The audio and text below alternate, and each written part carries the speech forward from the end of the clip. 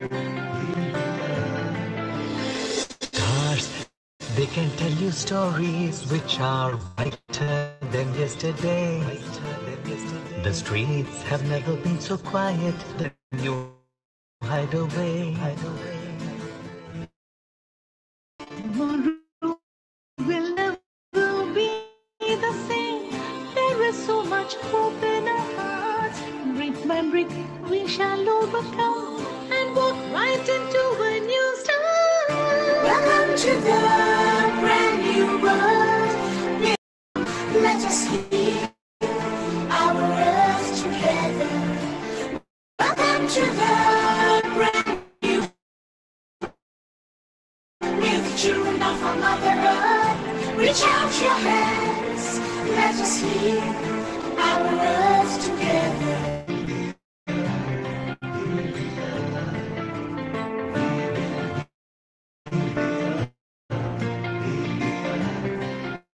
Birds are flying strong and fearless. Green is greener in shrubs and trees. The skies have never been so clear. Air is purer for us to breathe. Tomorrow will never be the same. There's not much for us now that we have learned so well. Nature can renew.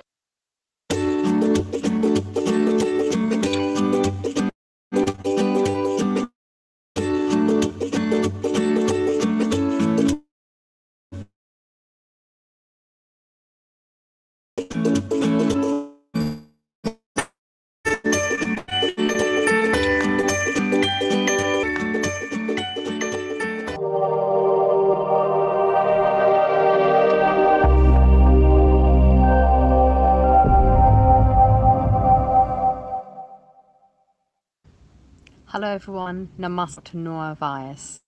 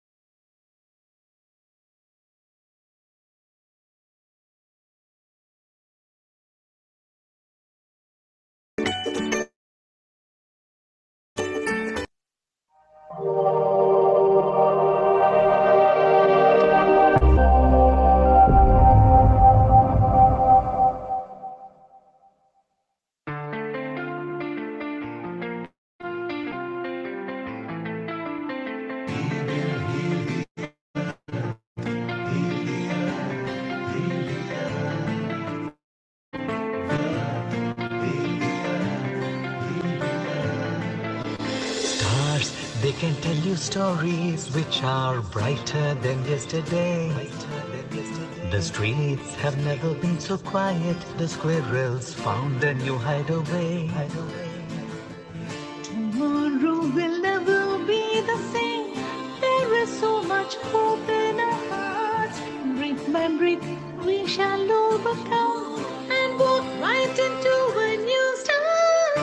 Welcome to the brand new world. We're the children of our Mother Earth. Reach out your hands. Let us heal our earth together. Welcome to the new world. We're the children of our Mother Earth. Reach out your hands. Let us heal our earth together.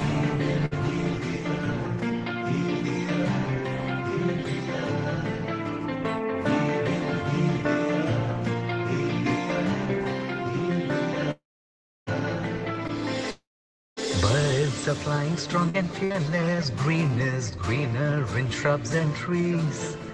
The skies have never been so clear. Air is purer for us to breathe. Never be the same. There's not much for us to proclaim. Now that we have learned so well, we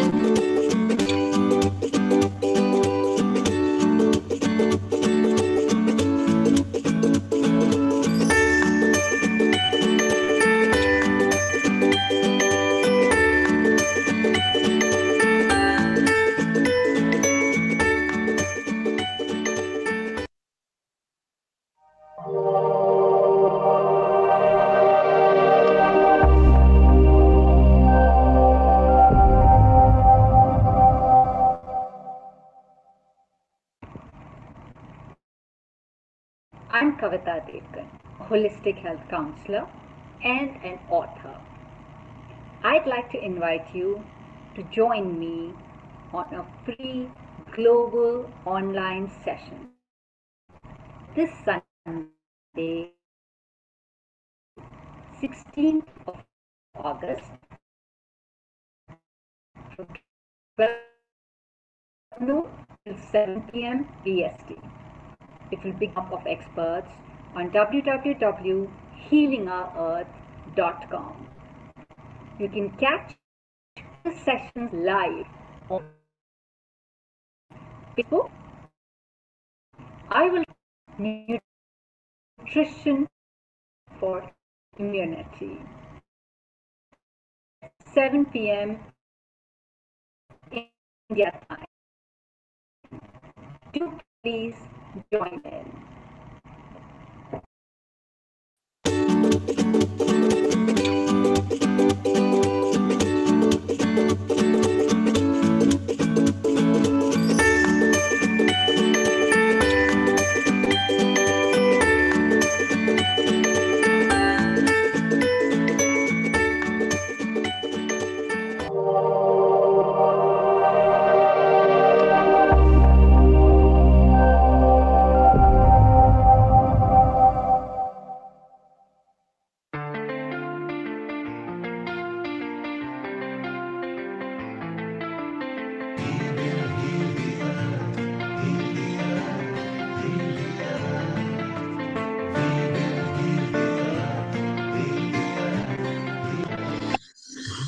They can tell you stories which are brighter than yesterday.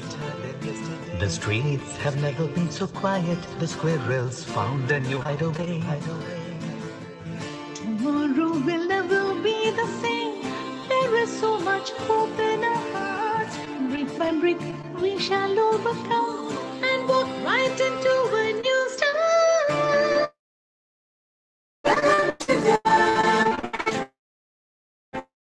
Reach out your hands, let us heal our earth together. Welcome to the brand new world. We're the children of our Mother Earth. Reach out your hands, let us heal our earth together.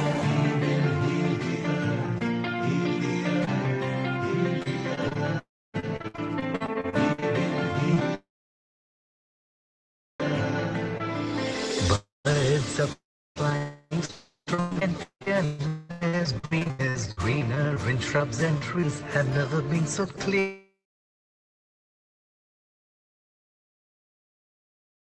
Air is purer for us to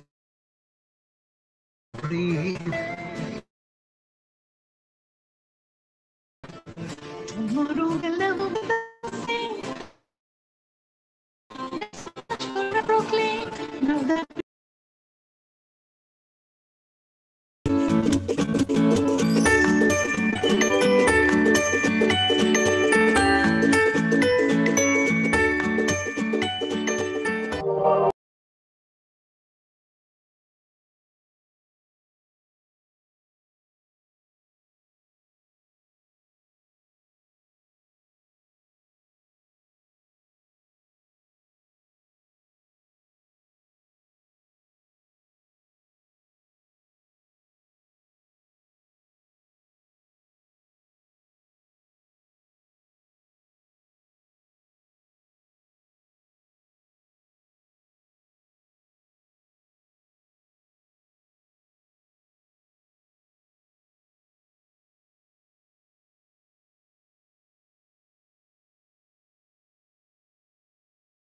other speakers and experts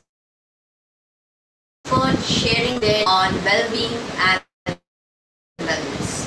This session is brought to you by Healing Our Earth team and will be broadcast live on Healing Our Earth website, that is www.healingour.earth Facebook, and please do join me on 16th of August at 6 p.m. in Standard Time.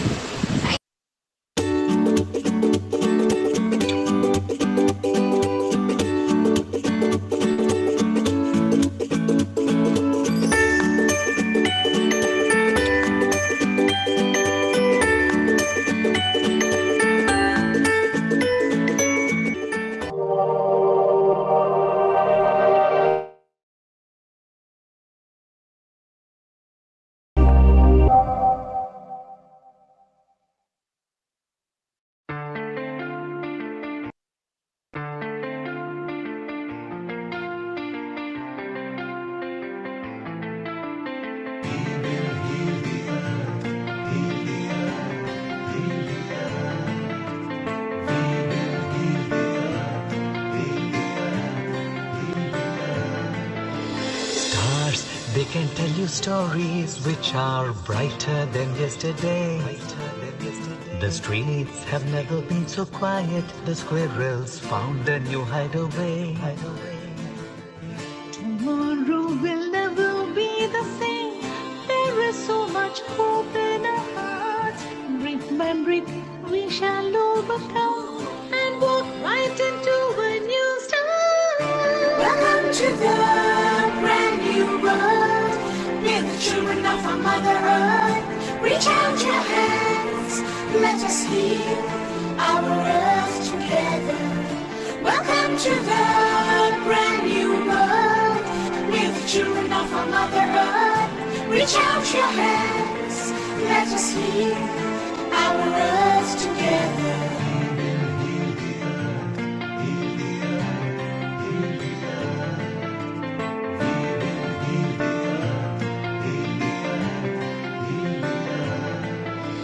Birds are flying strong and fearless. Green is greener in shrubs and trees. The skies have never been so clear. Air is purer for us to breathe. Tomorrow will never be the same. There's not much for us to proclaim. Now that we have learned so well, nature can bring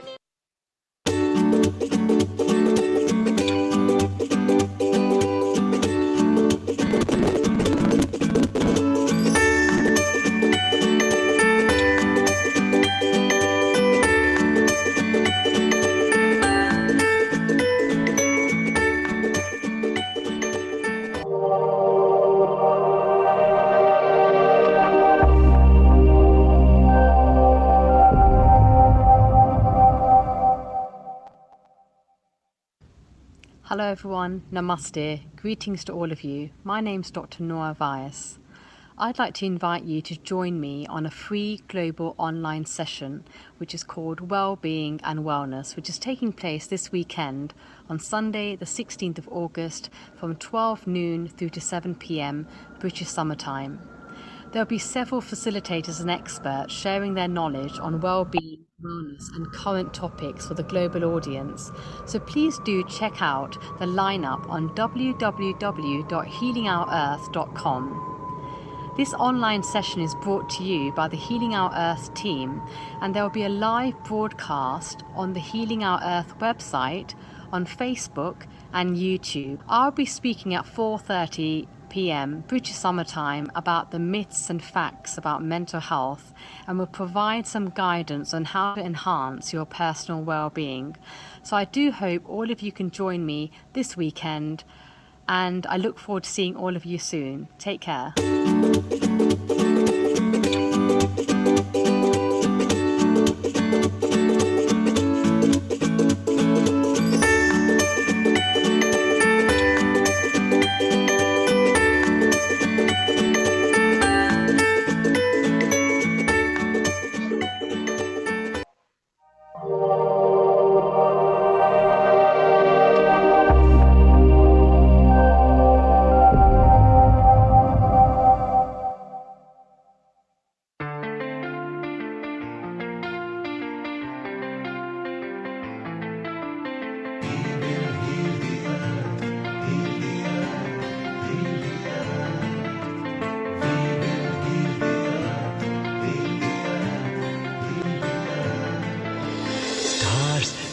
tell you stories which are brighter than yesterday.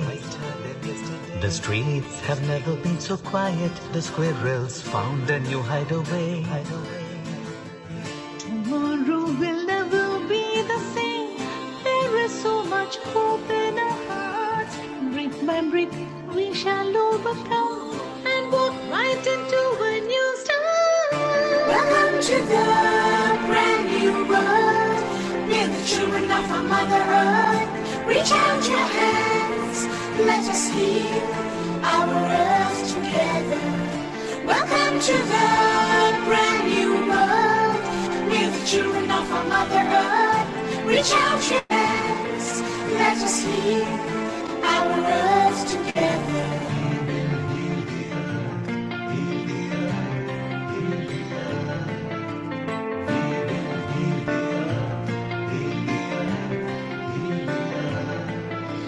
Birds are flying strong and fearless. Green is greener in shrubs and trees.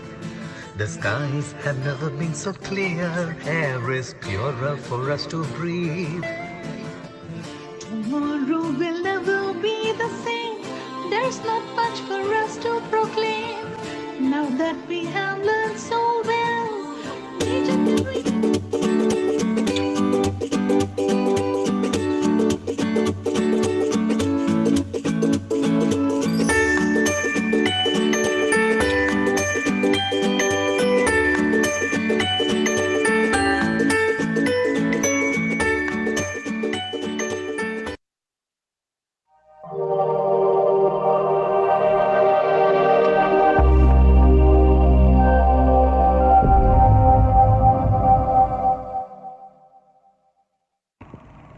Namaste.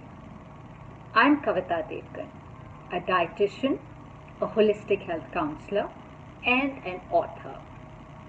I'd like to invite you to join me on a free global online session, Wellbeing and Wellness, this Sunday, 16th of August, from 12 noon till 7 p.m. BST. It will begin from 4 p.m. India time. Do check out the lineup of experts on www.healingourearth.com. You can catch the session live on the Healing Our Earth website, Facebook, and YouTube. I will talk about nutrition for immunity at 7 p.m. India time. Do please join in.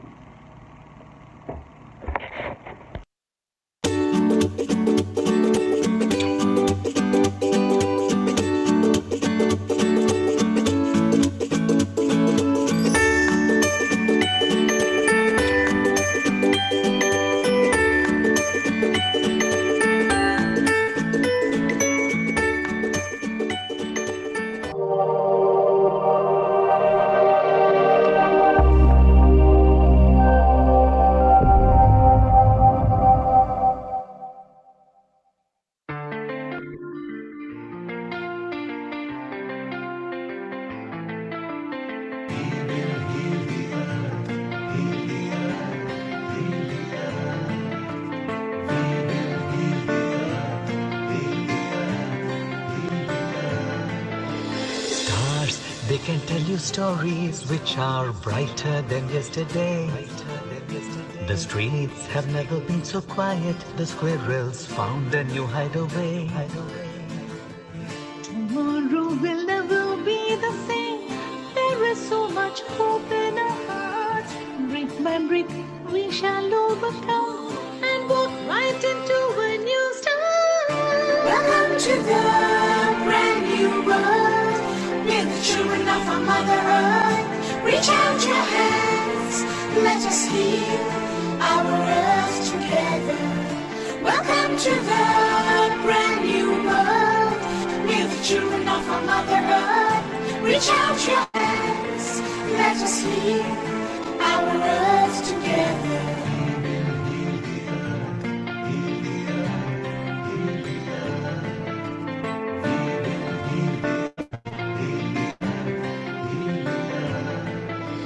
Birds are flying strong and fearless. Green is greener in shrubs and trees. The skies have never been so clear, air is purer for us to breathe. Tomorrow will never be the same. There's not much for us to proclaim. Now that we have learned so well, nature can renew.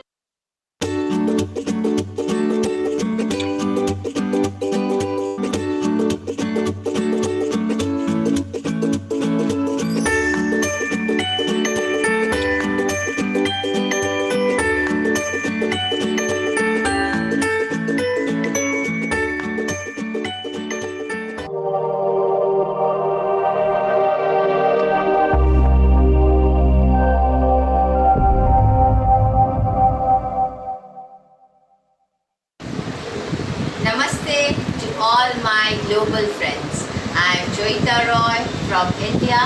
I would like to invite to join me on a free global online station, Wellbeing and Wellness, taking place this Sunday, 16th of August from 12 noon to 7 p.m. British Summer Time. And my local time will be 6 p.m. I will be talking about mindful, joyful teaching to the kids. There will be several other speakers and experts sharing their knowledges on well-being and wellness.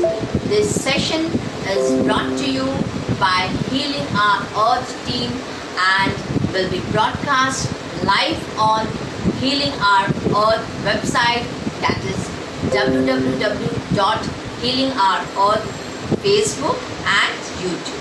So please do join me on 16th of August at 6 p.m. Indian Standard Time. Thank you.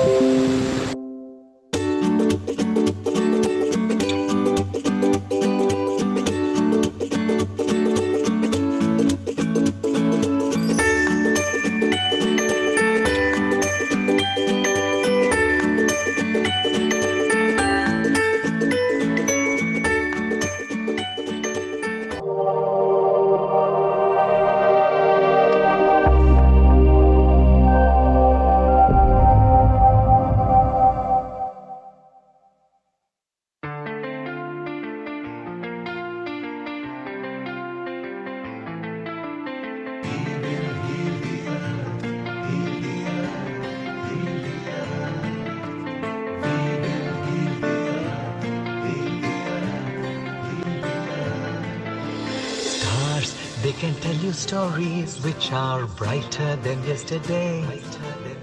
The streets have never been so quiet. The squirrels found a new hideaway.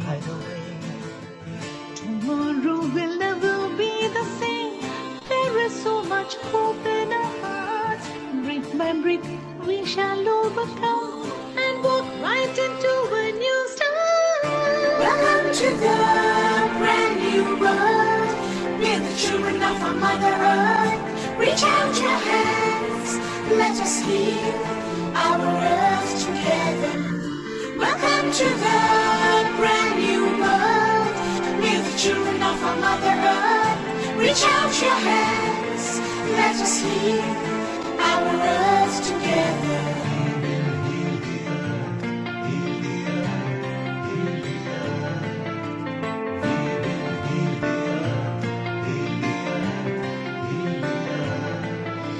Birds are flying strong and fearless. Green is greener in shrubs and trees. The skies have never been so clear. Air is purer for us to breathe. Tomorrow will never be the same. There's not much for us to proclaim. Now that we have learned so well, nature can renew.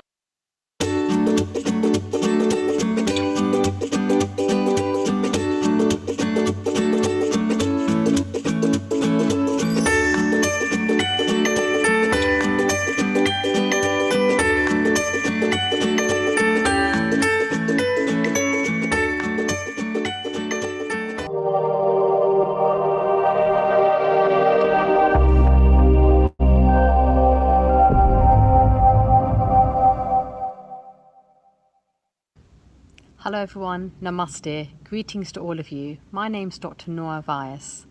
I'd like to invite you to join me on a free global online session which is called Wellbeing and Wellness, which is taking place this weekend on Sunday the 16th of August from 12 noon through to 7 p.m. British Summer Time. There'll be several facilitators and experts sharing their knowledge on well-being, wellness and current topics for the global audience. So please do check out the lineup on www.healingourearth.com. Is brought to you by the Healing Our Earth team, and there will be a live broadcast on the Healing Our Earth website, on Facebook and YouTube. I'll be speaking at 4:30 p.m. British Summer Time about the myths and facts about mental health, and will provide some guidance on how to enhance your personal well-being. So I do hope all of you can join me this weekend, and I look forward to seeing all of you soon. Take care.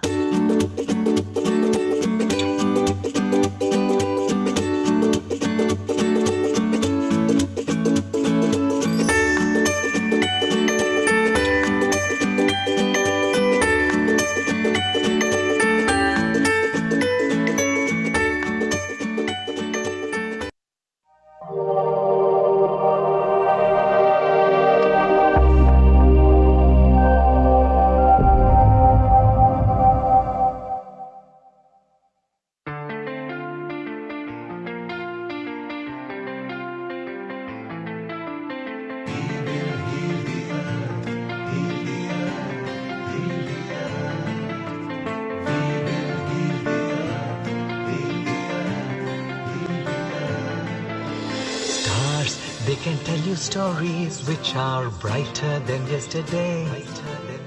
The streets have never been so quiet. The squirrels found a new hideaway. Tomorrow will never be the same.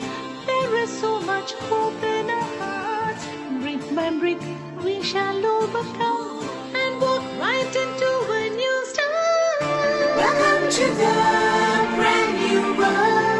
We're the children of our Mother Earth. Reach out your hands, let us heal our earth together. Welcome to the brand new world. We're the children of our Mother Earth. Reach out your hands, let us heal our earth together.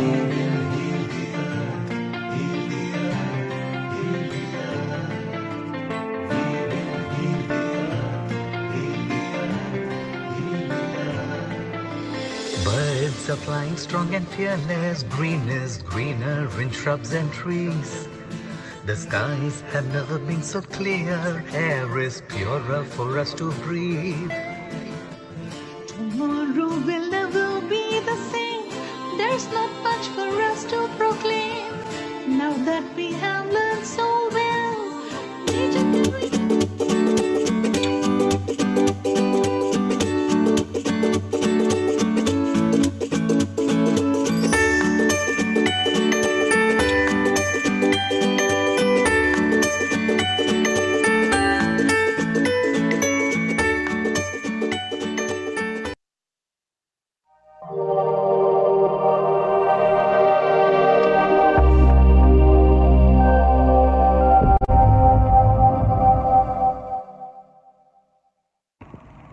Namaste. I'm Kavita, a dietitian, a holistic health counselor, and an author.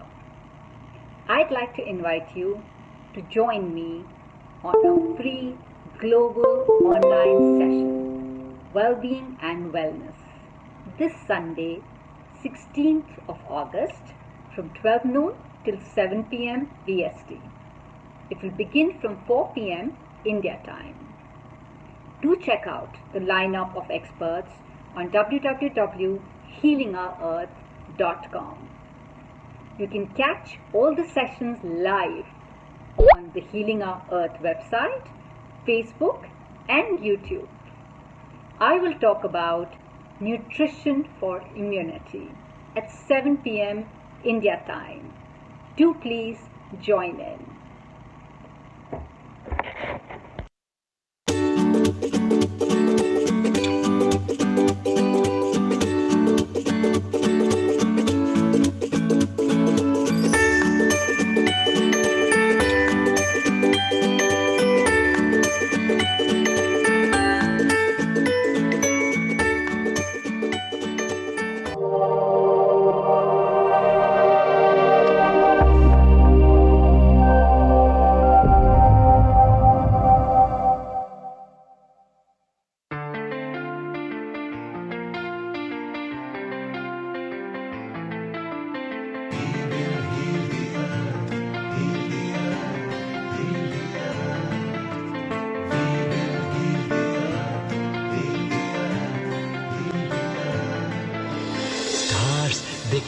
stories which are brighter than yesterday.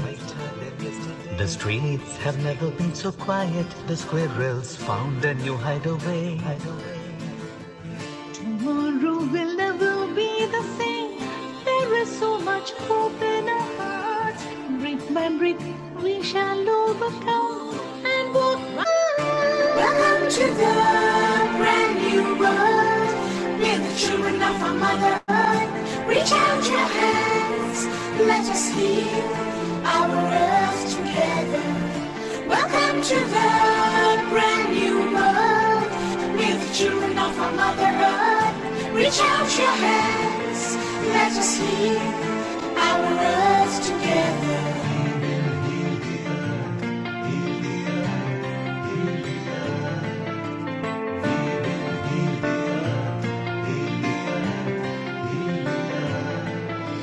Birds are flying strong and fearless. Green is greener in shrubs and trees.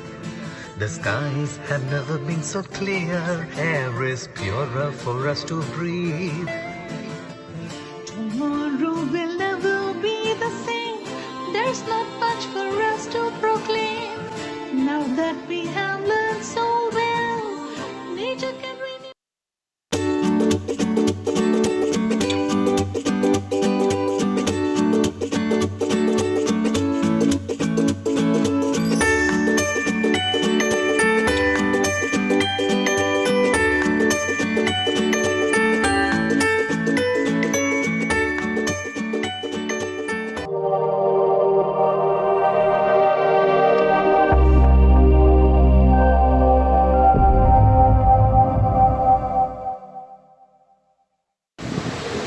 Namaste to all my global friends. I am Jayant from India. I would like to invite to join me on a free global online station, Wellbeing and Wellness, taking place this Sunday, 16th of August from 12 noon to 7 p.m.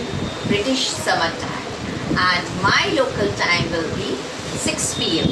I will be talking about mindful, joyful teaching to the kids.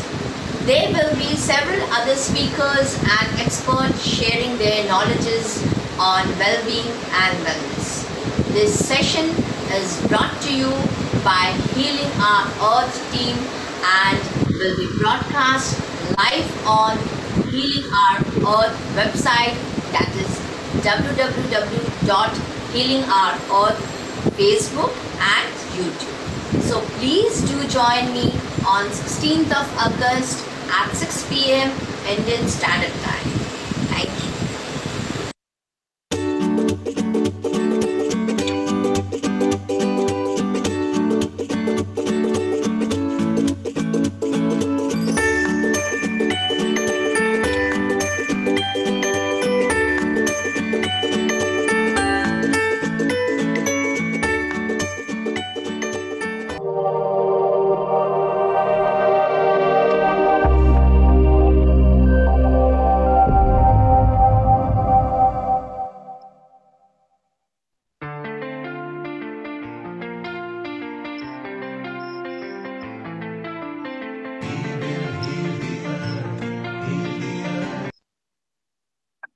Ten, 9, 8, 7, 6, 5, 4, 3, 2, Namaste. 1.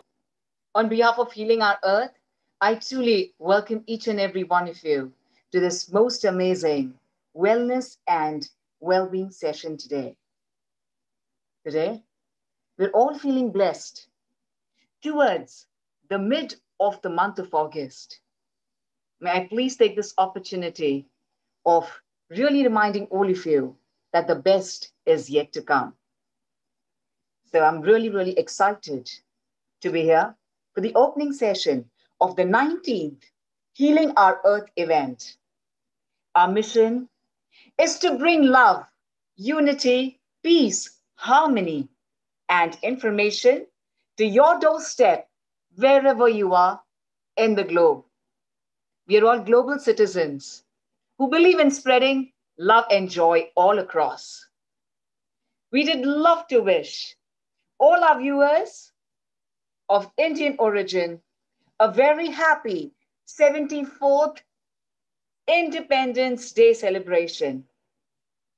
Today's Wellbeing and Wellness session from 12 in the noon to 7 p.m. British Summer Time is being broadcast live on the several website of www.healingourearth.com. Also, the Healing Our Earth Facebook page, YouTube channel, and the Twitter account. Well, my lovely friends, we are also live on the Facebook of Hindu Matters in Britain, Facebook of Hindu Forum of Europe, the Facebook of Mental Health _Connect, and the Facebook page of Enrich TV. May I please request all of you to kindly sign up for our regular mail shots for our weekly events. Kindly do pay a visit at our website, www.healingourearth.com.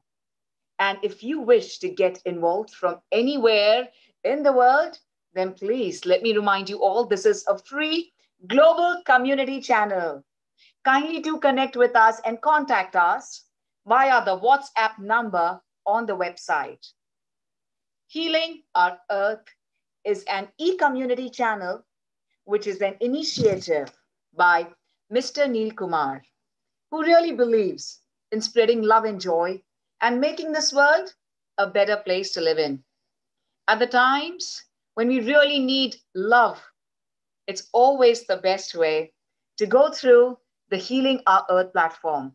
I also take this opportunity of thanking all our lovely viewers for the beautiful comments that you give us and the way it's been of help to you. I'm going to request you all to please share it to the masses.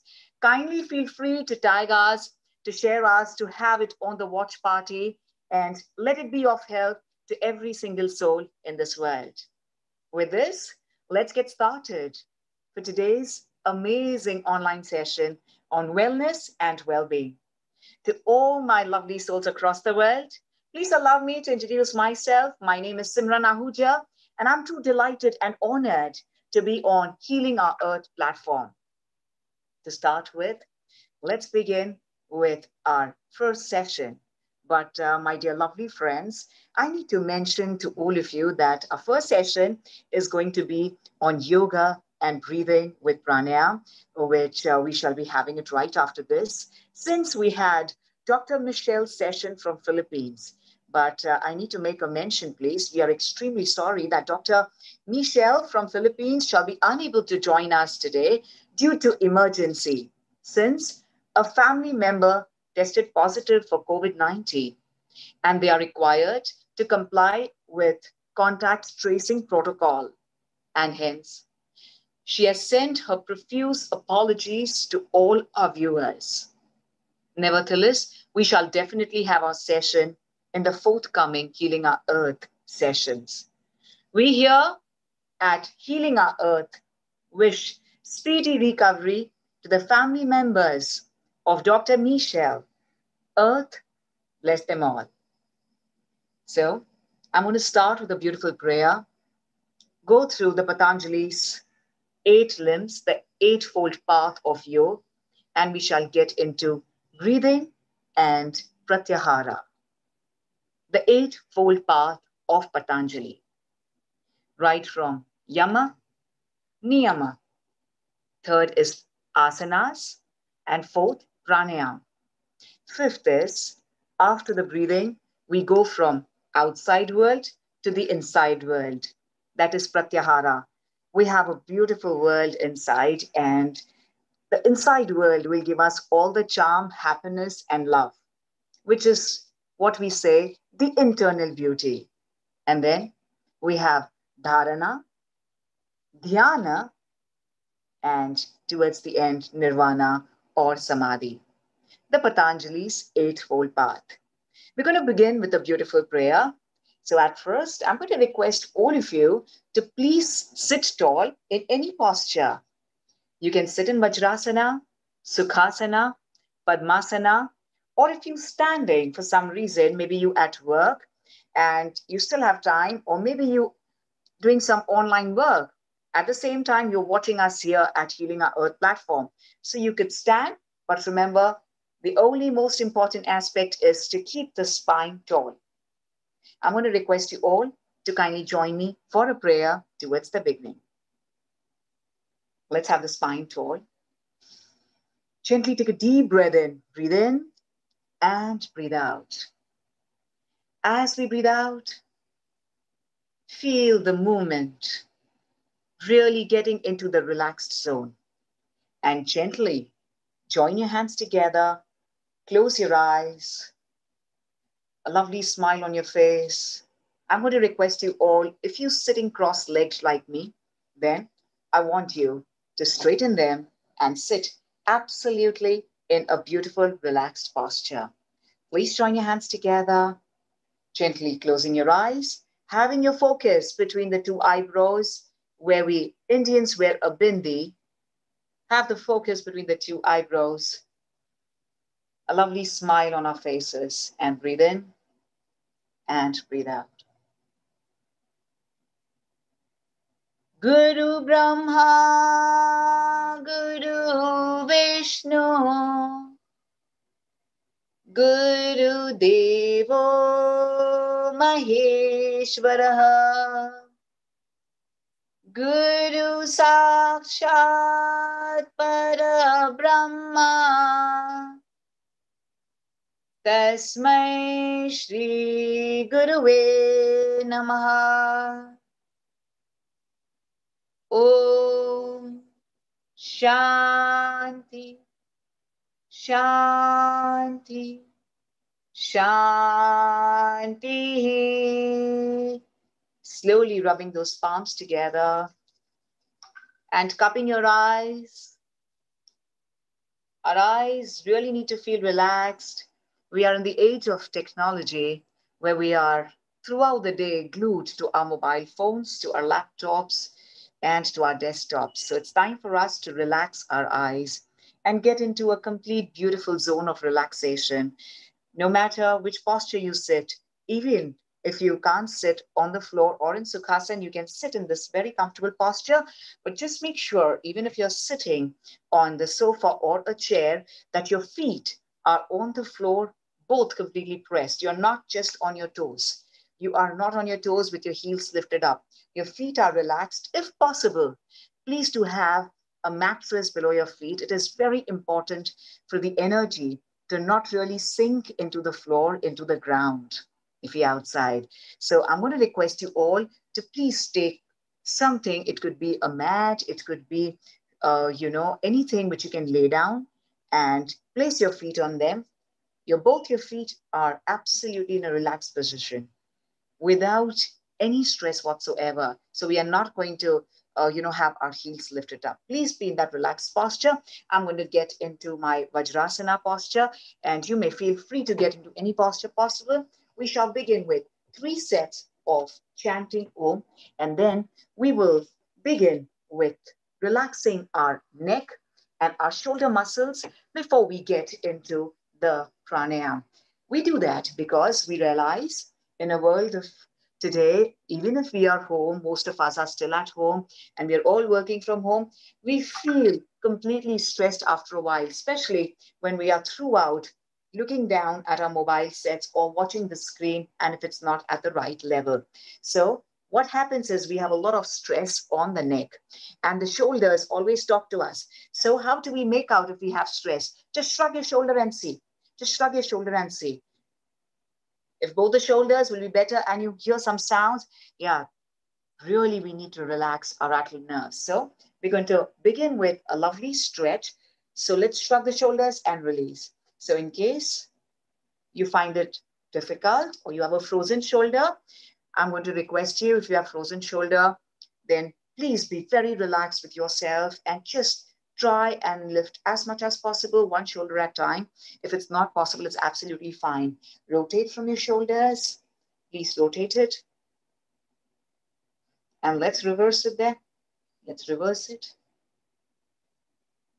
right? And what happens is on our neck, we feel the stretch. So I want you with your 4 fingers to massage the neck and look back slightly, look back, massage it, all right? Place your fingers on your shoulders and you're going to do the arm rotations. Breathe in and breathe out. Let's do it with the breathing. Breathe in and breathe out. Breathe in.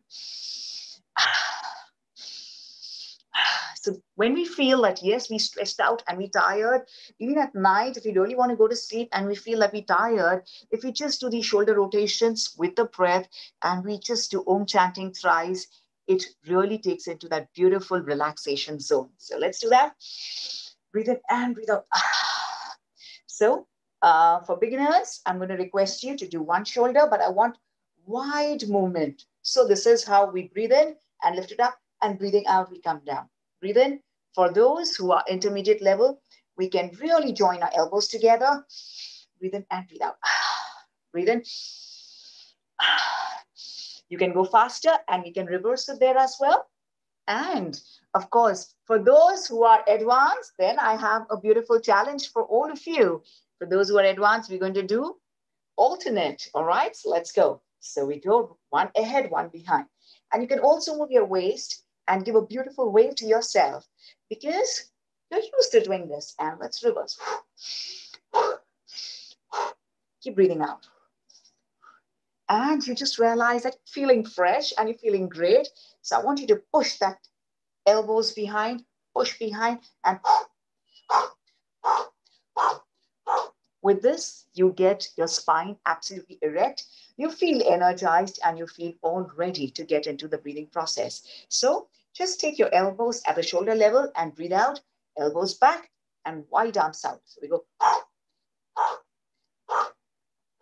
So if you're used to the Zumba dance, we know exactly what we're saying, right? It's the beautiful step that we do. So, all right. And suddenly you realize that, yes, you become absolutely erect and you're feeling in that beautiful posture. So it's time for us to get into 3 sets of Om chanting. I'm going to request all of you that we're going to have O Uma. We're going to have starting from O 50% and we will have Ma 50%. So let's get started. Please, you can have your hands in Jnana Mudra. That is the thumb and the index finger are gently joined. You can have your palms facing the ceiling is what I prefer. But if you're really comfortable on taking the palms downwards, it's absolutely fine. I always like to feel the energy from the tip of the fingers and I like facing upwards. So let's start Om recitation, keeping that spine tall, please. Let's breathe in deep.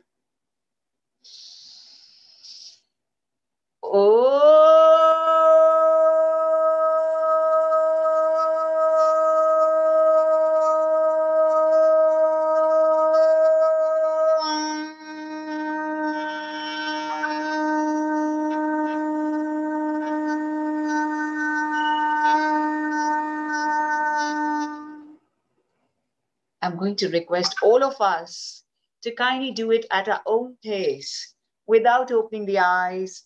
Let us get into that beautiful chanting of Om.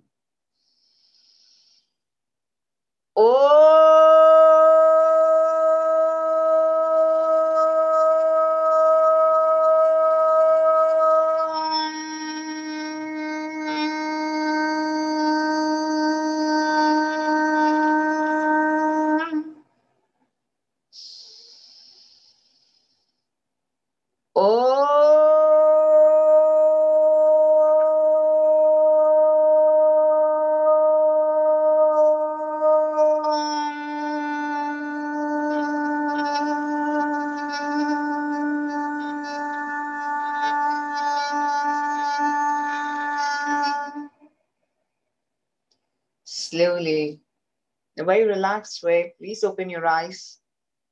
Right? I want you to have a good, strong fist. Please have a good, strong fist. And we're going to place it 1 inch below our shoulder, 1 inch below our shoulder to really feel completely, beautiful by really taking in the divine love, the divine energy. So I'm going to preview it to you once. I'm going to breathe in deep and my elbows are stuck to the body as if I am trying to take in all the divine energy within me. So my elbows are stuck. I'm going to breathe in deep. So when I breathe in, my palms, my fingers are wide open, trying and feeling, and just feel that beautiful feeling where the energy comes from the tip of our fingers towards inside. So we are doing the second round. There are 3 variations in this. The first one is where we take the hands up and down, up and down. The second one is where we take it out and back. And I'm going to start with the second variation and with the third variation, since we've done before the first variation. But for all those who would like to see the first variation, this is how we have the first variation. You breathe in and breathe out. Breathe in and breathe out. Breathe in and breathe out. All right, so let's get started. We're going to do this 10 times, because what is important is after we finish the 10 reps, it is your body's absolutely relaxed. I want you to hold that breath out and be in that posture. Just be in that breath out posture as much as possible and then breathe in. We always say, and we've always heard, that to focus on the mind, to relax the mind, it's time for us to still the body. And that is the time when your body is naturally still. And that is why it is so beautiful. So we need to do minimum 20 reps to 60 reps, but we're going to start with 10 reps so that we get to know that stilling of the body and we can do it better. So we're going to do only 10 reps with breathing in and breathing out from the back of your throat. So this is how I'm going to breathe in and breathe out.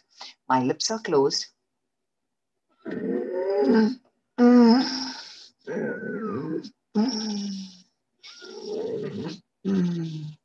going to take not very fast, not very low pace, but towards the end, when we're going to do 20 counts, we can definitely have the variation in pace and experience that as well. As of now, please be comfortable with any pace and let's do breathing in and breathing out. So let's get started. I want your spine tall. Remember, mouth is gently closed. You're going to breathe in and breathe out. Let's practice the breathing in, breathing out.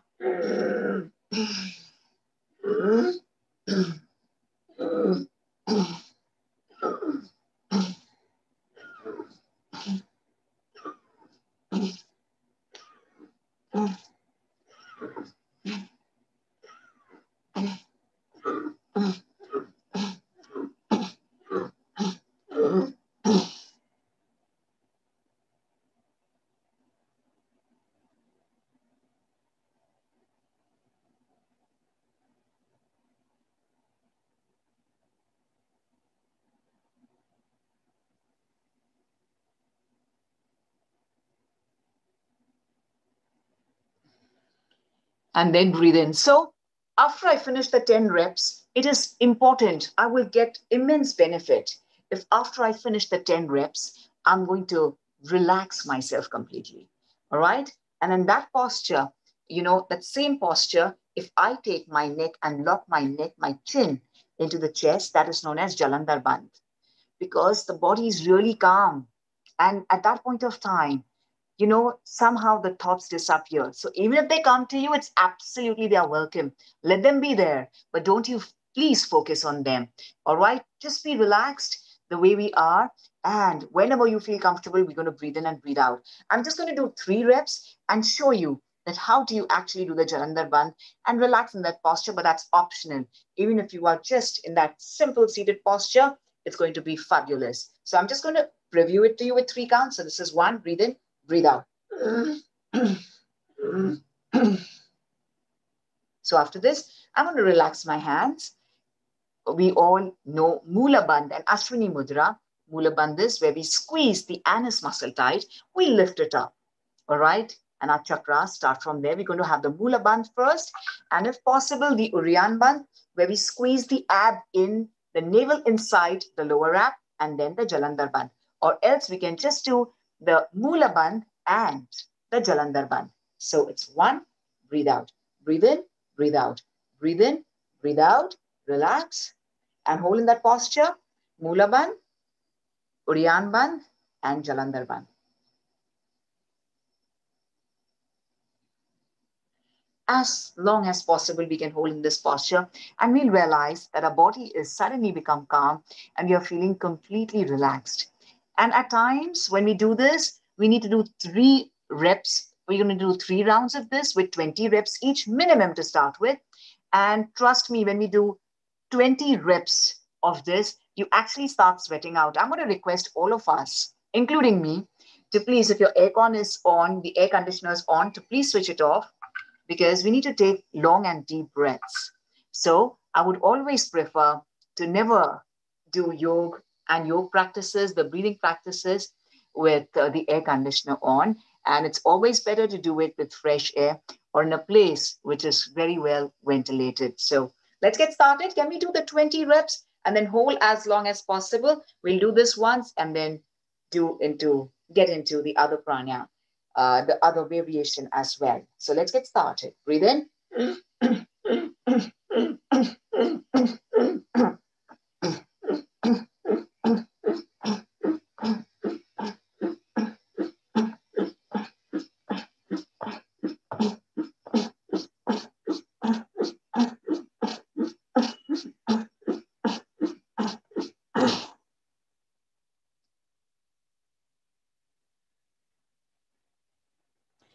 You can close your eyes gently and be in that beautiful, relaxed posture.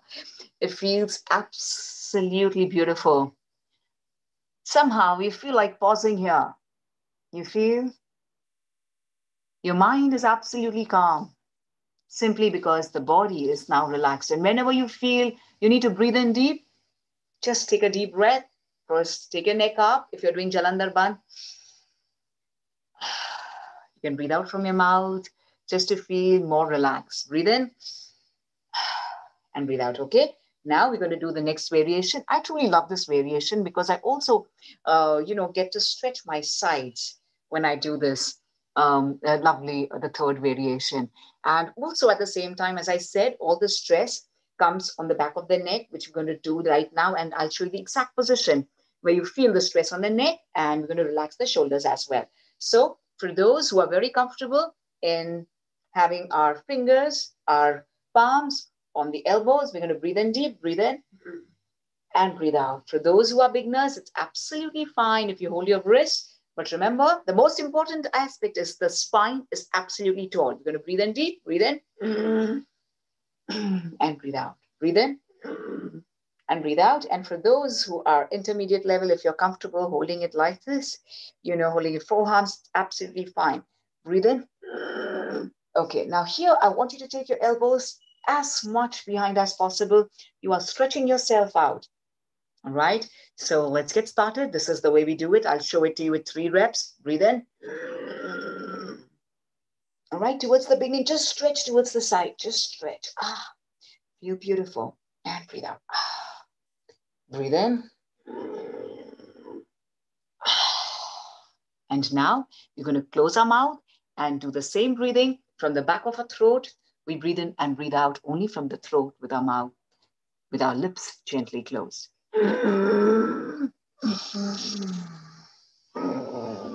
As we breathe in, feel your navel sinking into, as we breathe in, feel your navel coming out. And as we breathe out, feel your navel sinking into the lower back, especially when we're stretching. But when we do this particular pranayama, what happens is we are stretching ourselves upside.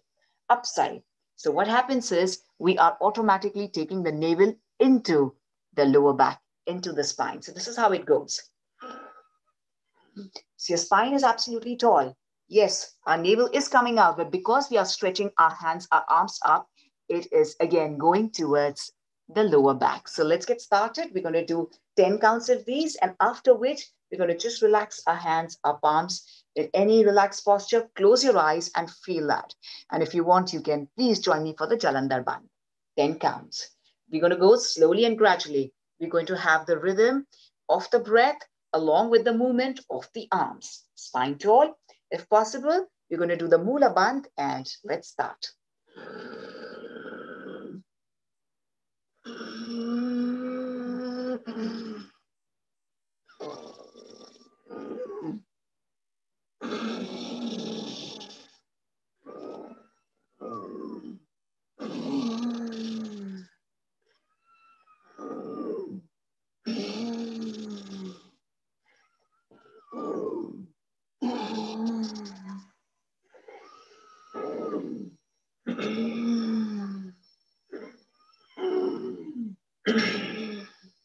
You want to go faster?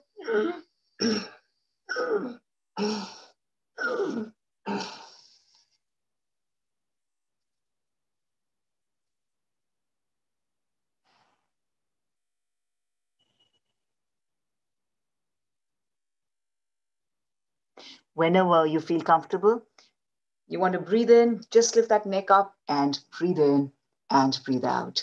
It really gives you a lot of energy. So the day you feel that you need a lot of energy, you have a lot of work, or if you're feeling stressed in the morning for some reason, please do this pranayama. It really works wonders.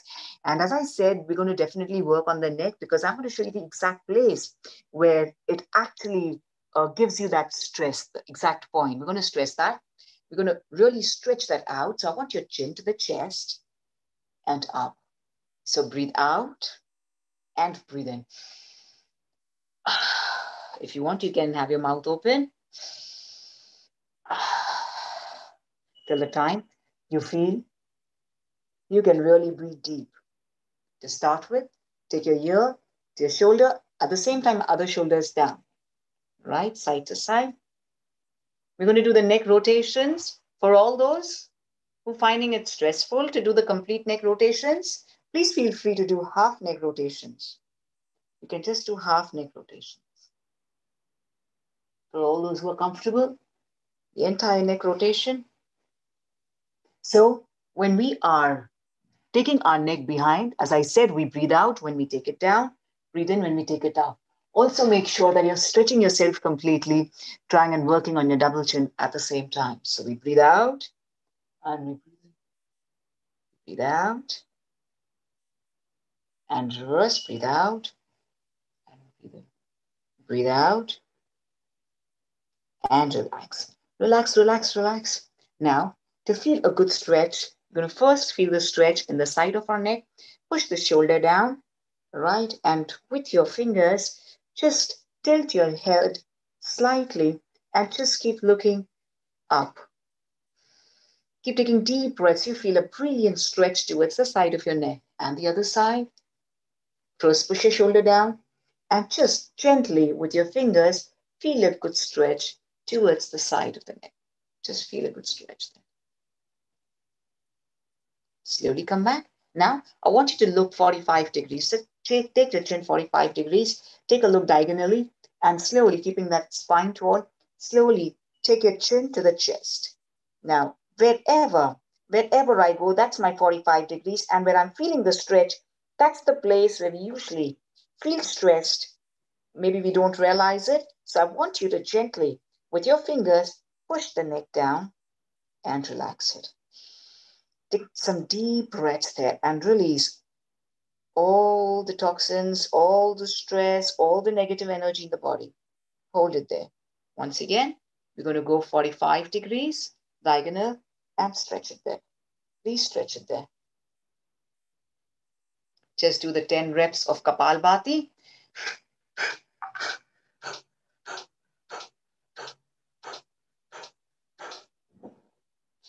And after this, we can get into our yoga postures, any posture, or we can get into Anulom Vilom. If today is my breathing day, as we always feel that we need good immunity system, we've all started stepping out of our houses, keeping in mind, yes, the safety levels. Of course, we need to really be safe.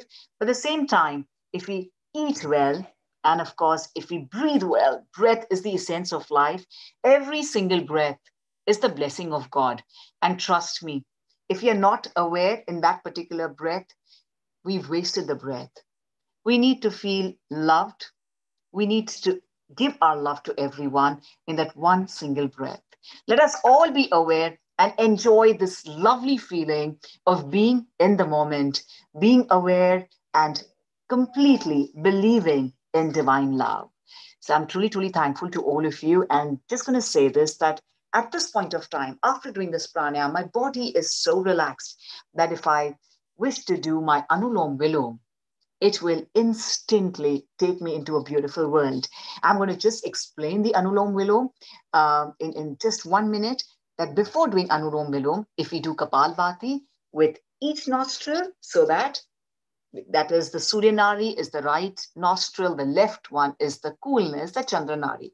So we can close the nostril and do the Kapalbhati from either nostrils. And then we'll do the Kapalbhati. And then we can get into the beautiful feeling of Anulom Vilom. When we breathe in from the right, hold the inhalation, breathe out from the left, hold the exhalation. And then breathe in from the left, hold the inhalation, and breathe out from the right, holding the exhalation. And we call it Kumbhak and Antakumbhak. That really works wonders. You know, the moments of those pause where the body is completely still, your mind is still, and you realize the peace, the love, and the serenity. So I'm truly, truly thankful to all of you for being here with us on this platform of Healing Our Earth. And I'm truly thankful to the entire lovely family of Healing Our Earth for giving me this opportunity to be on this most wondrous platform, which is my favorite platform. So thank you very much to all of you. And we're going to have our next session now. So I'm going to introduce our next speaker for now. So thank you very much to everyone who joined us today. And I'm going to once again really wish, Dr. Mechelle, please, I'm going to really wish you and your family member a speedy recovery to your family member, please. And we will definitely have you in our forthcoming sessions. So we're going to continue with our next session now. And we're truly delighted to have with us. Wow, she's here. I can see her already. I'm truly delighted and excited to welcome Prishni Dobby from Australia, who's here for our next session. Prishni, how are you doing today? A global namaste to you, sweetheart. How are you doing today? Thank you, Prishni, for being here with us. So, I love your smile. And Prishni is going to talk to us about managing well-being during COVID-19. Please allow me to introduce Prishni Dobby. Prishni, I just love your name. You know, it's like pristine clear. You know, it really feels beautiful taking your name. So Prishni was born in Mauritius and she moved to Melbourne, Australia 11 years ago. She's a registered psychologist and she's currently employed by the Department of Education and Training, where she works extensively with children diagnosed with autism spectrum disorder. As a member of the leadership team at her workplace, Prishni currently heads up the multidisciplinary team consisting of speech pathologists and occupational therapists. She's also employed as a clinic on part-time basis, where she consults adults who present with complex mental health difficulties. Prishni's work is primarily focused on several health issues, helping all her clients improve their overall well-being and maximize their really internal positivity as much as possible. Prishni is qualified from the University of Melbourne, where she completed a master's in educational psychology. We are truly excited to have with us Prishni Dobby from Australia. So at this point of time, the truly need of the hour is our well-being. Thank you, Prishni, for being here with us. Thank you. Namaste. Namaste, Globe. Bonsoir, Tijimoon. Good evening, everyone. It is a privilege to be invited by the Healing Our Earth team. Thank you to all my family, friends, and colleagues who are listening to my presentation right now. My topic for today is managing well-being during COVID-19. I have chosen this particular topic as we're all aware how this pandemic has impacted on us on an international scale. For instance, right now in Melbourne, we're going through a tougher and stricter lockdown. It is understandable that during times like this, people are feeling scared, frustrated, unhappy, anxious, and overwhelmed by the constant changes. Thus, there is a need now, more than ever for us, to be looking after ourselves and managing our emotions during this extremely challenging time. COVID-19 has become an unwelcome household name. Within months, everything we have ever taken for granted has been ripped away from us, even the air we breathe. From following social distancing to adopting a good hygiene regime, we're doing everything in our capacity to get through this pandemic. It goes without saying that COVID-19 is posing constant challenges while we abide to the new rules. There are a lot of thoughts and feelings associated with this infectious disease, as it is such a great threat to humanity. And we know, as human beings, we do not like threats. We're so used to everything being normal, being easy, and being accessible within reach. For a lot of us, unknowingly, we're going through a process of grief. We're grieving the sense of normality we miss in our lives. American psychologists have referred to this process as collective grief. Right now, we can expect ourselves to fluctuate between moments of sadness, anger, frustration, and acceptance. In trying to put this into context, I could not help but think about the 5 stages of grief which resonate so well in the current climate. The first stage being denial. When we learnt about the existence of COVID-19, we denied the reality of the situation, and we did so to block away any overwhelming emotions associated with it. Secondly, we felt angry because we were not ready to face this pandemic. Thirdly, we started bargaining as we wanted to gain control over the situation. And most importantly, we were trying to find out what we could do as normal as possible while being in a lockdown. The phase of depression kicked in as we were worried more and more about the future, including our jobs, our health, and that of our loved ones. And to forget our plans, which have all been put on hold. And finally, as this has been going on for a few months, we're now learning to accept reality. COVID-19 is real. 2020 is not the year we had imagined it would be. Our lives have changed, and this is not going to be over anytime soon. However, we know that every cloud has a silver lining. This too shall pass. In reality, not every person reaches the 5th stage of grief, which is acceptance. A lot of people around the world have been deeply impacted by this pandemic. And as human beings, when things get out of control, we tend to get more stressed. COVID-19 is testing our resilience and our mental health. Changes we could not have imagined 6 months ago are now becoming our daily reality. Right now, there is so much uncertainty, and the most common questions we're asking ourselves is, when will this be over? Is there a cure for COVID-19? When will we have a vaccine? So many questions and so much of the unknown around us. I'd be lying if I said to you that I'm feeling completely normal for the time being. Some people have the same reaction as me, and some people are really struggling to cope on a daily basis.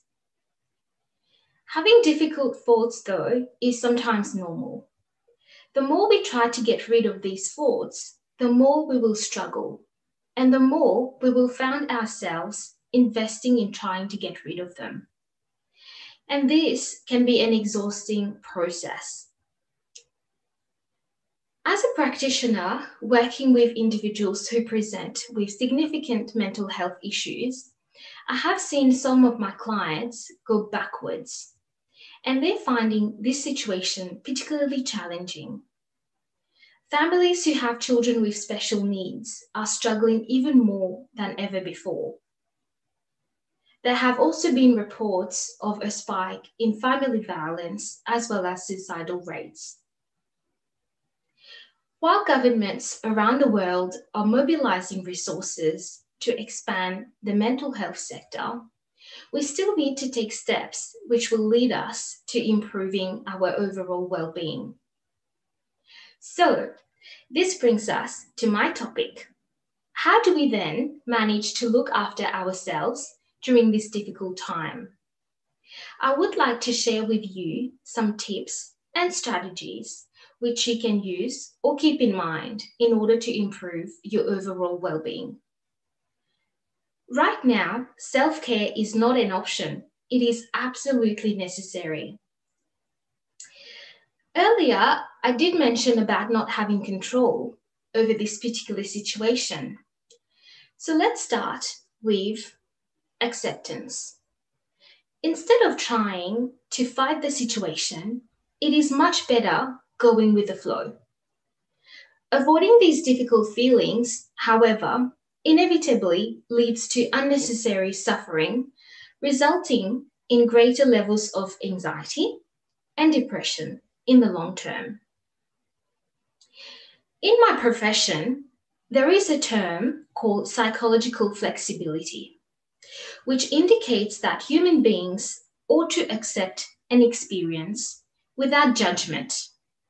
We can drop attempts to control our feelings, and we can accept a difficult experience as it is. Imagine you're in the middle of a storm and you're trying your hardest to fight back because you would like it to stop. But in reality, will it really go away just because you want it to? By fighting back, we can only exhaust ourselves mentally as well as physically.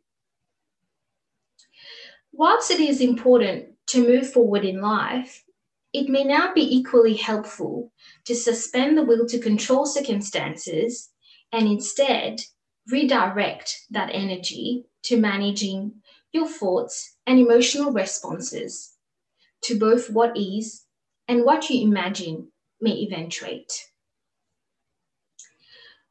Social connections are extremely important during this time. Please ensure that you reach out to your loved ones to check in how they're going. There are, of course, different methods which can be used to stay connected. You do not always have to log on to social media to see what your loved ones are doing. You can also send them a note of encouragement by post. At work, if you notice any changes in the behavior of your colleagues, help them by initiating a conversation and checking in with them. Chances are they might be having a bad day and wish to open up to someone. Having those conversations does not mean you need to know the person you are talking to. It can also be a stranger. Sometimes just having a listening ear and a shoulder to lean on are what people only need. The other thing I would like to say is be kind to yourself and those around you, and know that you're not in this alone. Everyone is going through this in one way or the other. Research has indicated that random acts of kindness can significantly lead to an increase in positive moods. Mindfulness is another good way of managing anxiety. By learning how to live in the present moment, you can learn how to be calm and avoid thinking too much about the past or the future. If you would like to practice mindfulness, you can download apps such as Smiling Mind, Buddhify, or Insight Timer. Otherwise, you can also do mindful exercises such as mindful breathing, eating, or even going out for a walk. You also need to set your expectations appropriately. There are going to be times when you will not achieve everything you have planned for yourself or your family, and that's okay. Take one step at a time and celebrate your little achievements. It has definitely been a difficult year. How many positive things can you reflect on? It actually helps to write down your achievements and visualize them. Let me talk to you a little bit about the power of positive thinking. As human beings, we tend to focus more on negative thoughts than positive ones, and this is not a good thing. Our brain is wired in such a way that the more we think negatively, the more our brain registers negative thoughts quicker over the long term. For instance, one negative thought connects to another, and over time, we perceive every situation as being negative, and we can easily overlook the positives. Thinking positively is powerful, and we know this.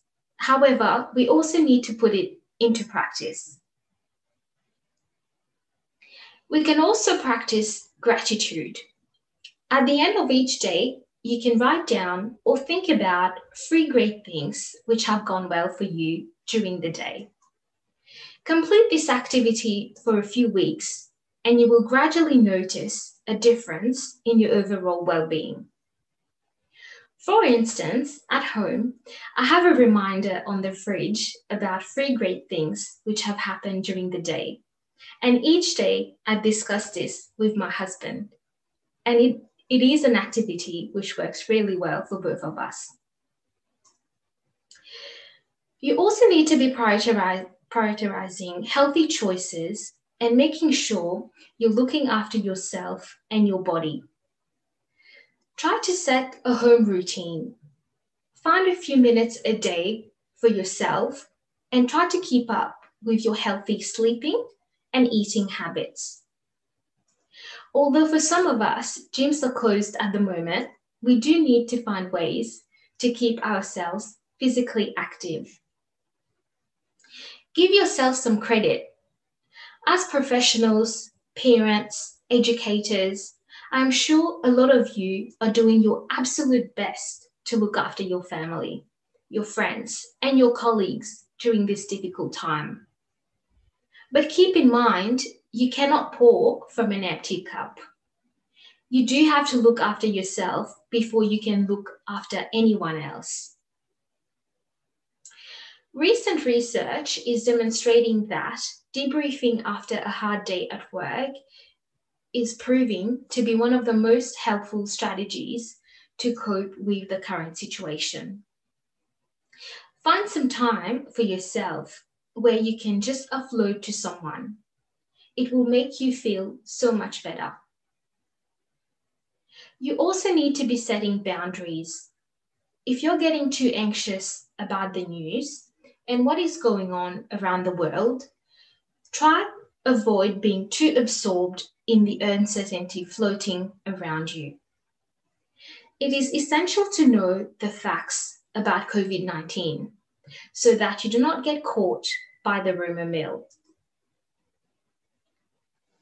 You can also stay engaged with activities which are meaningful and with people who matter to you. For instance, during this difficult time, I have not stopped thinking about technology being such a blessing in our lives. Right now, we're able to connect with each other, share our knowledge and professional experiences. And of course, we're using online platforms to connect with family and friends around the world. In some way or the other, we're still moving forward with our lives. Now, everyone has bad days when absolutely nothing is going right. When this happens, just acknowledge it and accept that it is simply a bad day and it's okay for that to happen. None of us lead perfect lives. Write it out, draw it out, grab a musical instrument and play it out. Get those troubles out of your head and onto some paper. Go out for a walk or even do some yoga or whatever makes you feel relaxed, whatever makes you feel happy. You can also hold on to hope. Keep in mind that this is the law of nature, and eventually it will come to an end and new life will begin. This has also been an interesting time for children who have had to witness so many changes this year. The difficulty we face in our circumstances as adults also has an impact on children. Therefore, it's equally important to be aware of how they're feeling. If you notice any changes in their behavior, such as loss of interest in learning, difficulty sleeping, difficulty with attention and concentration, unexplained headaches or tummy aches, or being too worried in general, I would suggest consulting a professional. For children who comprehend what's going on around them, it's important to normalize their feelings and their worries. There is so much out there in the media these days, and it is quite normal for children to become distressed by images they see on television. As much as you possibly can, try not avoiding any questions they ask. If you do not talk about it at home, chances are they will learn about the news from other people or their friends at school. Don't be afraid to have an open conversation with your children and to stick to the facts. Reassure them that they are safe. If your children are doing remote learning, make sure they're following a schedule at home with breaks in between tasks. Be a role model to your children. They can easily read your body language and expressions. If you get worried easily, so will they. This is a time where you can be with each other and do meaningful activities as a family. I would also recommend using their interests to keep them busy. Keep their creative minds engaged and alive as much as possible. Now, if you have already tried some of the strategies I have shared with you and they're not working, I would advise you to seek professional help. There is no shame in doing that, and you would be very brave if you did so. As we get through troubled waters and we learn to live with our new normal, some of us think that we have been regifted our freedom. We have realized now that we can bake our own bread, our own pizza dough, and we do not have to travel miles to attend a meeting. Even in this extremely challenging time, we have been able to connect with our loved ones, work from home, bake nice things, socialize virtually, and appreciate the little things in life. This time, too, shall pass, and as we continue to get used to our new normal, we can appreciate what we currently have. I hope you all stay safe during this difficult time. Take care of yourselves. Namaste. Thank you for listening to me. I will now take questions if you have any. Yes, Prishni, I want to definitely know, and I myself would also like to ask, it's very easy when I come to a platform like Healing Our Earth to not even realize whether I'm stressed out. But as you said, that you'll be lying, you said, if we say that we are not really thinking or not really getting into that little bit discomfort zone. So I want to know, when do we realize that we are maybe taking too much stress and not in that a little bit discomfort zone, and how do we actually get out of it as individuals? Sure. Well, I guess we can notice these changes, certain changes in our behavior, if we feel like it's impacting on our functioning, on our ability to work, on our ability to take care of our family, just the different things that we would normally do. And if we think that we're not being able to do that because we're too stretched at the moment or we're too stressed at the moment, that's where I think it's important to realize that we do need to talk to someone or reach out and seek professional help. Beautiful. There's so much out there at the moment, so many services available, mental health services that the government's putting forward and organizing for individuals, that I think every one of us, if we reach to that point where we can't cope anymore, we have that ability to get that help. So true. So true. Mm.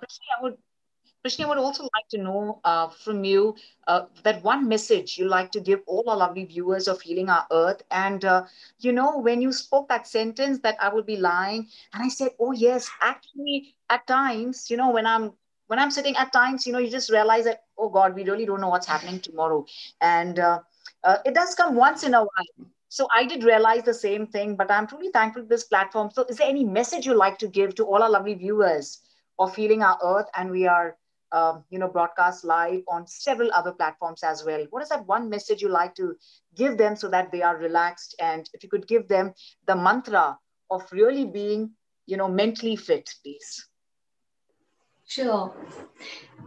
Well, I think Simran there, what you said about, I think I mentioned in my presentation that I'd be lying if I said that I'm feeling completely positive right now and feeling completely normal. I think I'll take that as the takeaway message.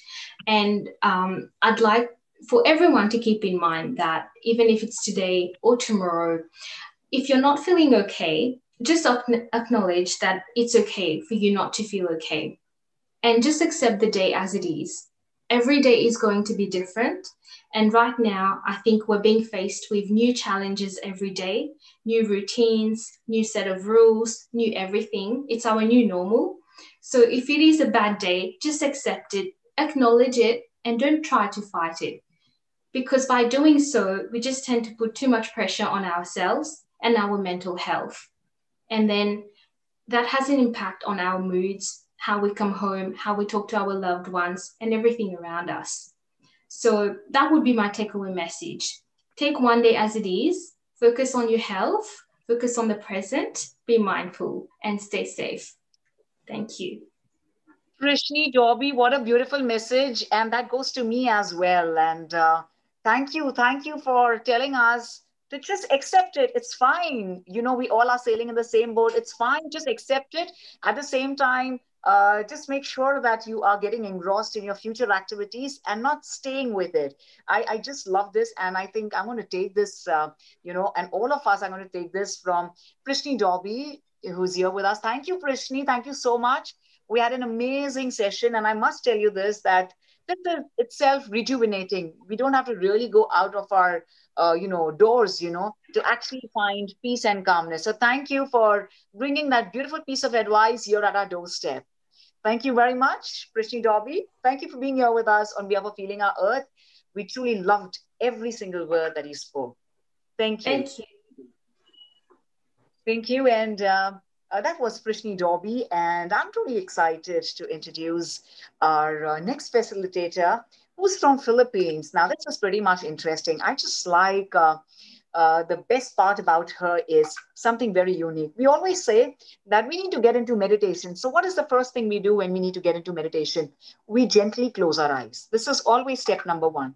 But how about meditating with our eyes open? Being aware every single millisecond of our life. And that's what we're going to have in our next session, Breathing and Positive Thinking by Timmy Cruz from the Philippines. Timmy is a singer, songwriter, and an actress from Manila, Philippines. She's a meditation practitioner and has been practicing open eyes meditation for 2 decades. Now, as a student of the Brahma Kumari's World Spiritual University, she's enjoying the benefits of this sweet lifestyle.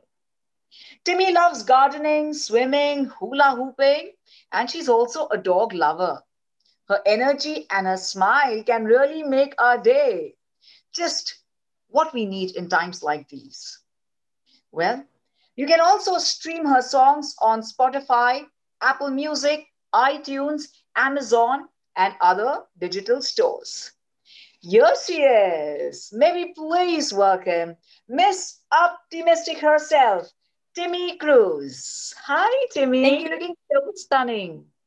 Thank you so much, Simran. Namaste. And mabuhay from the Philippines. Wow, you're looking so serene. And, I'm so excited to hear from you because I want to get into this open eye meditation and I am absolutely unaware of this. And I said, that means every single moment, even now that we are here on this Healing Our Earth platform, we could meditate. So I'm truly excited to hear from you. At first, thank you on behalf of Healing Our Earth for being here with us. And I'm a big fan of your songs as well. Oh, thank you so much. I also want to thank Brother Neil Kumar for having me here. And a beautiful afternoon to all of you. Yes, open eyes meditation. I mean, in the beginning, I was also very surprised. What is open eyes meditation? Because when you think of open eyes of meditation, you think, yes, Simran, of closing your eyes. But let me start with this wonderful story. At one point in my life, I thought that, everything was okay. I had a beautiful career. My relationships with family and friends were okay. And life was good. But there was this emptiness inside of me and I was searching. And I said to myself, where can I go to find what I really need? I felt a certain void in my life. So at one point I received this invitation for a vegetarian lunch. And little did I know that would be the beginning of this journey of meditation. There was a lady in that lunch that came and she was Hindu and she had a translator. And she said, these were her words I remember. She said, peace of mind is something that the whole world is looking for. But it's not outside, it's inside of you. And, I said to myself, whatever this lady is selling, I'm going to try to learn it. And that was my first experience with, as you said earlier, with the Brahma Kumaris Spiritual University group. And so I decided, okay, I'm going to learn about this meditation. Let's see what it's all about. I am Christian and I come from a Catholic background here in the Philippines. So meditation is a whole new different ball game for me. And so I decided to go to this class, and it's a 7-day class. And the first day they taught me this 2 sentences. I am a soul with a body. I am not a body with a soul. And that was totally new, absolutely new to me, because all my life, I know that I am a body with a soul. And the only thing I knew about a soul was, when you go kaput, when you die, when you pass away, the soul goes. And actually, to be honest, that's all I knew about the soul. So when they started telling me and teaching me that I am a soul with a body, something just changed. Wow, I said, if I am a soul with a body, how would I brush my hair? How would I sit down? How would I speak to people? And so what I did was, I not literally, but I just put it in my head. I am a soul with a body. And every day when I wake up, I am a soul with a body. I am a soul with a body. And I found myself becoming very happy for some reason, very peaceful. And my smile seemed to be a bit bigger. And my mind started becoming more clearer. And things just became clear. So that's how it started, considering myself to be a soul. And at this time, when we are so unsure of what's happening, there's a world out there that's in total chaos, but there's a world inside of us that we can control. You and I, we can control this inner world by nurturing it, by feeding it with all these beautiful thoughts. Like, this is how I begin. In the morning, I wake up. Sometimes you're in a hurry. You want to jump up and just go and do your thing, you know, but no, I stop myself. I sit down, I go back, I sit down, and I pause for a bit, and I inhale this beautiful, cool inhale, and then this warm exhale. Paying attention to your breath, paying attention. Sometimes I sit and I count my inhale up to maybe inhale, exhale, maybe 100 times. And in the middle of it all, maybe on the 50th count, I find myself, you know, really relaxing. So it starts with that. It starts with the breath. The mind slows down, because in the morning you want to do this thing, chop, chop, chop, chop, chop, you know, especially, for example, in show business, our schedule, our life is like, okay, at 1 o'clock, at 2 o'clock, at 3 o'clock, at 1:15, you know, it's like the schedule is just going on and on and on, and you want to hold back. So when you breathe, pay attention to your breath, and you keep your eyes open, and you just pay attention to your breath and remind yourself who you are, that you are a soul with a body. And this is just a role. This is just a script that you are given and that you are playing this role right now in this lifetime. So we begin by doing that. And as you breathe in and as you breathe out, you start using some affirmations which will help you. And in my case, the affirmation that I use is very simple. When I inhale peace. When I exhale fear, especially now at this time. Everybody's afraid, and I'm afraid too. I don't know what's going to happen, but I can control my world, my inner world, and I'm going to make sure that my world is locked down to everything that's negative. And I can do that because I can control myself. I can control my mind. So inhale peace and exhale fear. Inhale peace and exhale fear. Inhale peace and exhale fear. So keep doing that. And while you're doing that, I'm going to sing you a song. This song I just wrote recently because I was going to come and share this with you. So this is the song. So keep inhaling. Inhale peace and exhale fear. Inhale peace and exhale fear. I can see the big blue sky gliding above me. I can feel the earth dancing to the rhythm of life. And as the radiant sun shines on my soul, I feel my life coming to life. I'm living and loving. I'm breathing in and breathing out. I'm alive and I am well. To be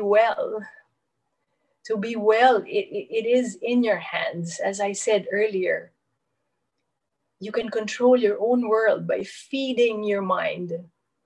As you feed your body, you feed your mind. Feed your body with all these beautiful vegetarian stuff. I'm vegetarian. And then you feed your mind with all these happy thoughts.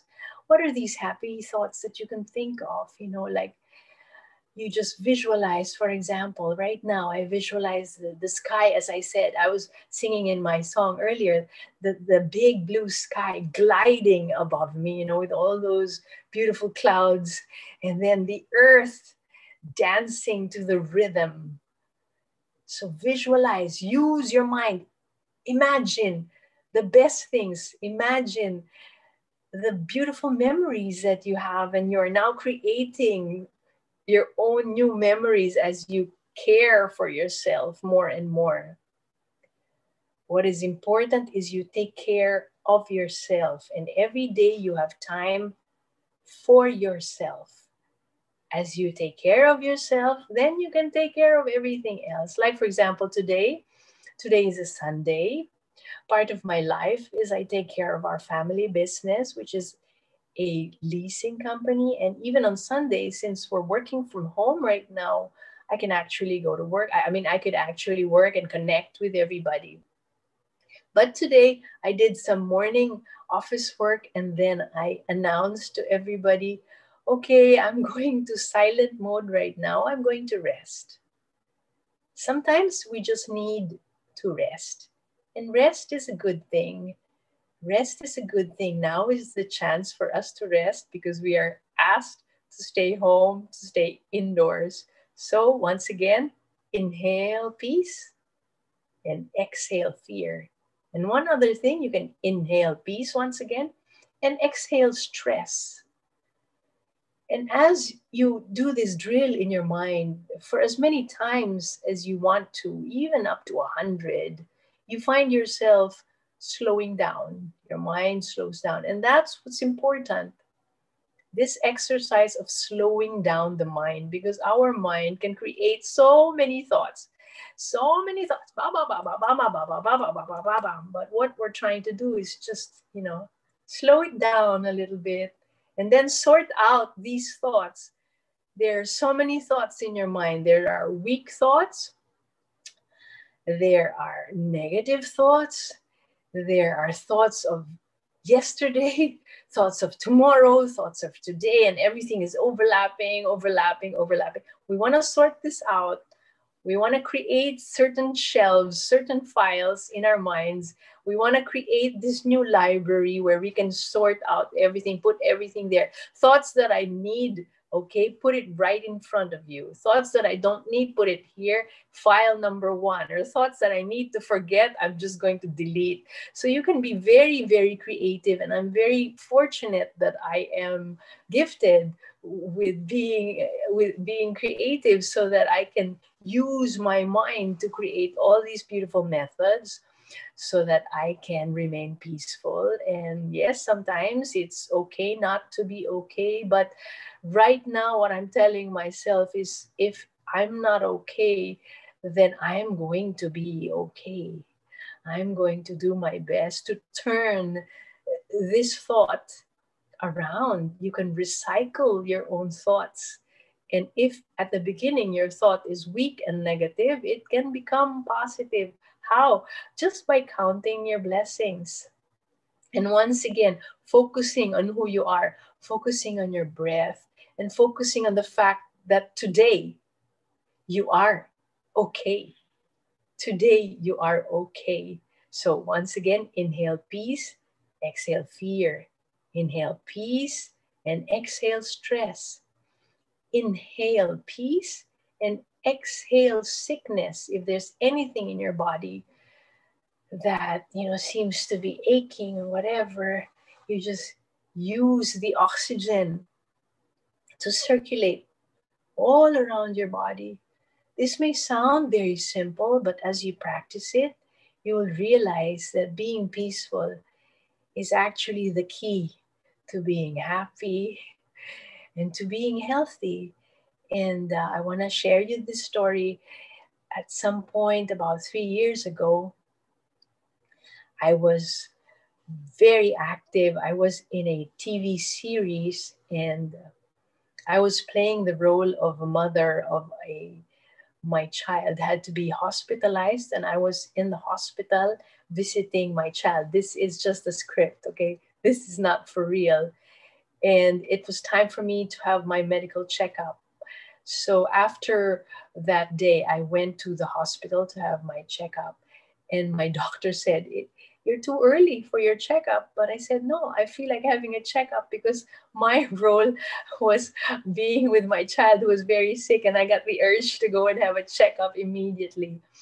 And so a few days after that, I went to have my checkup, and I had my annual executive checkup and my mammogram for us ladies. And unfortunately, the diagnosis was I had breast cancer. I was diagnosed with stage 1 breast cancer. And I know that is something that's really, whoa. that will really break you down. And so what I did, I told myself, okay, let me see if this meditation really works. Let me see if positive thinking really works. So of course, when the information was given to me, of course, my world just seemed to be crumbling and everything. But what I did was I composed myself. I told myself, this is the script. This is the script given to you right now. And you're going to just have to break it down the way you handle all these scripts. So I broke down each day into hours, broke down hours into minutes, minutes into seconds. And I made sure that my mind was accepting everything, accepting and just letting it all pass. And as each day happened, I just continued to practice this open eyes meditation, communicating with God, whoever the God is for you. So I was communing using my powerful mind to just break down this disease and telling myself that this disease does not belong to my body. This disease does not belong to me. It is just passing through. And what a way to be positive. I mean, telling myself that this disease is passing through.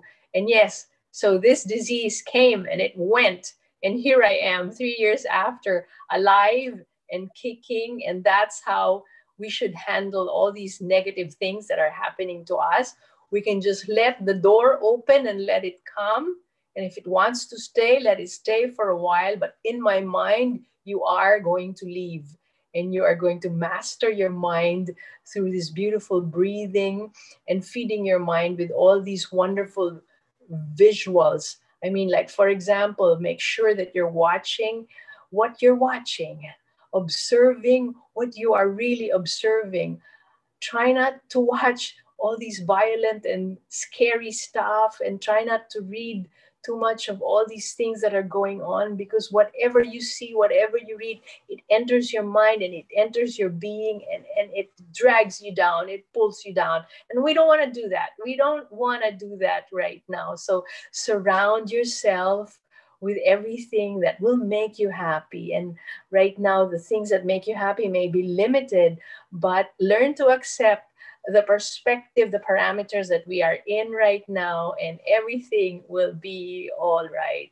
So start the nice habit of minding, of paying attention to your breath, paying attention to your thoughts, and paying attention to yourself. Because what's important is taking care of yourself. I believe, Simran, I've covered quite a bit. It's beautiful. I just got into my posture. I was trying to follow exactly what you taught us. Inhaling peace Yes. and inhaling fear. I was just trying to do the same thing. So, Yes. it's so beautiful and such a wonderful feeling, and the experience that you shared with us. Now, I want to know when, we say that we inhale peace, it's the feeling, and we exhale fear. Can Yes. fear, could it also be greedy or jealousy, which we Yes. exhale from the system? Yes. So, Yes. so we Anything imagine. you can actually make a list of the things that you want to remove from your life. I mean, in the Philippines, there is what we call pagpag. You just kind of shake it off, and I'm sure you have a whole list that you can all compose, whatever it is, with whether it's greed or anger or lust or jealousy, hatred or irritation, whatever negativity that you have been carrying in the past and right now. But right now, I'm really focusing on fear, because the whole world is afraid of what's happening right now. So yes, you can do your own system. I have also, penned down, in my diary what you said. I'm a soul with a body. So, Yes. which really changes our perception, how we even consider ourselves. So, this is something really beautiful. I think we all must definitely realize this and remind ourselves that I'm a Yes. soul with a body. So I Yes. just Loved this. Timmy, I want to know, thank you, lovely Timmy Cruz. You shared with us your lovely experience of, being, while, being an actress. But I want to know, does singing really help you get out of stress as well? Because as I Yes. know, if you're stressed or if you're thinking of anything negative, I guess we can't sing, or can we? Well, actually, I stopped myself from thinking negative already. I Because of my meditation practice. I mean, thinking negative is like I have a gate around me, and when negative thoughts come, I just say no entry, no entry. So singing to me is something very positive, and it's very sacred actually. So I've gone through that whole exercise of singing about sadness and being singing about being lovesick and everything. I've gone through that stage, and now here I am. Really, I choose to sing whatever is beautiful and positive and whatever can help people and uplift people. And my lifestyle really now is what I have coined from the word optimistic. I call my lifestyle now optimistic, which is a combination of my name and the word up. Wow. And, This is yeah, so it's optimistic. Yeah, and this is really beautiful. And you also feeling on a high, on a natural high all the time. So, it just Yes. says that, and I just loved it. The way we Can you spoke feel about it. it? Can you feel? Can you Yeah, feel? yeah. Even when I read that, right now, yes, I wanted to feel exactly how you're feeling because the way you spoke everything, the way you looked, and as you said that your smile became better as you started realizing I'm a soul. Yes. Realizing in my Yes. smile, I didn't realize that I'm the body. So I somehow was sinking into every single word of yours because I was mentally prepared and I wanted to feel that. Now I want to Yes. know and ask you, sweetheart, Go please ahead. do tell us that as a beginner, how does one start, believing in doing meditation with the open eyes? I mean, we've all All right. learned yes to be aware. Yes. Please to just Yes. highlight that. All right. So let's just do a very quick exercise right now on open eyes. Okay, so Yes. your eyes are open, right? Your eyes are open. Keep your eyes open, everyone. And just right now, think of the most beautiful place that you've been to. Are you there? Think of that beautiful place, Simran. I'm finding it difficult because I'm so used to closing my eyes. Okay. So I'm All thinking of right. Anyway, just try for a bit. Think of that beautiful place and think of what it's like. Think of who you were with. Think of the colors that you're seeing. Think of that feeling. How did you feel? Are you there, Simran? I mean, yes, yes, very much. I'm just trying to get into it, but trust me, it's not all right. easy. I know, I realize it would be difficult for me to think Okay. about beautiful place. So I'm trying to All focus. right. Yes, give it Yes. to you. All right. The reason why we want to open our eyes is because we want to be able to go in and out of being peaceful and powerful with our eyes open. Because otherwise, if you close your eyes, then there's like a separation. And when you open your eyes, you're going to see the world again in chaos and you're going to lose your peace. So, in the beginning, it may be hard. But also, I would like to invite everyone. We have Brahma Kumaris centers all over the world, and you can connect with us. And there are now online sessions that you can attend so that you can learn to meditate and live this beautiful life of open eyes meditation and going in and out of silence and sound very smoothly and just happily. So I'm inviting you. Wow. Go ahead, Simran. Yes, I am getting into it. Yes. So So, think of that beautiful place and the people you're with, and that's it. That's open eyes meditation. It is actually quite simple. But let me now bring you to another exercise. All right? Let's try this one, Simran. sure. Yes, please. Okay. Visualize that you are in the beach, in the beach, and with the ocean flowing.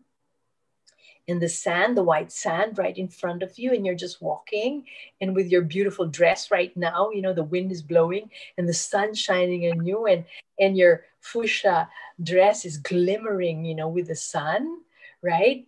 And you're just walking barefooted. And out there in the horizon, you can see this boat. Can you see the boat right now? Can you Yes, I imagine that can. boat? Okay. Now, there's this boat, and in that boat, there are many, many baskets. So what I would like you to do is to fill up. There are, let me say, maybe about 20 different kinds of baskets. Square ones, round ones, long ones, and they're all open. And now Simran and all of you out there, I want you to visualize putting all your thoughts, whether they are negative, whether they are weak, whether they are positive or powerful, put them all in that basket, one by one. And as you put that in the basket, I'm going to sing you this song. Skies reflecting on the water. Water is crystal clear. It's moving slowly. Keep putting your thoughts in those 20 baskets. Wind is blowing gently, the sun is shining brightly, and here I am in the middle of it all, enjoying the view. I'm walking in the beachfront, and I see the boat, and I'm putting all my thoughts in that basket. And as you put your thoughts in that basket, your mind is just emptying and emptying, and you're creating this space in your mind. The space as wide as the horizon. Butterfly fly. And then there are butterflies flying all over you as you walk, making you light and happy. Butterfly fly, butterfly flying so high, touching the sky, butterfly. And then you see that boat. Look at that boat, Simran. Look at that boat, and that boat is moving with all your thoughts, all your weak thoughts, your negative thoughts, your positive thoughts, pure thoughts. All your thoughts are going away. And that boat is just getting smaller and smaller and smaller and smaller.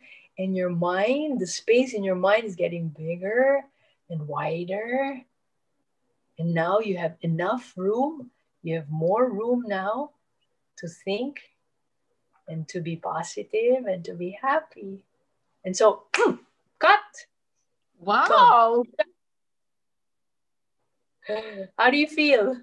Yes, it's absolutely, you know, I felt like actually flying. So before you sang, you know, the beautiful line of the butterfly, I was actually feeling like I'm like taking a tour on the beach and, you know, with my lovely outfit.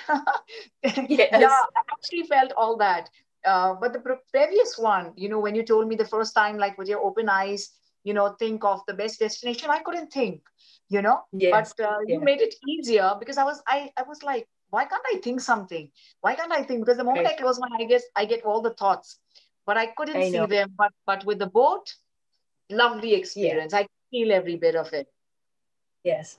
Well, right now, you know, that was just a very simple exercise, but what it is really is to master your mind. And to be able to do that, it takes a lot of time. So it takes 1 minute. 1 minute. You can just, 1 minute a day, you can just pause. All of you just pause 1 minute a day. And you just sit down and you just create this beautiful thought. Let's say, for example, right now, I'm thinking of a kite. Can you see a kite right now, Simran? Yes, yes. You can experience a kite, right? A kite flying up to the sky. For 1 minute, just think of a kite flying in the sky, in the big blue sky, and then boom, that's it. Your eyes are open. You're learning to master your mind. And so you focus on beautiful thoughts. One beautiful thought in an hour. And then the next hour, one more beautiful thought. And then the next hour, one more beautiful thought. And you find yourself wanting to think beautiful thoughts, because that's who we are. We are beautiful beings. We are beings of love, beings of light, beings of peace. And that's what we always aim for a beautiful life. And so as we aim for that, then we have to do it. And when we do it, we feel good, right? So feeling good is something that we really love, because that's who we are. We're good people, good souls. And so today is a good day.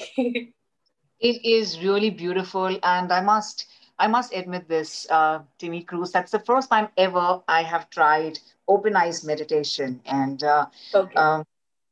I mean, whatever little bit I tried, but I'm feeling I don't I feel I don't exist. I'm feeling so light and relaxed. I don't know what you did to me in a matter of I seconds. hypnotized you.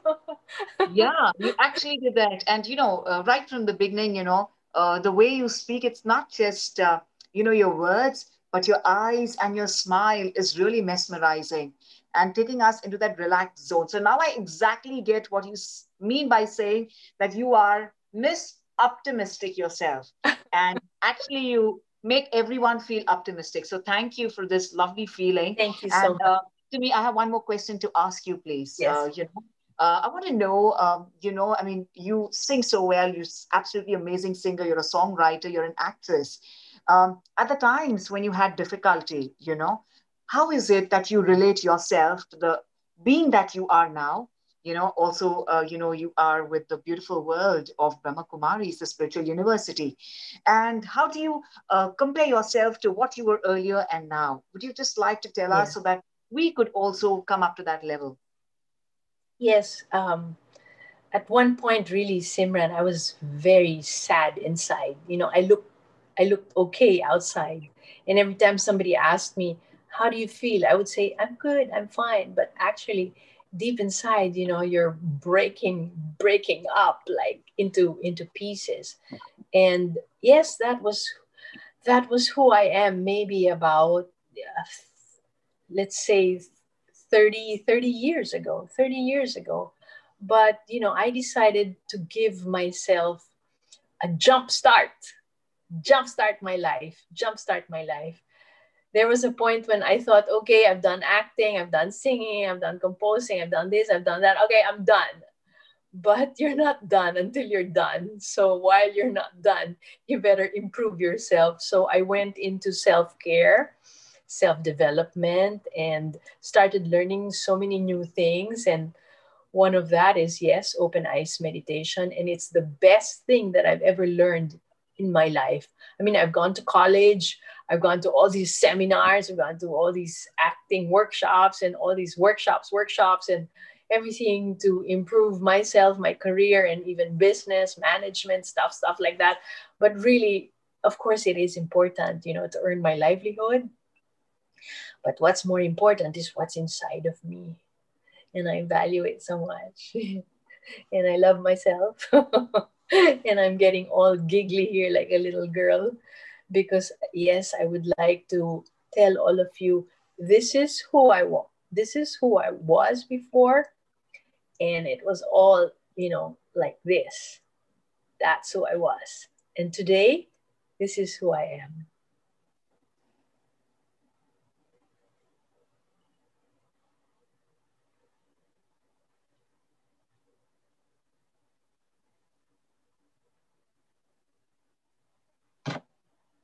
All sorted out. Oh my God. Yeah. I'm actually at loss of words to me. I'm not going to ask you your age, but the kind of experience that you mentioned to us, you are super young. So I'm not going to get into that, but this is a Go miracle. ahead. Well, ask me my Everything. age then. Yeah, if you can. I mean, you look so young. So the kind of experience you spoke about, said, come on, tell us, and tell us a secret All as well. right. Well, actually, I just celebrated my 60th birthday last January. I can't believe this. I'm so glad. I'm so glad because no one would have ever imagined the entire world, that you are sweet 16.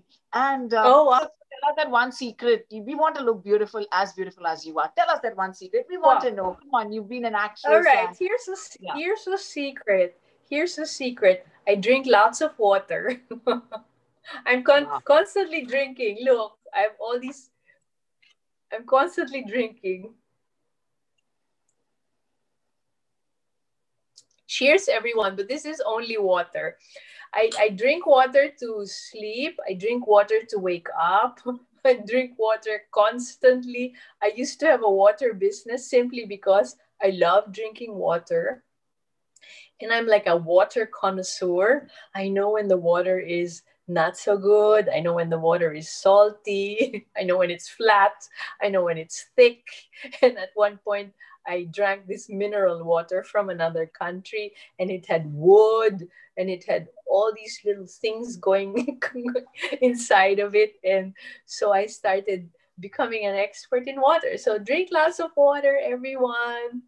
And I love to swim. So I also love to water my plants. So water is my life, and water is also my love. And part of it also is loving yourself, because no one else can love you the way that you do. I mean, it's not being narcissistic or anything, because as you love yourself, people are magnetized by this beautiful love that you have for yourself, by this beautiful self-care that you have. I used to think that I needed to be endorsed or needed to be affirmed by someone else, but not anymore. Not anymore. I'm simply affirmed by God. Yes, and all the blessings are flowing from above, and I'm just catching it. I'm just catching it. So catch those blessings. Sometimes you forget to catch because you're thinking so much of life. Well, stop thinking, everybody. I mean, you can think for maybe for every hour, you can think maybe for half an hour. Is that okay? And then the rest of the half hour, just be yourself. Just be yourself. What do you think of that, Simran? Beautiful. I'm like completely mesmerized, and I'm going to please. I'm going to request Neil Kumar sir. Please, can we have Timmy Cruz again for a session? I have one question here. Trust me, I'm going to. I don't drink much water, but I'm going to start drinking water from now itself because I want to look as beautiful as you but are. You but are so beautiful. Wow. You're too beautiful, actually. You're too beautiful. I saw when I first saw your videos, like, oh, what? Beautiful girl, beautiful lady, beautiful lady. And I can feel your energy as well. I can feel your energy, and I want to thank you also. Thank you so much. I mean, can we be friends now? I mean, we're not like this. Super friend. And just one thing, is it the lukewarm water or is it room temperature water? I want to know. It is room temperature. And then also I like to drink hot water with a little lemon in the morning. It's like I take my time. You take your time with everything. Take your time, enjoy it, savor it, no matter how simple it is. And you know what I did today, for example, because I can't have my stay out maid coming in anymore because of the pandemic. So I've been doing my household chores. And even the household chores, I do it with such style. And I find myself laughing and talking to my fridge, talking to my TV, talking to everything around me. So you have to be creative. Create.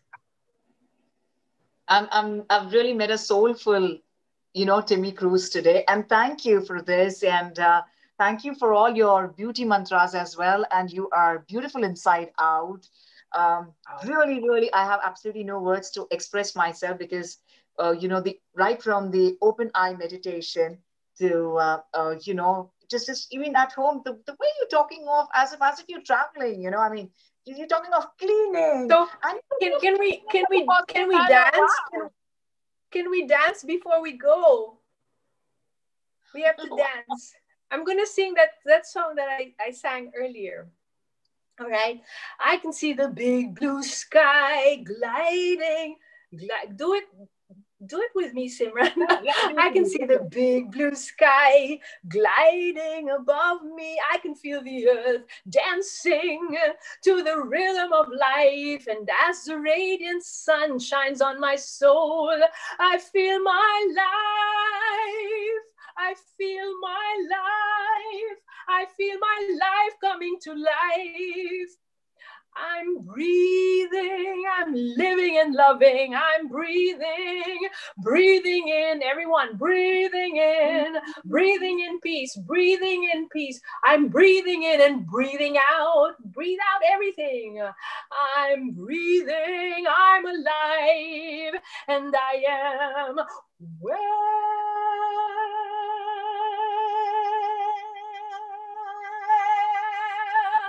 Be well, everyone. Stay well. Be well. Wow. Namaste. Namaste. Thank you so much. That was Timmy Cruz Mabuhay. from Philippines. You were phenomenal. Thank you so much. Thank you. Love you. Love you. Love you. Love you. Love you, sweetheart. Love you. Lots of love to you. Thank you. Thank you very much. And I'm really sorry, Timmy, I took extra time of yours. And thank you, in fact, for being here with us on behalf of the entire crew of Healing Our Earth. We're all into your zone, into your world, optimistic world. So thank you so much for that. And now we are with us from India, Joyita Roy, who's going to join us here and speak about mindful, joyful studies for kids. We're all pretty much stressed. We absolutely don't consider ourselves first if we have kids. And of course, kids are always the most important aspect in our lives. And she's going to teach us how to be really joyful and teach kids how to be happy. So Joyita Roy is a graduate Montessori and TTC trained teacher. She focuses on the 3 R's: respect, response, and the right way of teaching.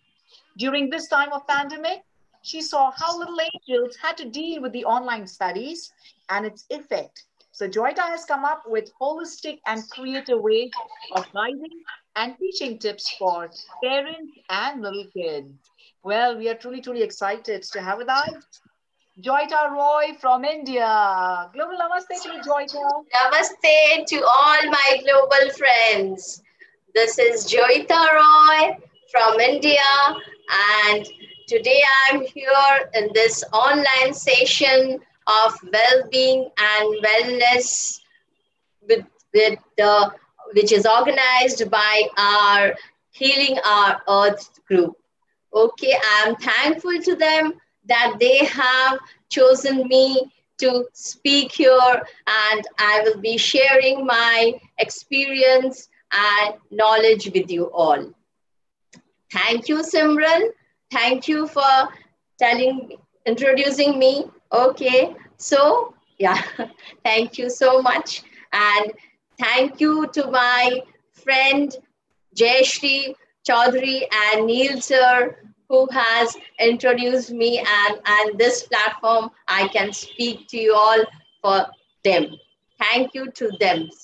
Okay. So today, as a teacher, as you say that I am a teacher and I will be sharing my experience with you all, the mindful, joyful teaching with the kids. Kids are always like a priority to me. They are always my friends. I teach them in such a way that they don't feel that I'm teaching them, right? Just in a playway method, as we teach them in a playway method. I'm a class teacher of class 1, and I have 35 students in my class, right? So 35 students in my class. When I go to school, I always keep my classroom with soft boards, so that when my children enter the class, they feel that today we are going to, okay, this chapter will be taught today. Like they can see and they can visualize and they can keep in their mind, okay, we are going to read this chapter today. Like a lesson, I don't teach them the lesson wise. I teach them in a practical way. But all of a sudden, what happened? We had this pandemic situation. And in the month of March, we all stuck at home. We all were at home. My students, me, and we couldn't go to school. There was a big gap. So I thought, why not make it something different to teach them? I was not having an ambience at home, like school ambience. Like I was missing my chalk and duster the most. I was missing my chalk and duster. And the thing is that the ambience which is being created in school is not at home. And I was thinking about my children, how they will face this situation with me as I will be doing my online classes. And even I am not so tech savvy with this online classes. I was having a nightmare. What will happen next day when I was asked to have online classes? I was really tensed what to do. Anyways, my school management staff, they have sent me all the videos to all our teachers. They have sent me videos. And of course, I will tell my son, he was the most who taught me practically, because I feel the practical teaching is the most important thing. Without practical teaching, you cannot learn anything. Yes, for the grown-up children is okay. They can learn, online classes are okay for them. But for the kids, it was really painful for me and my kids. So I thought, why not I can do something so that I can teach them in such a way it becomes practical to them. But while the online session lasted, first 15 days, I faced a lot of problems. That is due to, few guardians are there, they are from IT sector. They can help their children to be on the online classes is okay for them. But in our place, in our area, there are not such parents, those who are tech savvy. Okay, so what happened when they have got everything they got that they have to be in the classroom? With the children, parents were also sitting beside them. Because I know they were small children, they cannot be there. But the thing is that what they used to do that they enter the class, again they leave out, because they do not know how to enter the class and remain there for 30 minutes or 40 minutes, whatever time period is. So what happened that few days, it was really difficult for me because the children were very chaotic in the situation. I cannot maintain discipline in the class, what is the difference between the school and home study? Here is the difference. In school, when I used to just good morning, a simple good morning, I will say. Simple good morning. I don't repeat the same good morning, good morning, good morning to everyone each and every day. No, not at all. It makes very boring. So when I used to wish them, I used to, first day I say good morning, second day, hello, my children, how are you?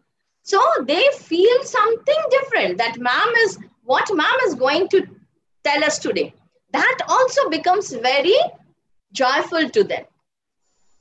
That also becomes very joyful to them, that yes, ma'am is going to wish us in a different way today.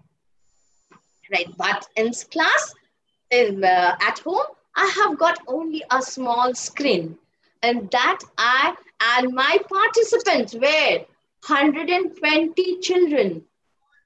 120 children, and my span of time was only 30 minutes, either 30 minutes or 40 minutes. Within this period of time, how can I teach them? How can I make them disciplined? This all were into my mind. But I have to maintain discipline. I have to go through it. So what happened that some few guardian, what they shouted, what is going on? Why don't you study? They become aggressive, they become anger, anxiety, everything was seen in my screen. But as a teacher, I have to maintain discipline, I have to be quiet and say them.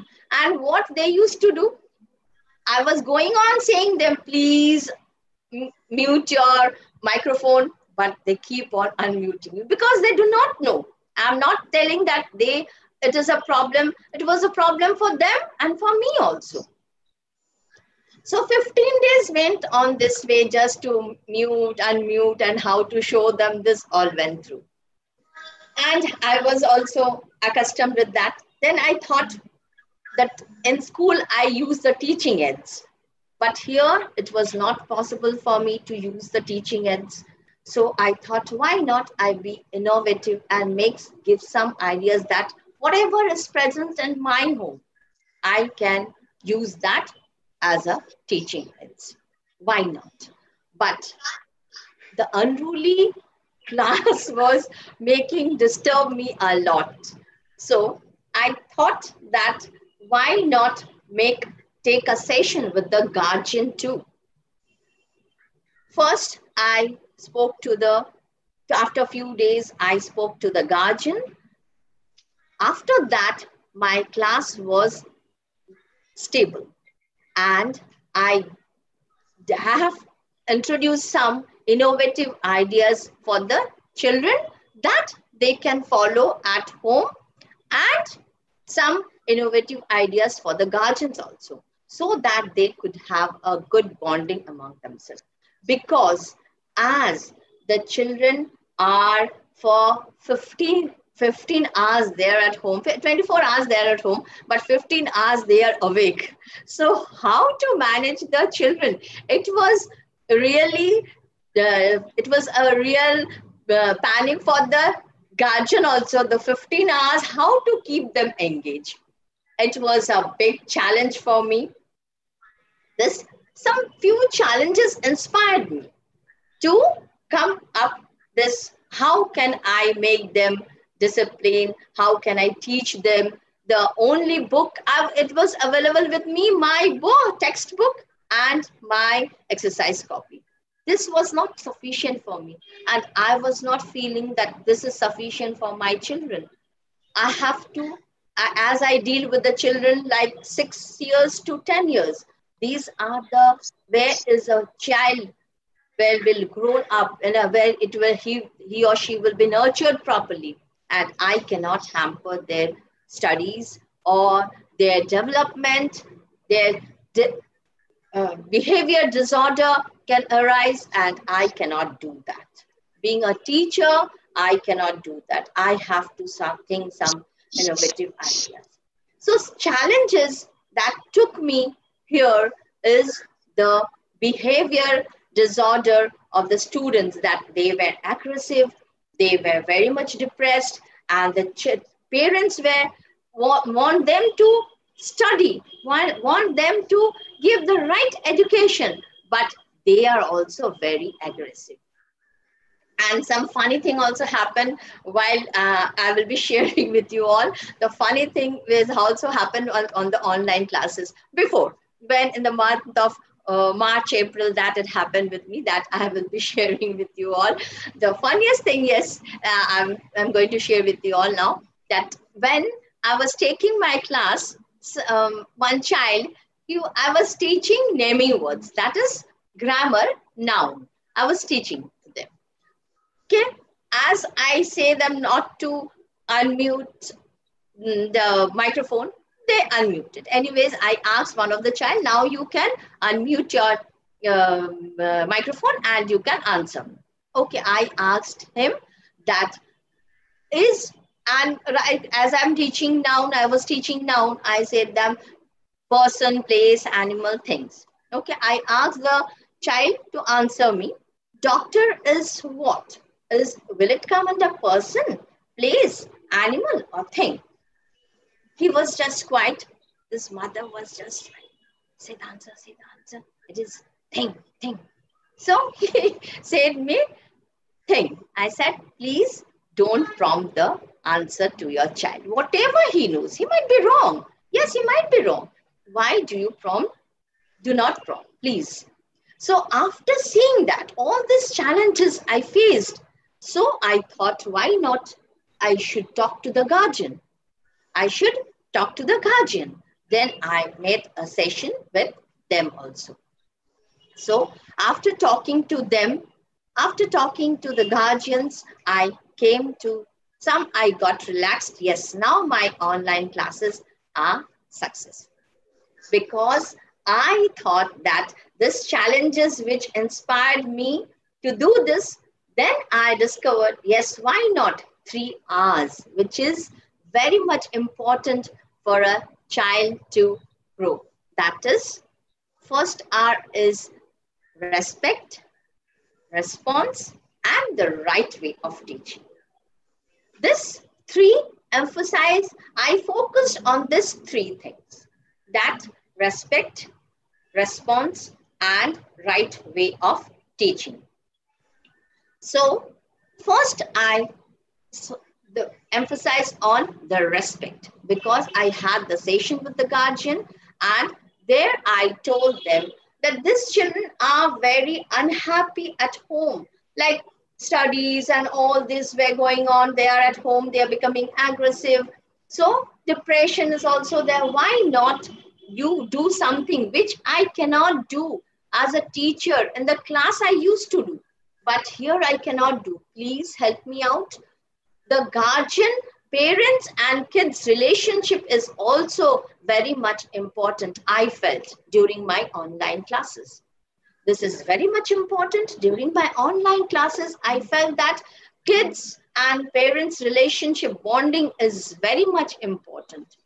So I gave them some tips that as we follow in school some routine. Why don't you set a routine for your children? If you set a routine for your children, they will be doing their work at a proper time, and waking up, they will wake up as they go to school. When they used to go to school, they wake up at 7 o'clock or whatever it is, they go to school, they have that break, they play, and they again come back to school. But here at home, you cannot do so. But why not you set a routine for them? Because they are small, you set a routine for them that will really minimize the stress and anxiety of parents and children too. So the break time, not break time, you wake up at whatever time, then you have your breakfast, then have your online classes, again you have your lunch, and in the evening time, as they cannot go out and meet their friends, so why not the parents become the friend and they play different activities. Yes, again I must say, not the same activity. If the same activity, again they'll get bored, and you cannot make them bored. If you make them bored, means there will be a chaotic situation at your place, right? You have to keep them engaged in a proper manner. So next I said the response. Yes, what response? That what the children will say, please don't get annoyed with your children. Just make them understand that why we are at home and what all benefits if we go out there, we have to face lot of trouble. We can get affected. So why not stay at home and do some work? This work will keep them mindful and joyful, right? Like you do some craft, you do some drawing, and each and every day, but not the same thing, not the same routine. You have to follow some other. That all activities, what I do, I give them the idea. Now I give them on the online classes, after my class, 5 minutes. Why my children, 120 participants, they all come to my class. Why they come? Because last 5 minutes, I do some activity that the guardian, they also follow, and they do it in the evening time with them. Like it can be craft work. Like sometimes I say them, why don't you join them when you make your breakfast? Why don't you say accompany your children to make breakfast with you all? But yes, not the difficult one, like bread and butter. If you put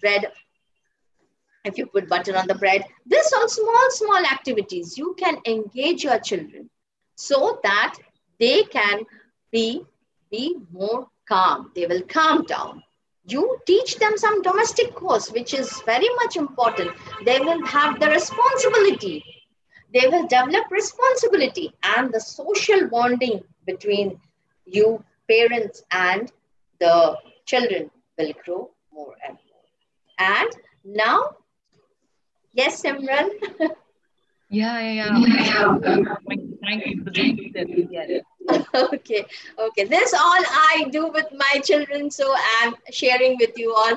As I know in abroad that they are well used to with this text. They are all tech savvy. Kids are all tech savvy. They do on their own. But here we face all this trouble while doing this online classes. Yes. So I'm sharing all this so what happened? So number three is that responsibility, which I was talking about the response. So what you have to do, the guardian, I said that response means you have to respond to them, what they are saying. Just don't ignore them. Just don't say, no, you don't say this. Just don't ignore them. Give importance to them, which is very much important. Give importance to them. These are very important in life.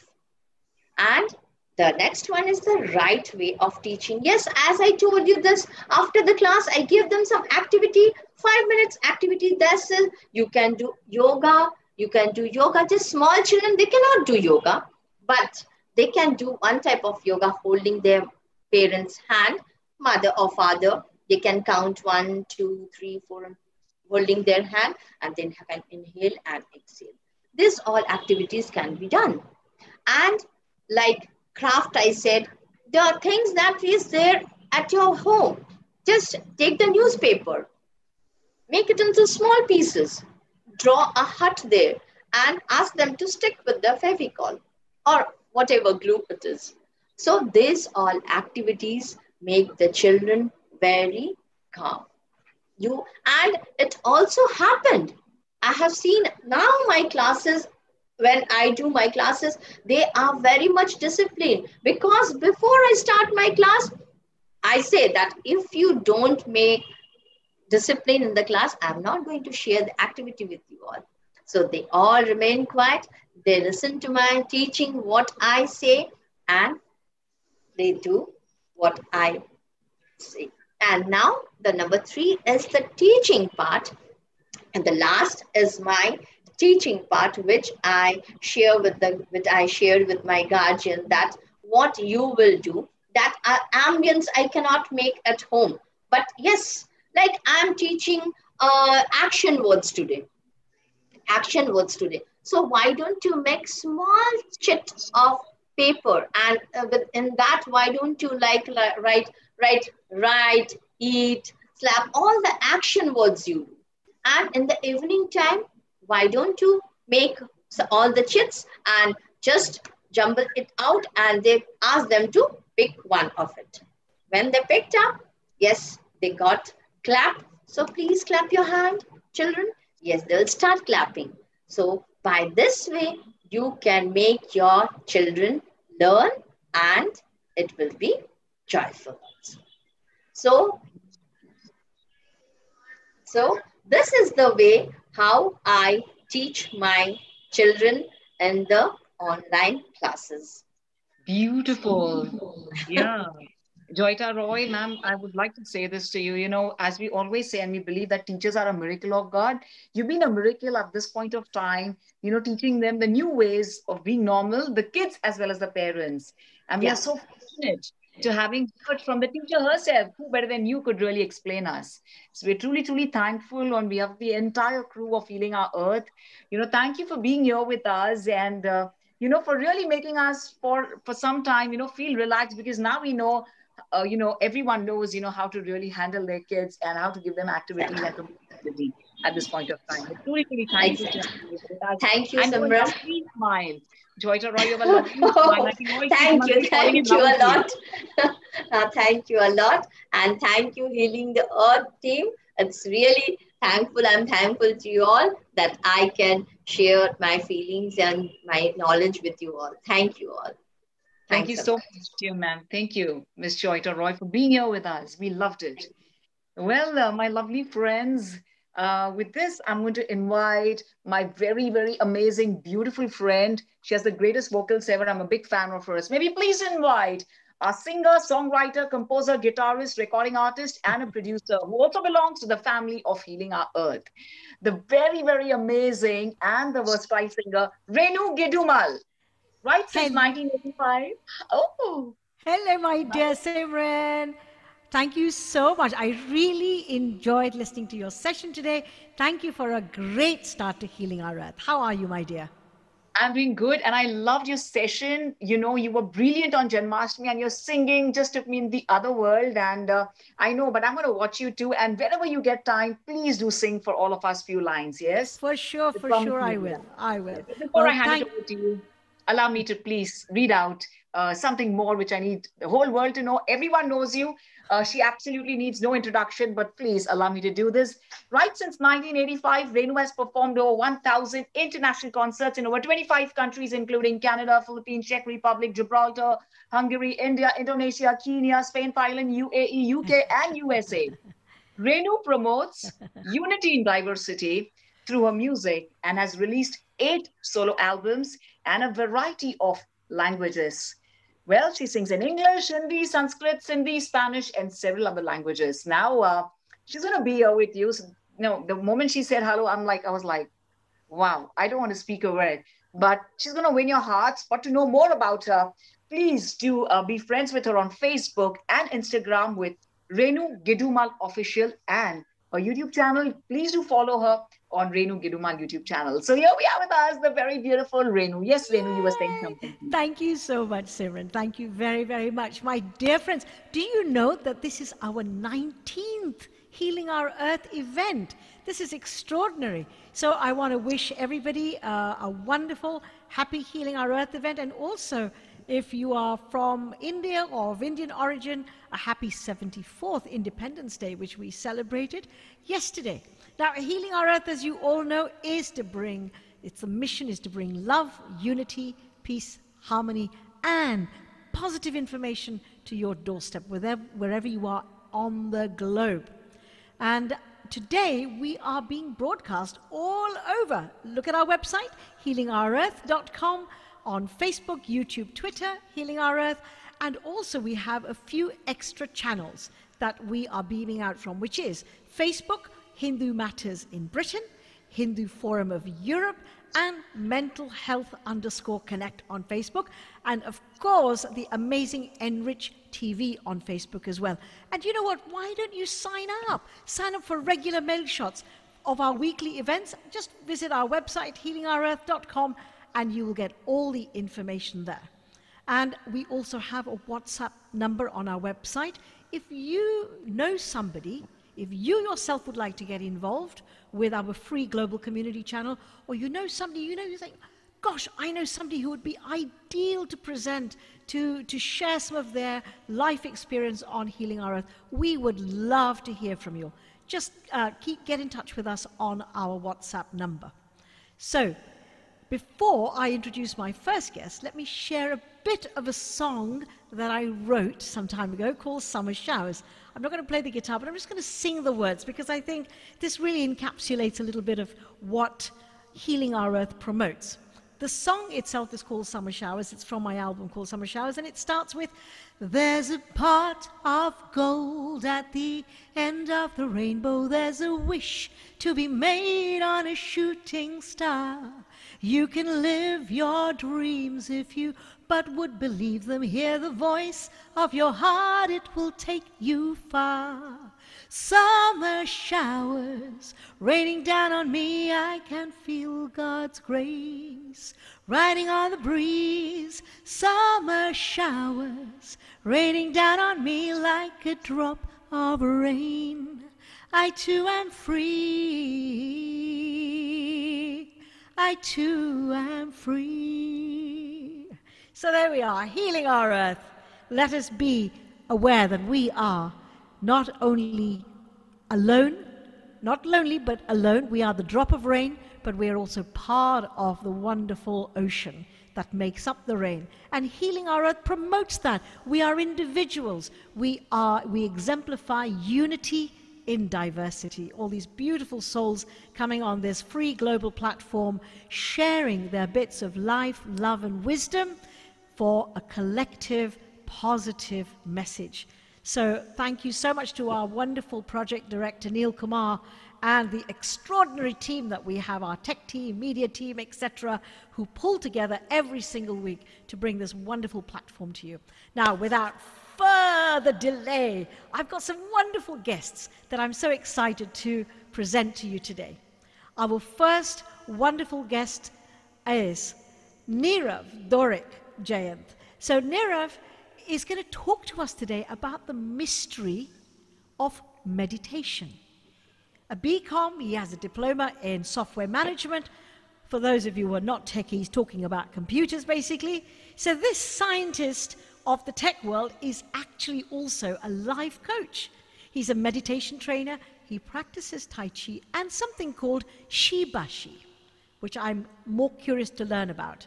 Nirav is author of the book Aaj Ki Dhyan Vidhi. He has 10 years experience with students in neuro-linguistic programming and meditation. He was initiated in Osho Neo-Sannyas all the way back in 1996, facilitating Osho meditation camps all over India. What a wonderful sevak. And Nirav has also trained in traditional Tai Chi from a highly spiritual master, Mahavir, who is an international trainer and a champion for Thangta.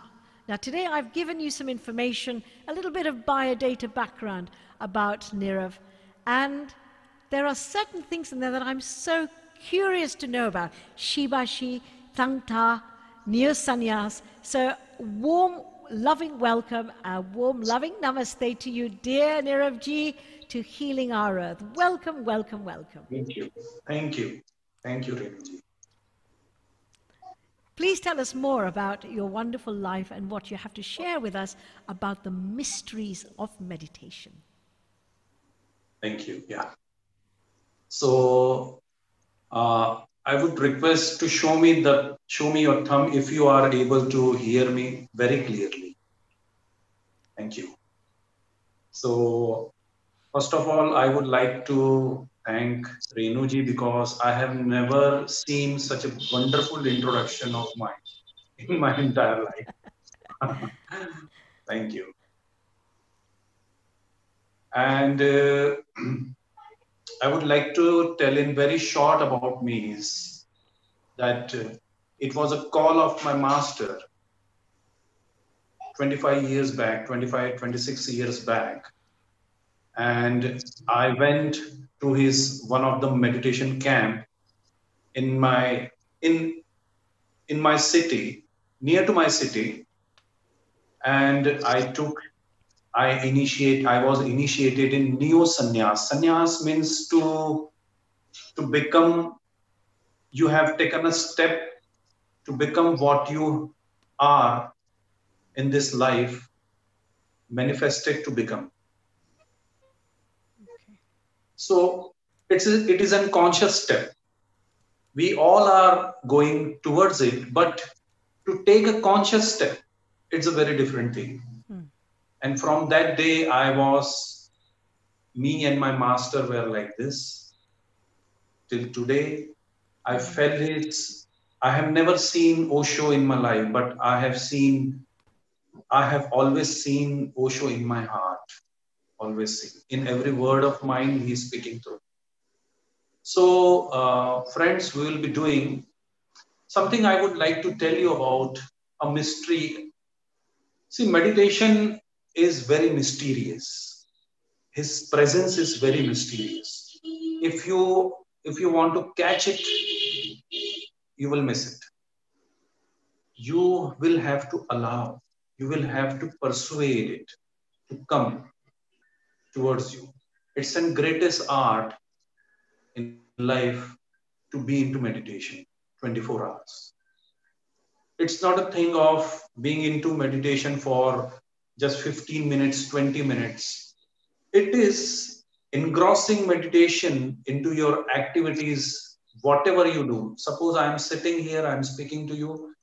If I can be aware of myself, my body, what I'm doing, in short, if I am present in this moment is everything I have got now, here and now. So this is called as meditation. It is very mysterious, very mysterious. Like an angel, its presence is everywhere. You have to just tune your frequencies to the thing, to the mystery. So today we will be doing one very beautiful meditation technique. I would like to introduce you to a technique you can do anytime you feel like to do it. I have taken the best technique I can give it to you. So we operate as a being, as a human, in 3 different centers. The first center is the mind. The second center is the heart. And the third center is the navel center. If you want to live your life very joyous, very happy, all the centers in your being needs to be aligned. It should be very aligned. Yeah. For example, in India we go before marriage. We go to see. It's a very traditional thing in India. I would like to give an example. Before marriage, we used to go to see the bride. Okay, and she is very beautiful. Suppose she is very beautiful, and so our mind ticks. Okay, yes, you can marry her, and you have talked to her, and she got angry, and she says you that I throw things when I get angry. I have broken the television set in my house, and I have broken this, and I have broken that, and I have hurt you. Your heart will say no. And the navel center will never give energy to this thing. So you cannot go into the process of being married to that girl. Okay? So it happens everywhere. Whenever you want to do anything in life, there should be a tick mark here, here, and here. Then only you can enjoy the moment. Then only you can enjoy the moment. If, for example, you are going to Canada and see the Niagara Fall, you are totally engrossed. Your mind is there, your heart is there, and your navel is also there. So you cannot forget that moment. Whichever moment you remember in your life, if you see deeply, you will see that there all the centers were aligned. So, Nirav, if I may interrupt you. So, when we talk about the head and heart, we all understand kind of what that involves, the analytical, Absolutely. the thinking. The navel Yeah. center, what is that about then? Why is that Naval so center, important? yeah, absolutely. Naval center is our father. Like Oh, the center is our like father.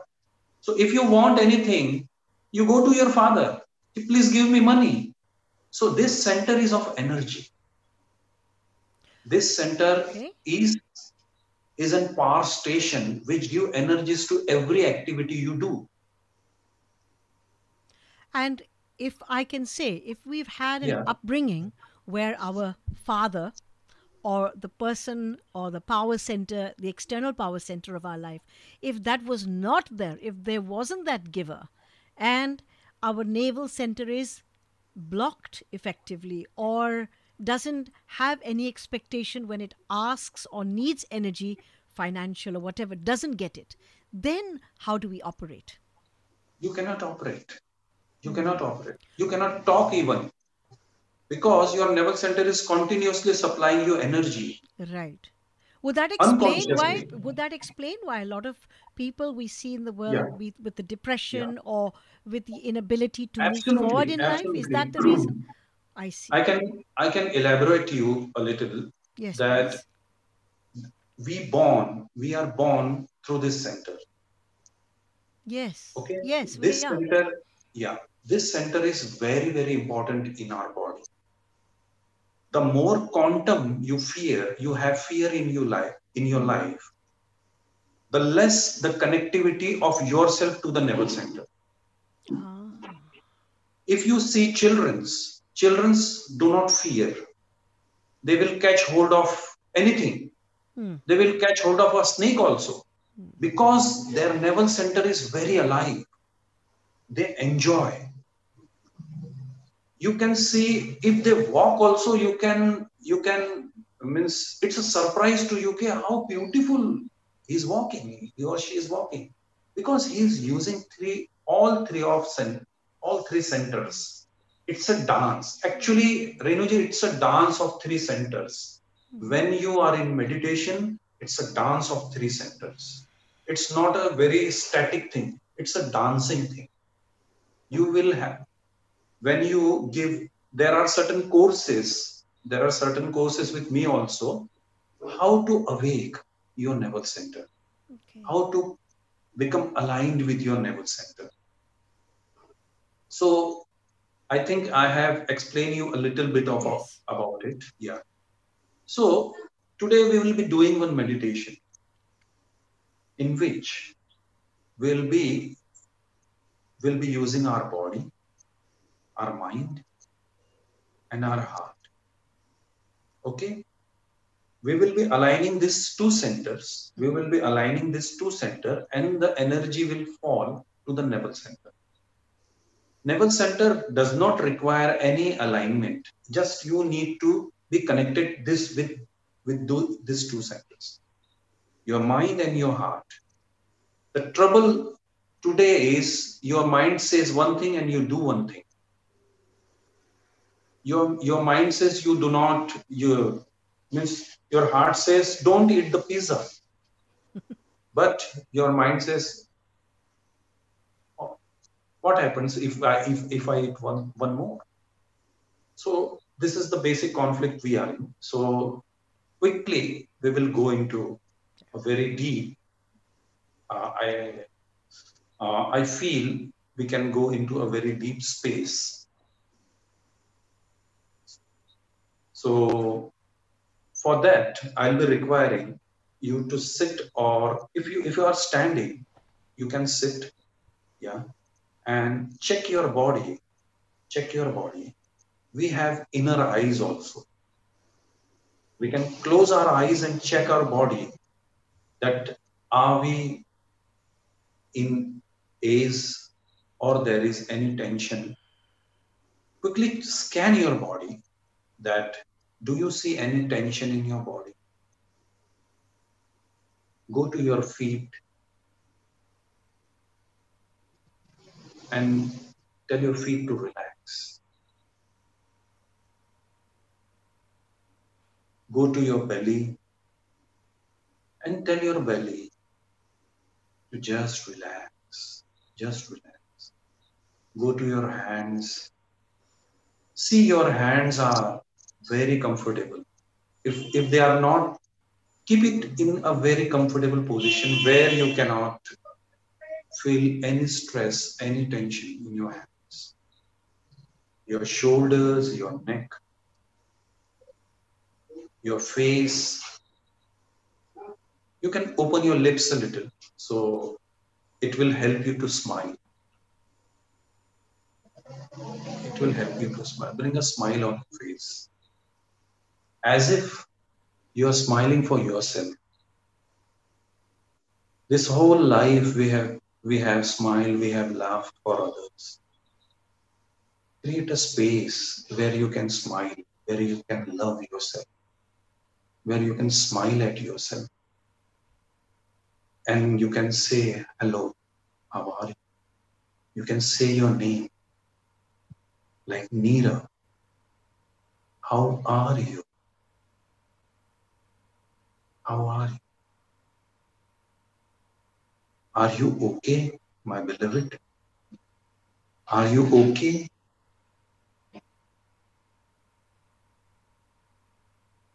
And your body will answer. Now, go to your feet. Bring your attention to your feet and tell your feet to relax. Tell your feet to just relax. You can pamper your laps a little. You can pamper your feet a little with a very gentle and a very loving touch, as if you are pampering the God's feet,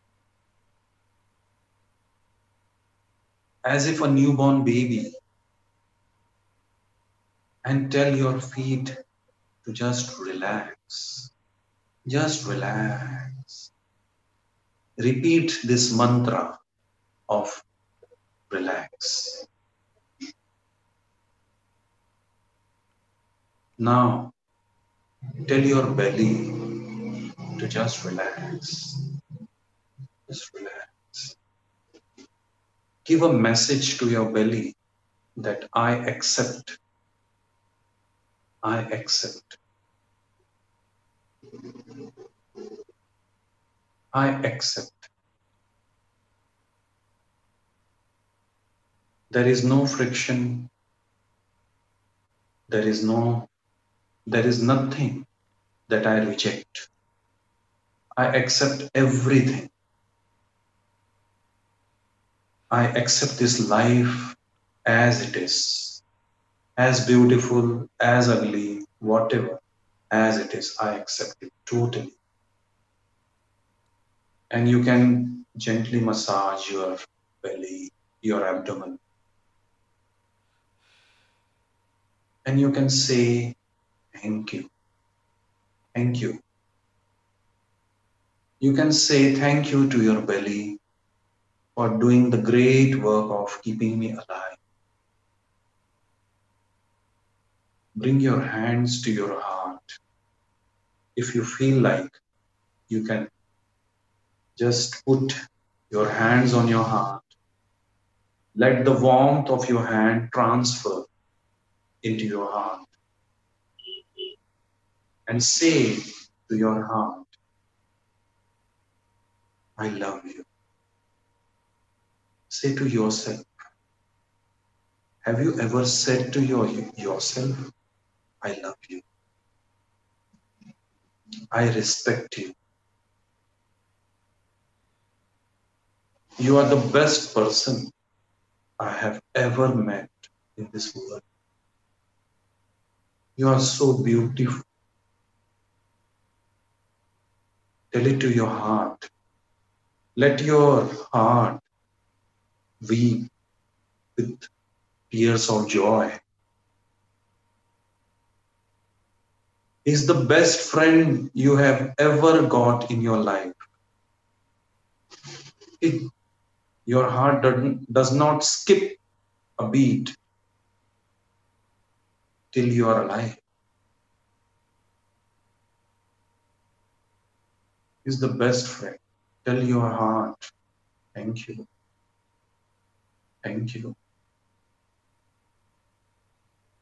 A warm gratitude to your heart. Now you can touch your face.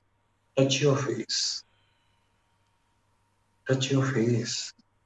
Have you ever discovered how you look? Touch every part of your face. Your eyes, your ears, your nose. Touch your eyes specially.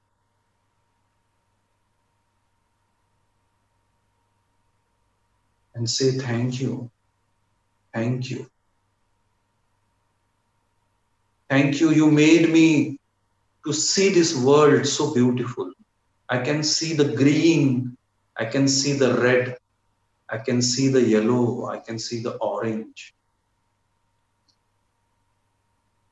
You can touch your face and you can answer me, have God made another beautiful person than you? You are the most beautiful person on this earth. The most beautiful person. The most needed, the most wanted person on this earth.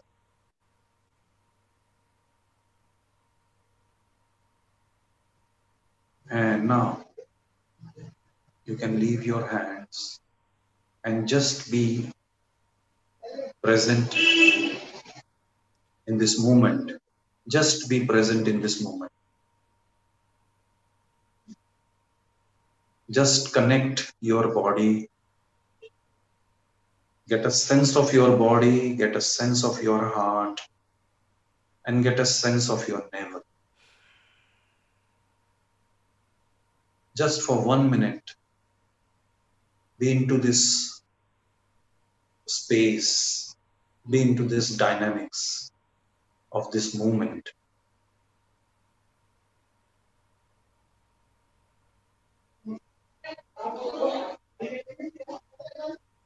You can relax your breathing, let it flow, let it flow. Let it flow like a river, enriching you.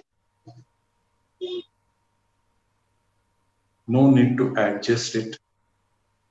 Keep it as it is.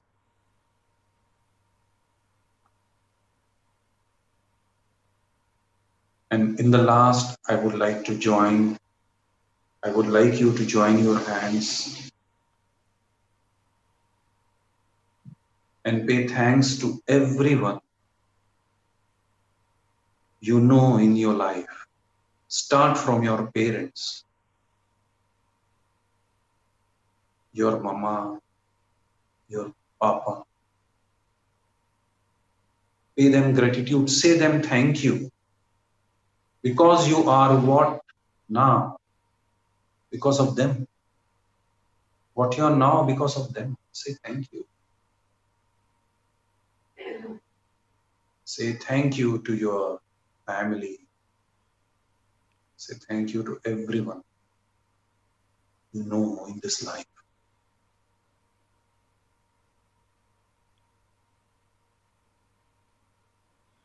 Thank you to saving our earth.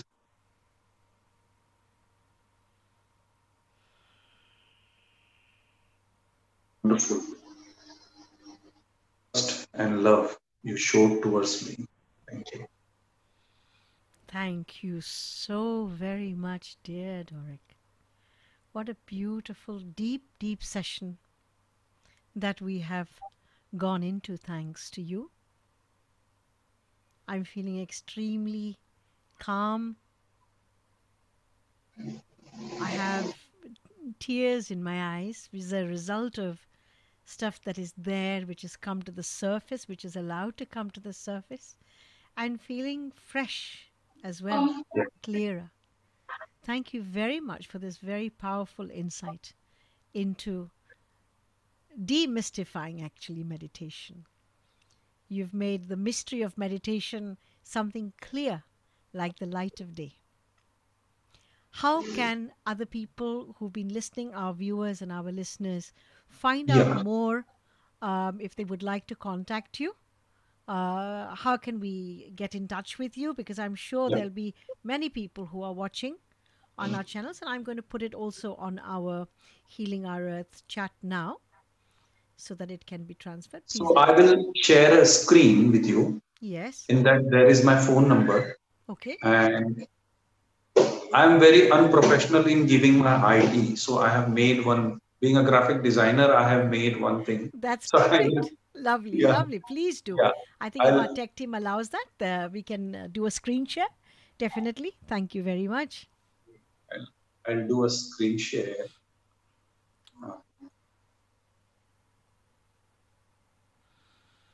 And I hope we'll get an opportunity another time, Dorick-ji, that we can hear. So is it Dorick or is it Nirav? You can call me Nirav. Nirav. Okay, wonderful. Yeah. And where is your name Dorick from? This is a very unusual name. Oh, yeah, that's a very mysterious for me because my aunt in India our aunt gave us the name, so I Oh, don't know where she picked up from. okay. Very unusual. So that you obviously have the most unique name, Niravji. And I hope we can get to see you another time on Healing Our Earth so we can find out a little bit more about Absolutely. Shiba Shi. We don't have time this Yeah, time. I would love to.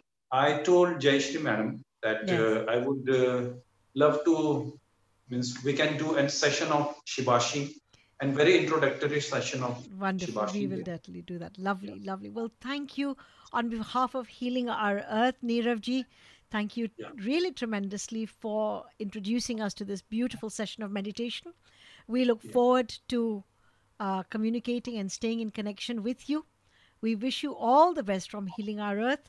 Earth bless you and a loving namaste to you, my dear. God bless Thank you. you. Thank Thank you. you, Thank Niravji. you. Thank you, Jayashri. So, dear friends, what a wonderful session.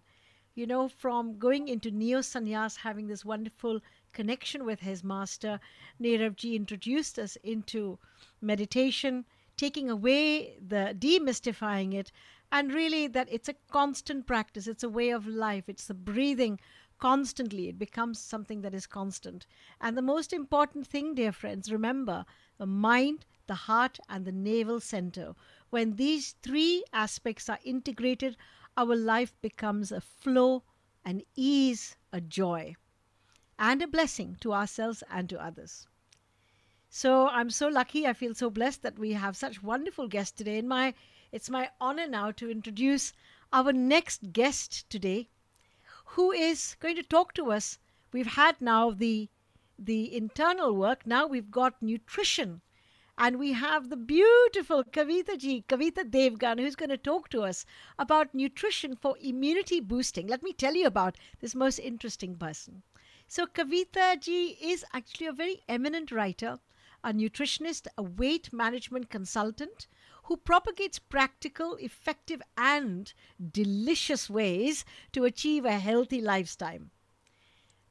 She's an acclaimed nutritionist and she's got 20 plus years of experience as a weight loss and holistic health consultant.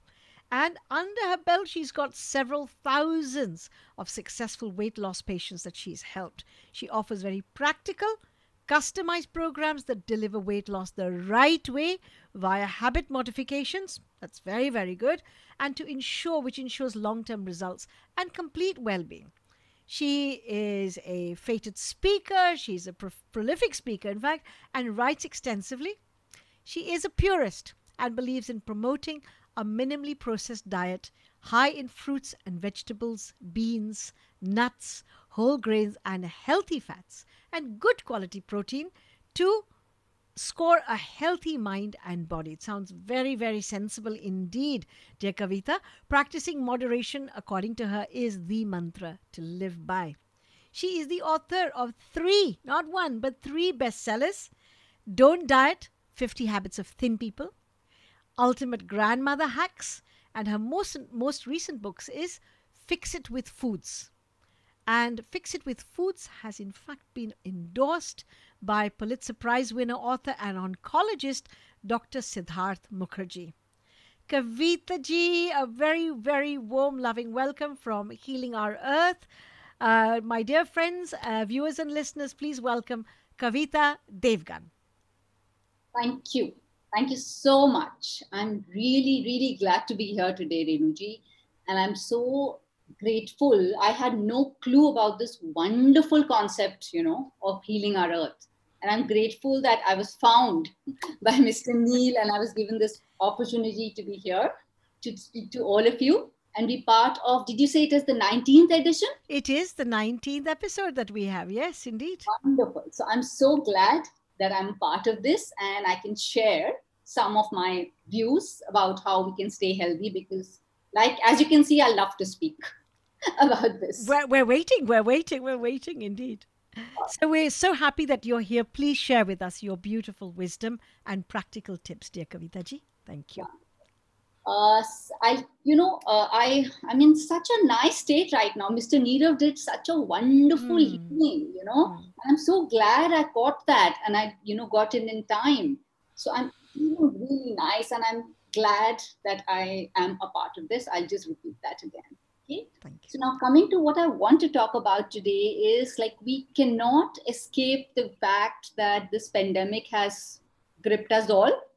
It's devastating. It's frustrating. And of course, it's very, very toxic, both to our mind and our body. So I understand what Mr. Nirav was mentioning is really, really important to cleanse ourselves. But at the same time, it's important to really focus on nutrition at this point of time. Because this is the time I feel we must go back. We had actually somehow forgotten about health all in our rush, to gain things, to gain experiences, earn money, everything. But suddenly this pandemic has brought the focus back on health. So if I may say so, even if it sounds wrong, that this is the one opportunity, the one positive opportunity this pandemic has brought forward to all of us. And we must catch it by the neck, literally. I think Kavita ji's internet may have gone off. So we shall resume. We'll hope that she will get reconnected. But to carry on what Kavita ji was saying, really, in a way, the pandemic has, in an odd way, been a blessing. I think we can see a lot of blessings that have come out of this. We have, in a very ironic way, we've been forced to connect with each other through a virtual platform like Zoom, and yet we seem to be having more of a honest connection, communication with each other. And I think it's quite an extraordinary thing. We have rebuilt relationships that were lost. We have reconnected with friends and family that we've not spoken to and seen, even though on a virtual platform, for years and years. And how wonderful it is. And then when we do have those moments when we do get a chance to meet with each other in 3D, how grateful we are. We become so aware. Have you all started saying hello with each other with your elbows when you meet each other physically? How much we miss the hugs. So we give each other virtual hugs. Kavita ji, you're back. Wonderful. Hang on a minute. I can't hear you. Just unmute yourself if you may, if you can. Lovely, Kavita ji. I'm so sorry. The light went off. Yes, that's not a problem at all. Not a problem. We're glad you're back. And you were talking about, in a way, actually, the pandemic, in a way, has been a blessing for us because it has forced us, right, to look at things like our nutrition and our health. Please carry on. It was very interesting. Yeah. So I feel that this is the time we must try and grab the positives around us. And this is one positive that going forward will help us. Because the idea is that we get out of the pandemic healthier than what we were when we entered the pandemic. Because by no means is this the last pandemic that we're going to face. By no means this is the last challenge our body might face. So we must use this time. Of course, prevention is the best bet because that's the only bet we have. We don't have the cure. So I feel that there are two things basically which I'm going to focus on today. One, I'm going to give you some specifics about how we can boost our immunity because that's the need of the hour. But before that, what I'm going to talk about is how this is the time when we must go back to focusing on our old traditional ways of eating and living.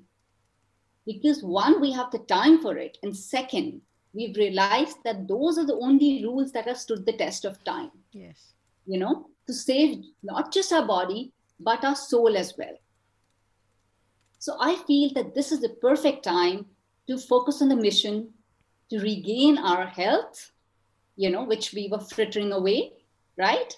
But do it the right way this time.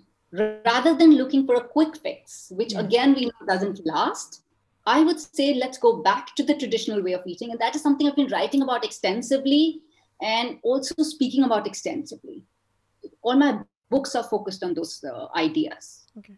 So here, because of paucity of time, I'm going to share with you just 3 basic rules of eating, which I feel are most paramount, which I feel everyone must bring back in our life. The 3 rules of traditional eating, and we must bring them back ASAP. The first one, somehow, this pandemic has given us an opportunity to eat at home more. You know, so instead of relying on processed food or ready to eat stuff, the food which is stripped of nutrients, convenient, yes, but stripped of nutrients, okay, we must go back to eating home cooked food. It sounds like a blanket statement, but it is not that difficult to do. And I'm sure all of us got a lot of practice during this time to eat home cooked food. The idea now is to take it forward and make it a part of our life. And keep cooking more, because the very simple fact is that when you cook yourself, you control the ingredients, right? From the oil to the vegetables to the spices, everything is in your control. So you're able to ensure that whatever you're plating is high in nutrients and is good for you. And also it makes you a creative person, doesn't it? Of course, it's a stress buster. I'm sure a lot of people would have realized by now. And it's no rocket science. Everybody also must have realized that by now. Yes. You know, by force, we were supposed to cook so much, and we realized it's not that bad, not that difficult. We can find the time for it if we want to. Yes. I feel this is one habit, the traditional way of eating, that we must go back to and continue hereafter when things get better, which they will, of course, eventually. So cooking is one way of, you know, just making sure that we stay healthier here on. The second, even more important than that, I feel we must bring back the community aspect of traditional diets. You know, earlier people used to sit together and eat on the table. It was just food and conversation. There were no gadgets. Sounds very simple, but it's so difficult to do today. Community meals. Yeah, I mean, even just the family, 3 people, 4 people in the family, but at least we sit down together and eat. If not all the meals, at least make sure it is 1 meal a day, where it's just you and food and your family. Yes. Just this one change alone, trust me, will bring about such a huge change in your health, in your mindset, and just your normal everyday well-being. Try it out. It'll take a little effort in the beginning because we are so used to eating with the books, with our gadgets, somebody sitting in front of the TV, somebody's in the bedroom, you know, with the iPad. That needs to stop. Yes, I think you've touched upon a description really which is for most, I would think for most families today, and especially our mobile phones, our gadgets, you know, it's always this, you know, we're divisive in our minds and in our actions, and it is a shame. I recall one of my gurus, you know, he would say, when you're eating, eat. When you're talking, talk. And he would just sit quietly. And because of that, one person whom we respected, we all sat quietly also and stopped talking to each other because we just concentrated on our food, which we seem to have lost the habit. I won't even call it an art. It's actually just the habit, as you said, of doing. Exactly. And the thing is, it's important to make it non-negotiable, literally, in the family at this point of time. And when people do it a few times, they'll realize how good it is for them, and then they'll do it even without forcing them. Yes. It has to be reversed. The whole fact has to be reversed by force, I feel, and it's high time they did that. Science has told us how important it is to connect to the food that we're eating. Correct. You know, it's not just about sitting with somebody. It's about what that whole process does to our mind and our health. You actually absorb more nutrients when you eat like that. You know, enough research has told us that. So why should we waste even 1% of the nutrients from the food that we're eating? The third thing that I want, you know, this is the perfect time again to inculcate some basic health and happiness giving habits in the way we eat. Just make a list of like 5 habits that you feel that you can start for your entire family right now and start implementing them one by one. There are so many. You can figure out your own. I'll just mention 5 here, which will give you an idea as to which direction I'm going. First, simple thing like putting, at least every Indian would understand what I'm saying here, putting a little bit of ghee on your fulka. Oh. You know, the bread that you're eating. And once you get the child used to it, and you also get used to it, that's the only way you're going to have the fulka, and that will be a way of ensuring that you get a little bit of clarified butter in your diet by force, which is going to do you a lot of good. I've heard actually that even for those of us in the Western world, where we do get clarified butter, ghee, and you get it in different parts of the world, if that is not a common way of using it in your diet, you can take a tablespoon of that and have that also in the morning or sometime, right? On an empty stomach, preferably. You can do that. The point is include it in your diet in some form. So this is one idea on the ghee, on the fulka. You could put it in your dal. You could put it on top of your vegetables, in your soup, anywhere. The second thing, beginning your day with water. The first thing in the morning, even before your body needs food, it needs water. It's dehydrated completely, and we ignore that. We start with a caffeine-rich drink, which dehydrates us further. There's no harm in that coffee or tea, but it must come after the water. That's the second very, very easy thing that everyone can start doing right from tomorrow. Very, very true. I have always water ready. It's the first thing I do before I even get out of bed. And actually, Simranji had a wonderful guest from the Philippines who talked about water and how much she just loves water and drinks and is a connoisseur of water. And I agree with you also. Various fitness, nutritionist people in whom I've come across in life have also said that. In fact, they've also said you drink, a 2 liters or a liter or a pint of water right at the very beginning, even before brushing your teeth, so that your whole body, your metabolism actually can change as a result of that cleansing process because of all the oxygen that water carries throughout the system, right? What I'm saying is don't take my word for it. Just do it for a few days and see the difference it makes to your health and your mood and your metabolism and your weight loss. If that's your bait, go ahead, do it for that. Right. But just do it and see how good you start feeling, how your fatigue also starts dissipating by just this one change that you bring in your lifestyle. And it's so simple to do. Right. Third, again, this is something that all our grandparents used to do. Even my parents still do it. And this was done in almost all Indian houses earlier. Now, of course, everyone has forgotten about it. And actually, that is what I've tried to do in the book that you mentioned, my second book, Ultimate Grandmother Hacks. I've brought back the habits that were followed in Indian homes and explained the reasoning behind it, and just requested everybody to just bring them back in our lives today.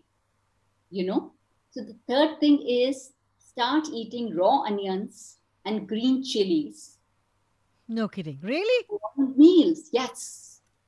That's the only thing, if you do it on a steady basis consistently, that you need to protect yourself from what the universe is really throwing at you.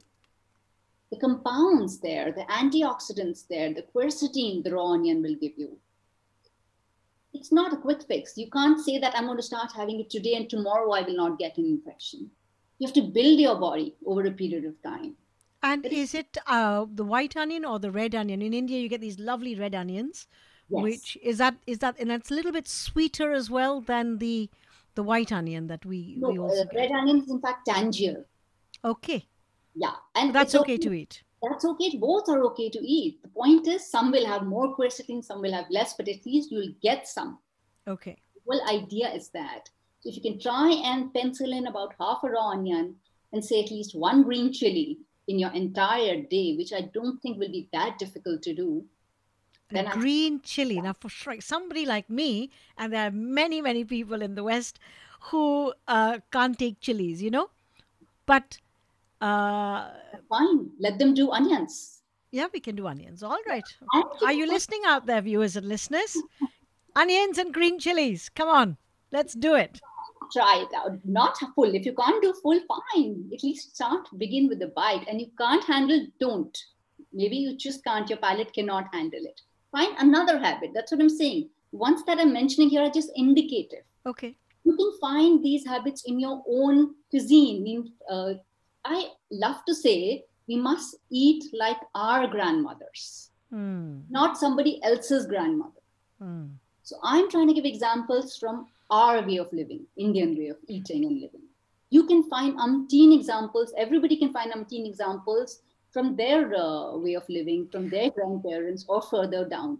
Yeah, we have a lot of viewership from the Philippines. I lived and worked in the Philippines for several years, and they have the most beautiful, tropical vegetables and fruits, and also very, very healthy at core. Their nutritional base is strong, especially those who are living not in the cities, but from the villages far out, because it's really lush and very green. So you literally pick things off the trees, you take things off the plants. Yep, it is still very, very good. And I really commend my Philippine brothers and sisters for their very good, healthy lifestyle.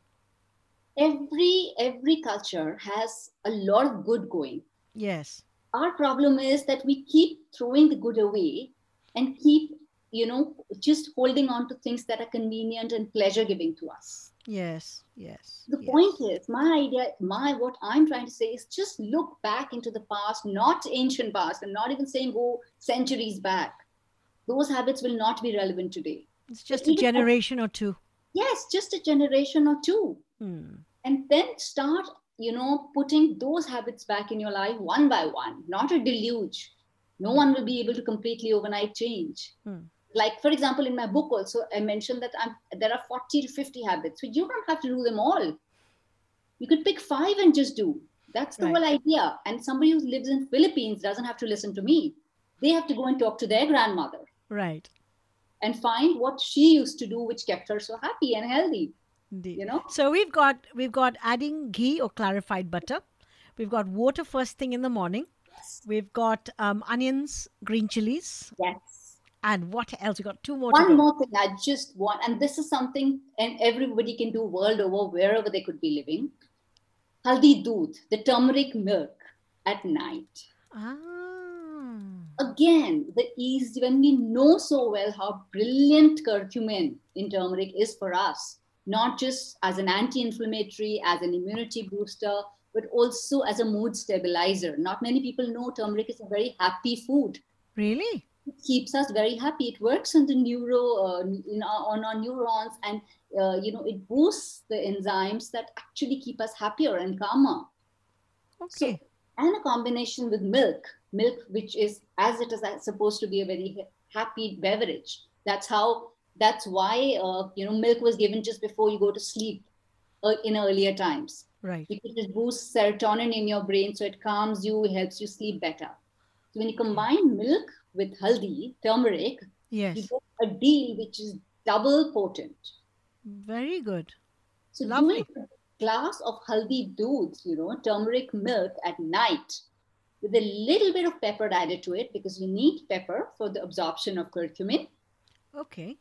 That's very important. People tend to forget that, which is why a latte where there is just turmeric will not be as good as milk with turmeric and pepper.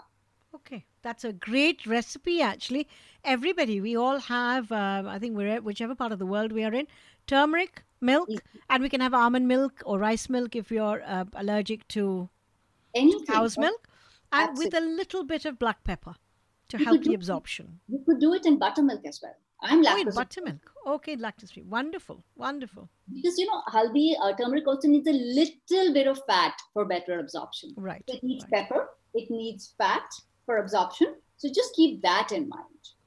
Okay, good. Okay. And one more, please. Yeah. So the other thing that we can do is that we can make sure that whenever we sit down to eat. I touched upon it earlier, but I want to focus on that again. We only focus on the food, and we look at the food and eat the food, and stop at the point when we are 3/4 full. Okay. And that will only happen when you're looking at the food. and eating. The mind takes about 20 minutes to realize that you're full. By then you have overeaten more than double of what you should be eating. So look at the food, focus on the food, and try and stop just before you think you're almost full, because you are full, but your mind still hasn't been told that it's full. That is why you're continuing to eat. Right. So that's very, very important. Wonderful. Very, very good practical points that are all doable. Yes. The idea is to just go back to these traditional habits. I keep repeating that, sounding like an old woman, but trust me, the answer lies in the past. We have to understand that. We have to merge it to today. Yes. We have to modify it to today's requirement. But because these habits have stood the test of time, why don't we make good use of them and get benefit out of them, is what I'm trying to say, instead of looking and trying to find newer ways or newer fad diets to follow. Indeed. So Kavita ji, what prompted you to be interested and to go so deep into nutrition and weight management? What was it that you experienced for yourself, or you saw in your family and the community around you, that triggered this desire to talk and write about nutrition? Renuji, the thing is, I never tire of saying that even before I studied nutrition, I learned nutrition at home. My mom was my nutrition teacher.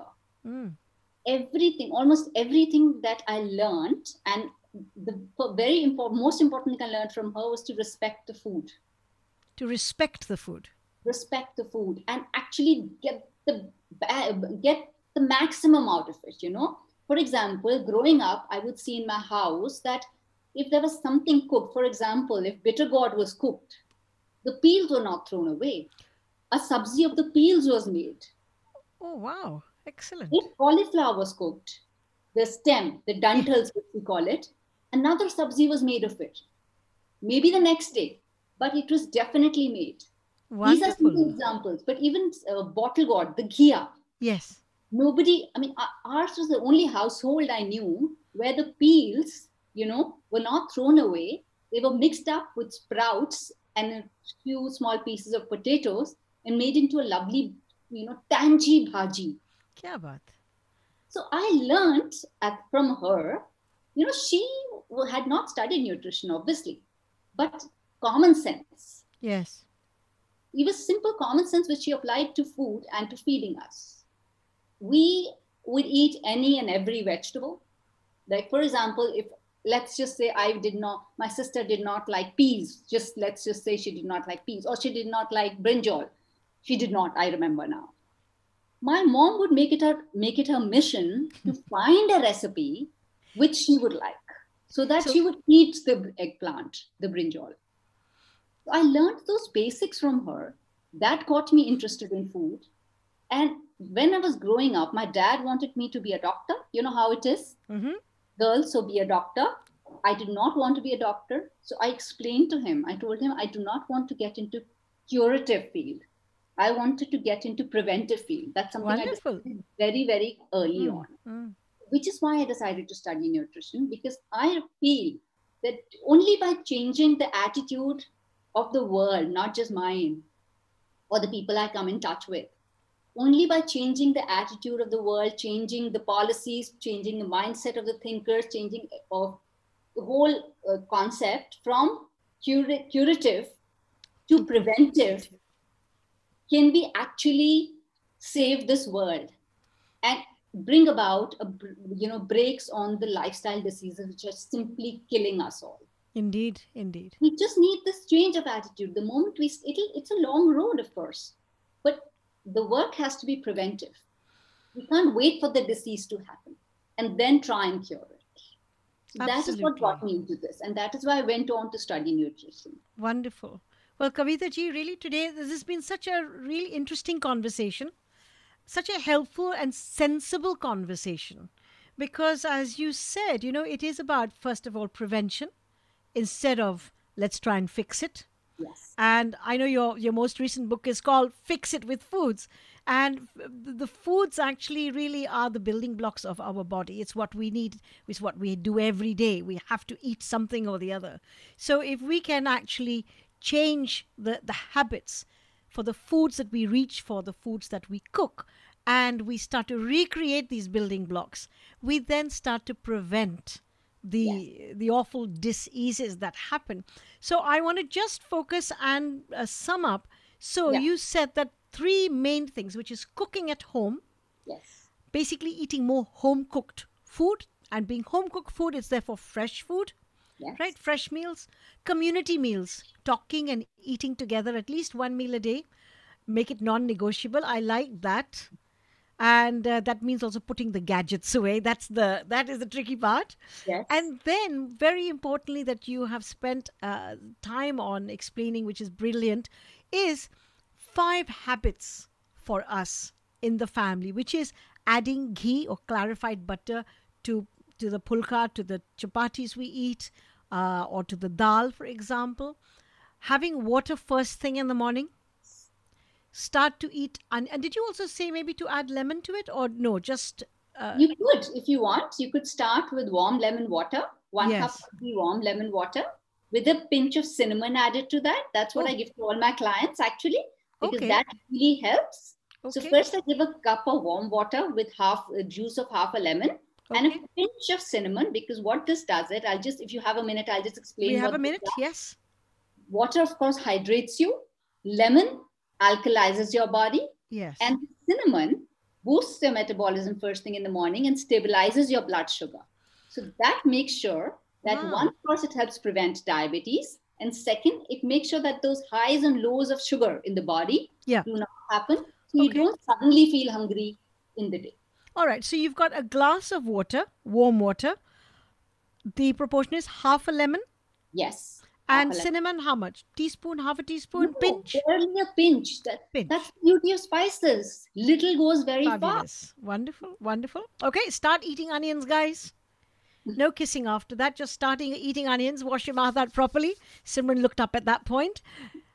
Green chilies. At least half a green chili. Work your way up. So this is to build up your system, the antibodies, all the antioxidants that are in these amazing vegetables.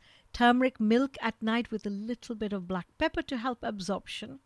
And very, very important, I think you said, which is when we eat, focus on the food. We look at the food as we eat it, as it makes that journey from our plate to our mouth. And try and eat about 3/4, assess 3/4 of what we think we'd like to eat. So that, and we eat slowly, thoughtfully, consciously, right? So that our body gets the message. True. Wonderful. Now, Kavita, please tell us how we can get in touch with you and find out more about your wonderful books. And I want to just say that our next guest, Ritu Sharma, thank you for your patience, dear Ritu. Ritu has actually commented upon what you've said, and she said, this is brilliant advice, Kavita. I remember all of these hints that you've given from my grandma. Wow, I'm so glad. Wonderful. So I'm there, Renuji, on all the social media groups, Twitter.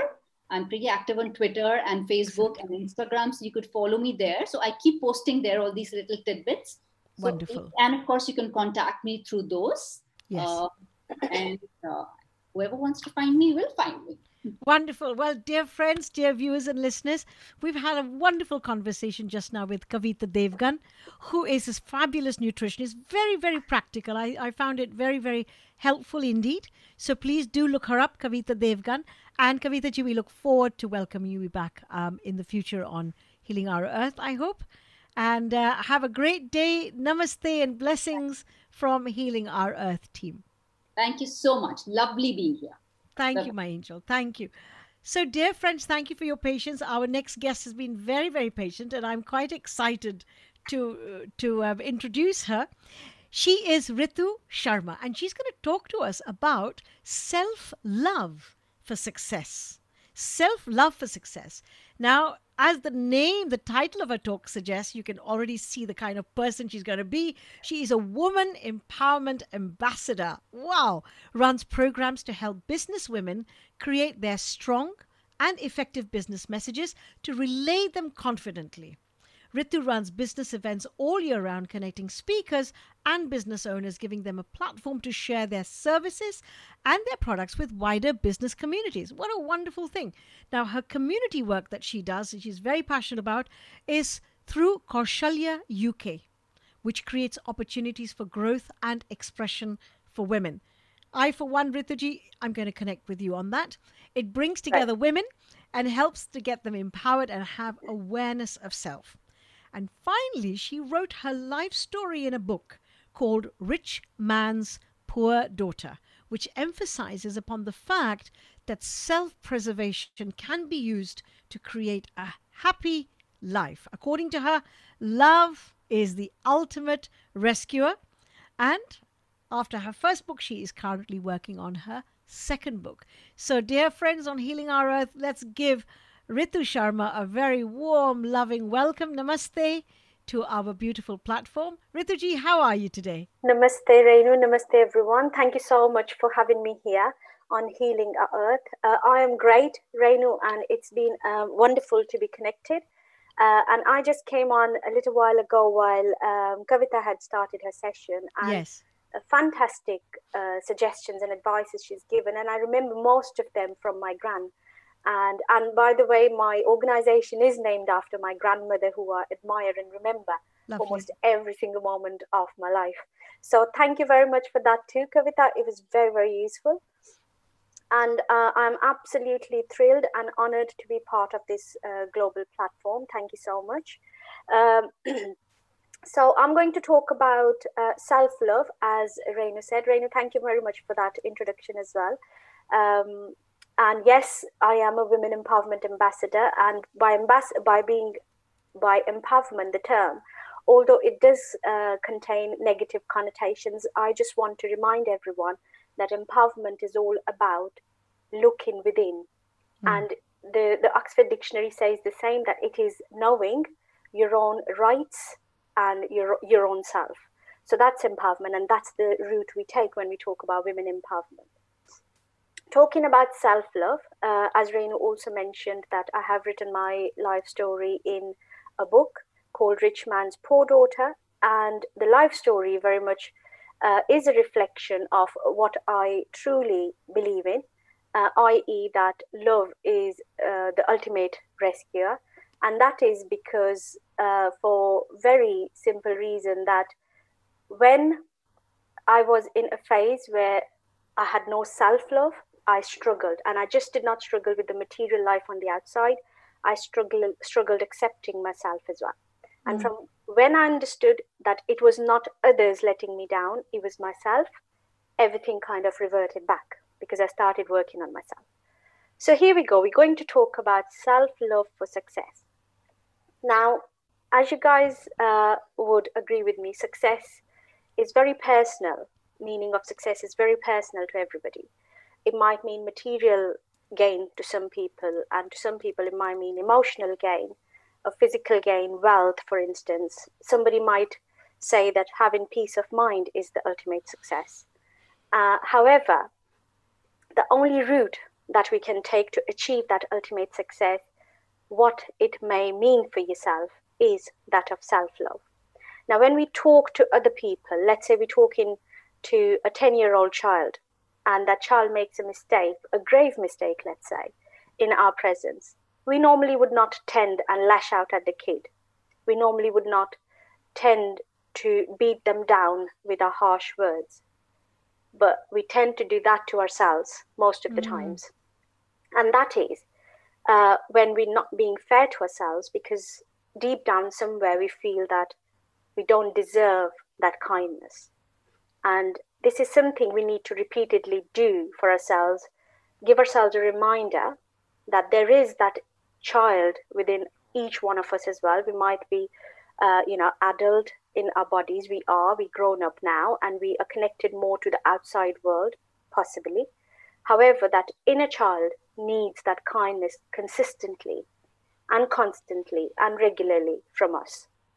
So when we do make mistakes, for instance, and I'm going to talk a little bit more about mistakes in a little while. When we do that, rather than lash out ourselves and tell ourselves that, oh, you're good for nothing, you're rubbish and you never do anything right, etc., etc., we might want to take a step back, look at the situation and see what was the lesson that we've learned through that so-called mistake of ours. There are no mistakes. I always say there are only lessons. And that's what we need to, focus on. This is a little exercise, very practical, very simple exercise that we can do every single day to speak to ourselves and to remind ourselves that we deserve to be loved and we deserve all the kindness as well. So all you have to do is stand in front of the mirror, give yourself an eye contact and tell yourself all the beautiful things about yourself. So that's called affirmations. And if you've not heard of them before, I have a few examples here. So it could be very simple, like, I approve of myself. I love myself deeply and fully. I'm amazing. I'm worthy of love.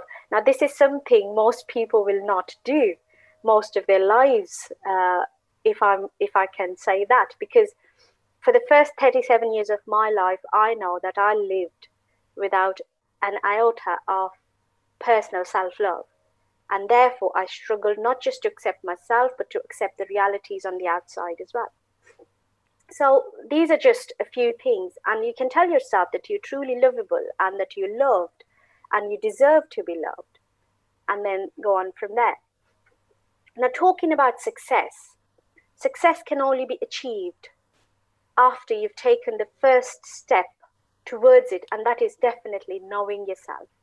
Success comes from within you, not from without. So know who you are, know your core values. So the core values could simply be, so if I asked you, what are your core values? Can you think 5 core values that would define you as a person from top of your head?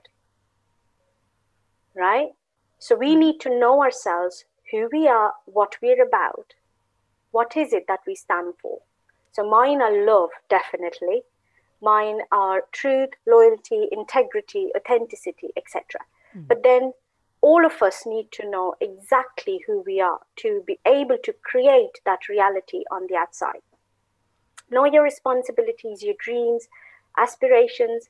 Why do we need to know who has influenced you? Because when you know who has influenced you, that is where your focus is. And when you know where your focus is, that is where you're probably headed.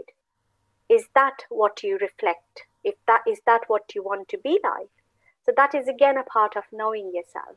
Know yourself fully to be able to gain what you really want to gain. Now that's beautiful. I've read Rumi a bit, and Rumi is a Persian poet, by the way. He talks about love and self-love.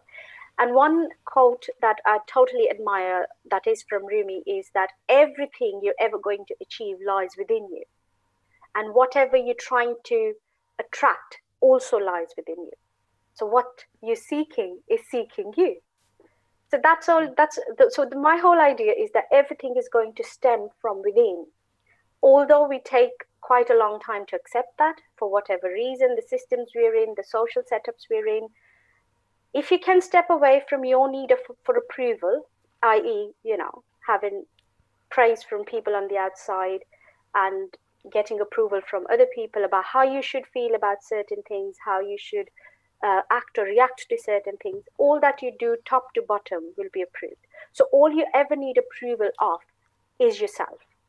We don't really need approval from the outside. We need approval from the inside. So whatever your spirit, your soul, your conscious, whatever you want to call it, whatever it drives you towards, whatever, pay attention to that. That is probably where your destination lies as well. So self-talk is very important in creating enhanced self-love. So feel free to take a screenshot of that.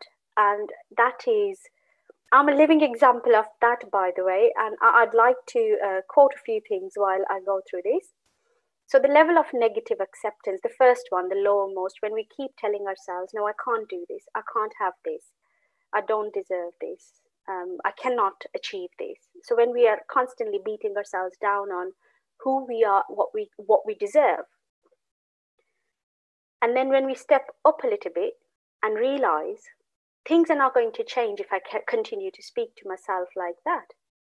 And there's a level of recognition, and you understand, hang on, I need to do something here to change the pattern of my thinking, of my decision making, of my living. So that's a level of recognition, and there's a need to change. We understand there's a need to change. And then we head on towards level 3, which is the level of decision to change. So level 2 is when you understand there's a need to change. And level 3 is when you actually decide that, yes, I'm going to do something about it. And level 4 is level of the better you. So once you know there's a problem, as Tony Robbins, one of the biggest personal growth gurus, says, nothing changes until nothing changes. So until you change something, nothing's going to change on its own, you see. So that's exactly what we're saying. Get up and make that change. That's level of better you, because you've actually started working on yourself. Level 5 is the best level of all, which is level of universal affirmation, where you sit back, you breathe, you relax, and you know that now I have done everything that is within my might, and I have put things in place, and I am taking action to make that change. And everything will happen in its own time. We don't want to start beating ourselves about the change that is not happening now, even after we've taken action. The universe works in a mysterious but beautiful way, where it will respond to all your requests, but the universe has its own timing. It would not match with the timing that we set for the universe. It's more like the other way around. So the level of universal affirmation is, okay, I've done everything, I've taken action now, everything is as it should be in this moment. I am speaking to people who I should be speaking to in this moment, sat in a room, I should be sat in a room, exactly in the conditions I should be. And everything settles down. And that is a brilliant level of self-love, because you've given yourself permission then to be. And there can be no better way of loving yourself than just be. So that's got some techniques here to enhance self-love.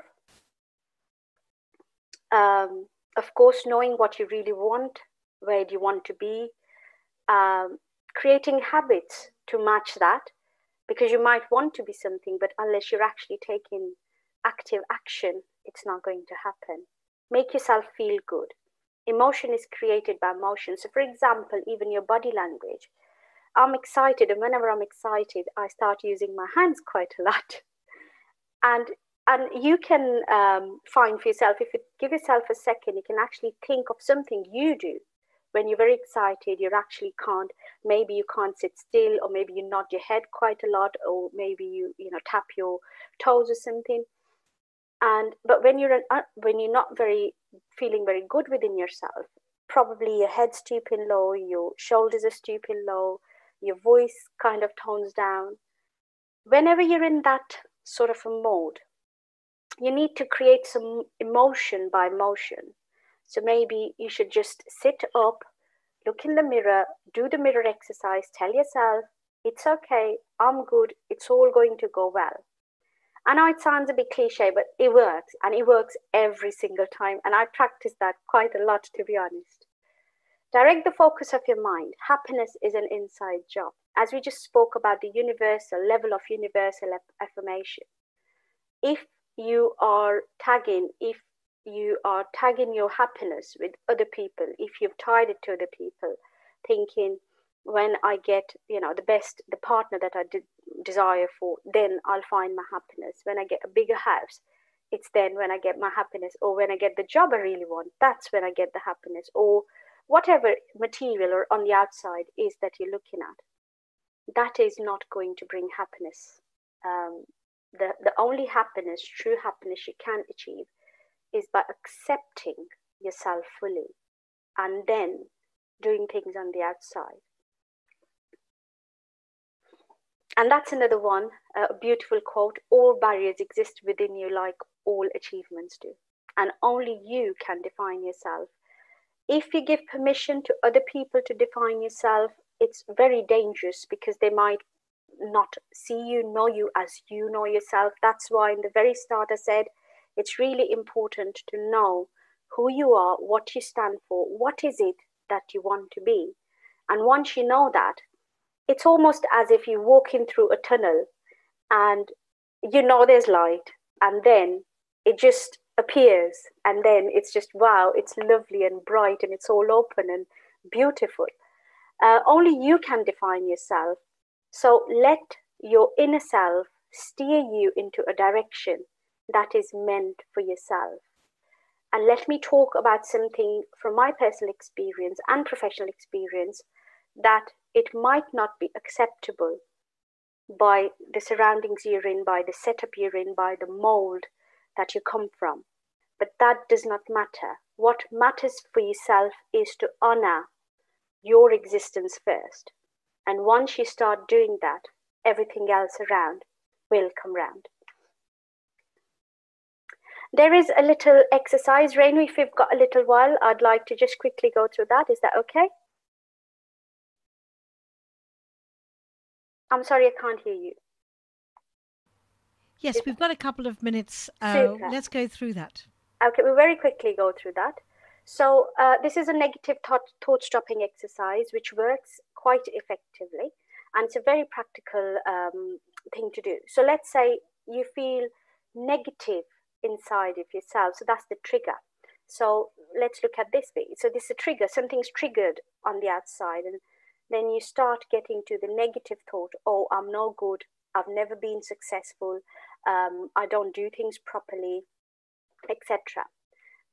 So tell yourself, what is it that has associated this? So maybe you should say that somebody said this to me, so I started thinking that I'm no good. And then find evidence that does not support the thought. So somebody might have said to you that you're selfish, and you know for a fact that you're not, but it would trigger something inside, and you will start to feel unhappy and start to doubt yourself. So give yourself evidence and say, no, I have helped this person, and I've done this in the past, and I've done that in the past. And then create an alternative thought. Okay, for now, this person has said this, but that is not the whole truth. That is not the truth. I know for a matter of fact, for sure, that I am not a selfish person. And associate that thought and say it loud to yourself.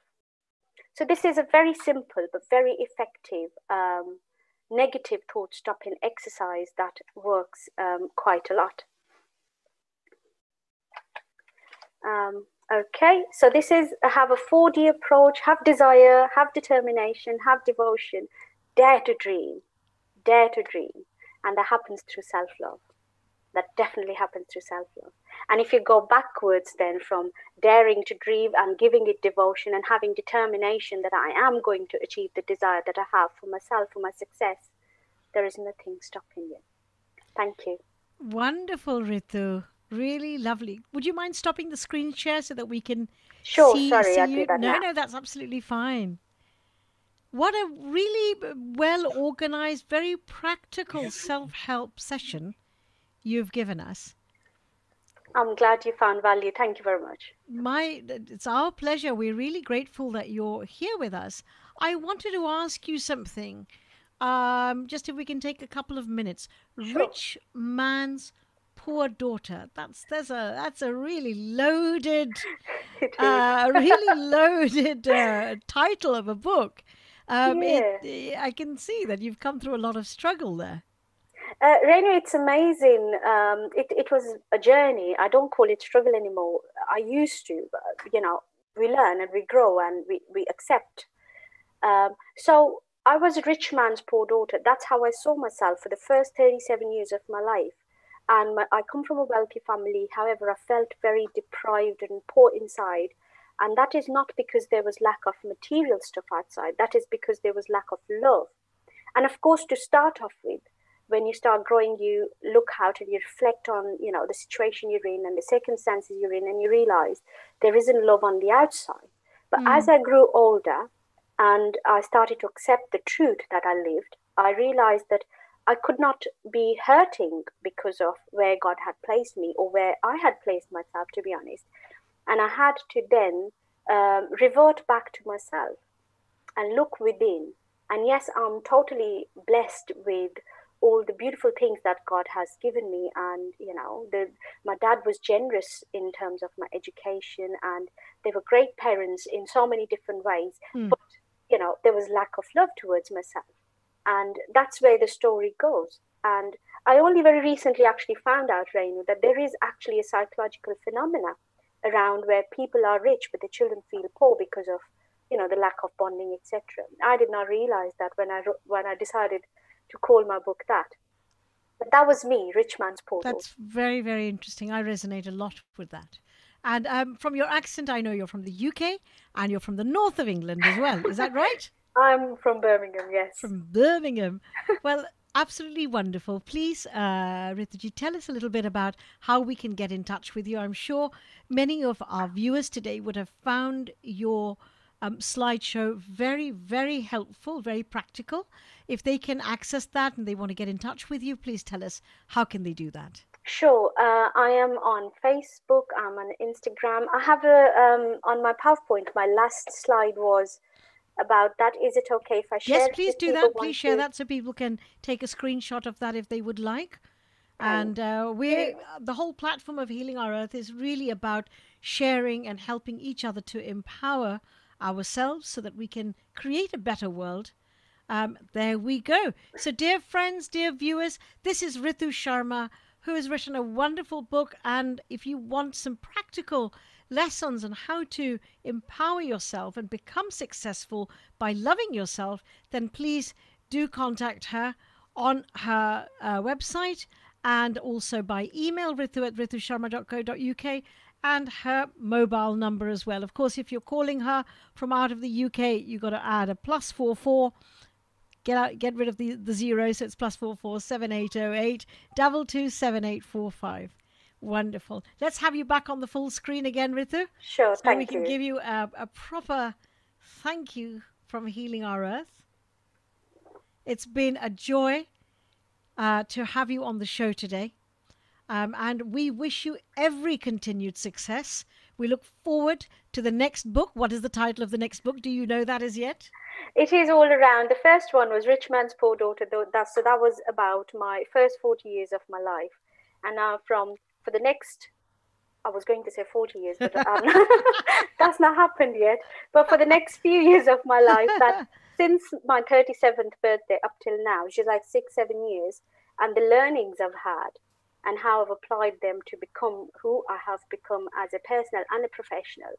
I would want to share that because I truly believe, Renu, that when we learn something that is valuable, that is authentic, it becomes a moral duty then to go back and share it. How wonderful. How wonderful. It's very synchronistic and synergistic with the motto really of Healing Our Earth. Wonderful. And you've actually stated point 4 and point 5 of that 5 point. It is, I am, it is. Exactly. We're at that stage, right? Exactly. Okay, pay attention. Thank you so much. Thank you so much to Healing Our Earth for this opportunity of connecting with all these wonderful people. And I'm truly honored and thankful for this. Thank you. It's been a joy having you on the show. Dear Ritu, warm namaste from Healing Our Earth. Earth bless you. Dear friends, what a beautiful half hour we've had with Ritu. And it's interesting, we've had talk about we started off, my particular segment started off with meditation. We moved on to nutrition. We've moved on, talked about actually putting values, cultivating habits, mental habits of expressing our values to create success for our lives. And the last very wonderful guest that I'm looking forward to introduce now is going to be talking about self-care. And I want to just talk to you a little bit about my next guest, who is Amelia Thorpe. Amelia is going to be talking to us about the importance of self-care. She is a qualified counselor, a well-being therapist, a yoga teacher, and an instructor with MHFA England, delivering their mental health first aid courses. Now, I recently did a first aid course, but I never knew that there were mental health first aid courses. I'm fascinated to hear more about that.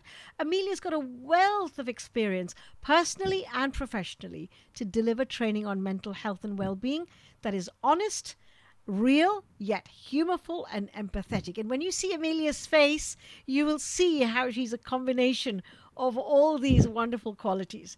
During her own journey of health and well-being over 20 years ago, Amelia took a path that very much went on to inform the professional path that she leads and follows today. Trained in a number of complementary therapies, she's qualified as a yoga teacher. She's also gained an advanced diploma in psychotherapeutic counseling. And in early 2018, she went on to train with MHFA England as an instructor for the adult mental health first aid course.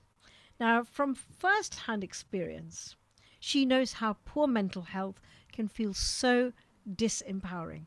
And this is why she is passionate about the professional training in mental health and building awareness that she does, so that we can all become empowered to lead positive, healthy lives, both at work and at home. So my dear viewers, my dear friends, please join me in giving Amelia Thorpe a very warm, loving welcome to Healing Our Earth. Namaste, Amelia. How are you today?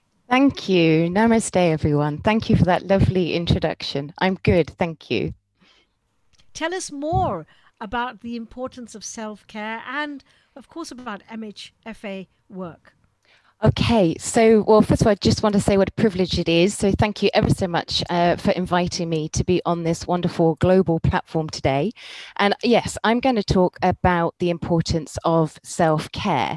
And I'm going to start by doing that really to look at mental health and that term mental health. So what I'm going to throw a few questions out to you for you to mull over and take away with you today. So the first question I have for you is to consider, what does the term mental health mean to you?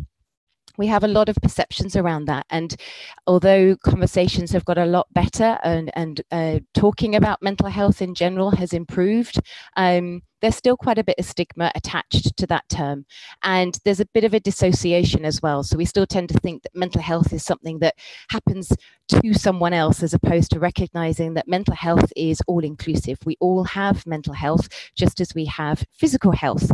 And sometimes, just to try and help people to see that a bit more, I like to call it mind health. You know, it's about having a healthy mind just as much as it is about having a healthy body. And mental health is something that literally goes into every part of our world and our being, because it's how we feel, think, and behave. It's how we cope with the ups and downs of everyday life. It's how we feel about ourselves and our life. It's how we see ourselves and our future. It's how stress affects us and how we deal with negative events. It also massively has an impact on our self-esteem and our confidence as well. So mental health. Sorry, Amelia, I'm just going to stop you for one second. Yes, sure. Could you just place your mouthpiece, just bring it a little bit lower? No, that's fine. Yeah, just bring it a bit lower, because it's catching the b oh, sorry. sounds. No, absolutely. And you know what? I'm going to ask you very respectfully to just give us a little bit of that information again, because you actually, there was a huge amount of valuable stuff that you just said, but you rocketed it on. And I think we really want to learn from you. So just pace it a little bit slower so we can take it in and make some use of it. It's very valuable. Thank you. Yeah, no problem. Okay. So the key really around mental health and why it's so important, which links into the self-care that I'm going to come on to talk about, is because of how it affects every part of our life. So it's how we feel, think, and behave. It's how we cope with the ups and downs of everyday life. Yes. It's how we feel about ourselves and our own life. It's how we see ourselves and our future.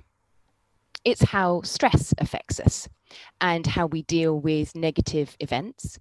And it also plays a huge part and impacts on our self-esteem and our self-confidence as well. And so it can really be summed up as mental health is the mental and emotional state in which we feel able to cope with the regular stresses of everyday life. And as I mentioned at the beginning, you know, We all have mental health. It doesn't exclude anyone. It is all inclusive. There's a statistic we have over here in the UK that 1 in 4 people has poor mental health or has mental illness.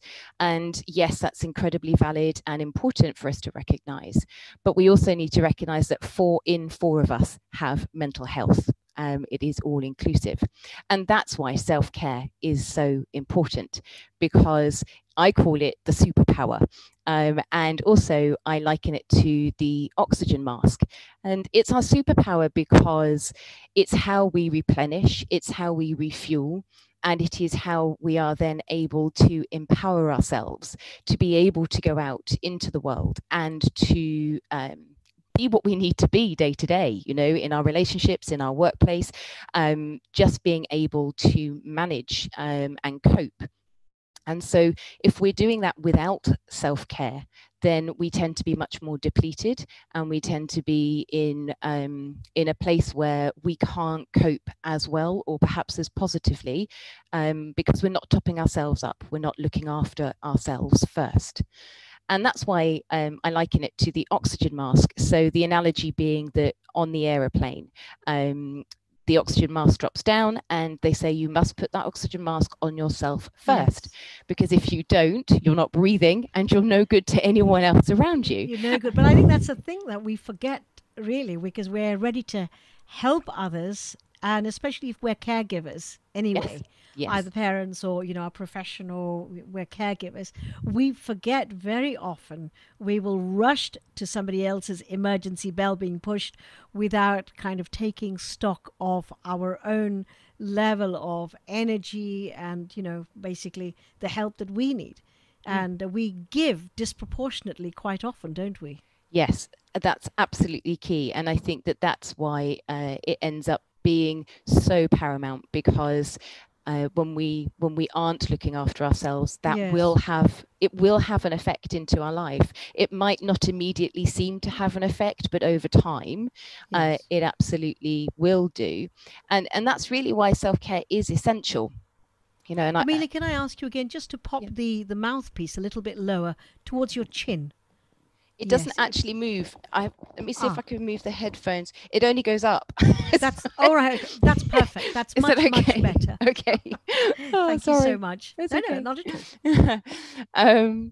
So in terms of what self-care looks like really, and how it helps us, I think is really important for us to look at, because self-care can sound a bit flimsy somehow.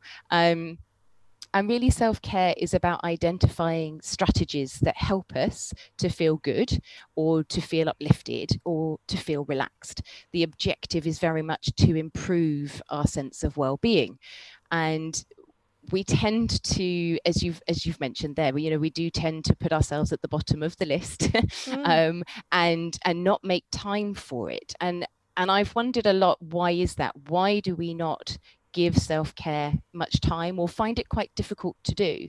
And I think there are a couple of reasons for that. I think one of the big reasons is that, you know, life gets in the way. It gets busy, it gets noisy, it's demanding, and we end up sidelining ourselves in order to meet the needs of other people and the other things going on around us.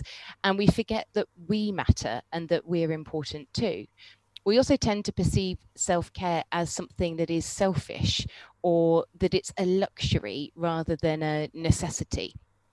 And that can be something that just acts as a barrier to us actually thinking it's worthwhile giving ourselves some self-care time. So I think the other factor in this as well is that if we avoid self-care, we are probably avoiding ourselves. You know, self-care is more than taking a bubble bath or doing some yoga, although they do have validity in a self-care routine, and that's great. But because self-care means that we have to meet with ourselves, we have to find that acceptance and peace to be able to be compassionate on ourselves, and to recognize that we're not perfect, but we are enough. We tend to strive for an idea of perfection, believing that we can only be enough if we've done X, Y, or Z, or achieved X, Y, or Z, which keeps removing us from ourselves and also from our self-care. And again, I think this is really important for us to recognize, which is that we are all unique, and we can celebrate that and allow our self-care to nurture and to value that. It's very, very important. So some of the things I was going to share with you today as well was some tools or techniques and ideas that you can use to ignite your own self-care. And one of the things that I created really is something I call the feel-good factor scale. The feel-good factor scale. I like the sound of that. I'm going to write that down here. It's all about feeling good, and I think it's really important that, you know, that's the whole point of self-care. If it's not feeling good, then don't do it, is really my motto. And the feel-good factor scale actually can be incredibly helpful for us, because what we do with the scale is it's a scale of 1 to 10. And 10 is representative of everything is really going well. You're feeling good. You're jumping out of bed in the morning. You're managing, you're coping, and life's great. And then you go down the scale to 1, which obviously is the exact opposite. And it's something that I call the duvet day. But the thing about a few of those quite regularly. Yeah, the thing about this duvet day is it's not one that, you know, we're luxuriously having over a long weekend. This is a duvet day where you literally can't move. You can't face the day. You don't want to see anyone. You can't get out of bed. You can't open the curtains.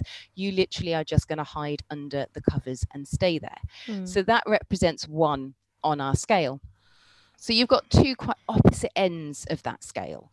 And then what you do is you assess where you feel that you are on that scale of 1 to 10 in terms of your feel-good factor. So the question you ask yourself is, how good am I feeling on that scale of 1 to 10 today?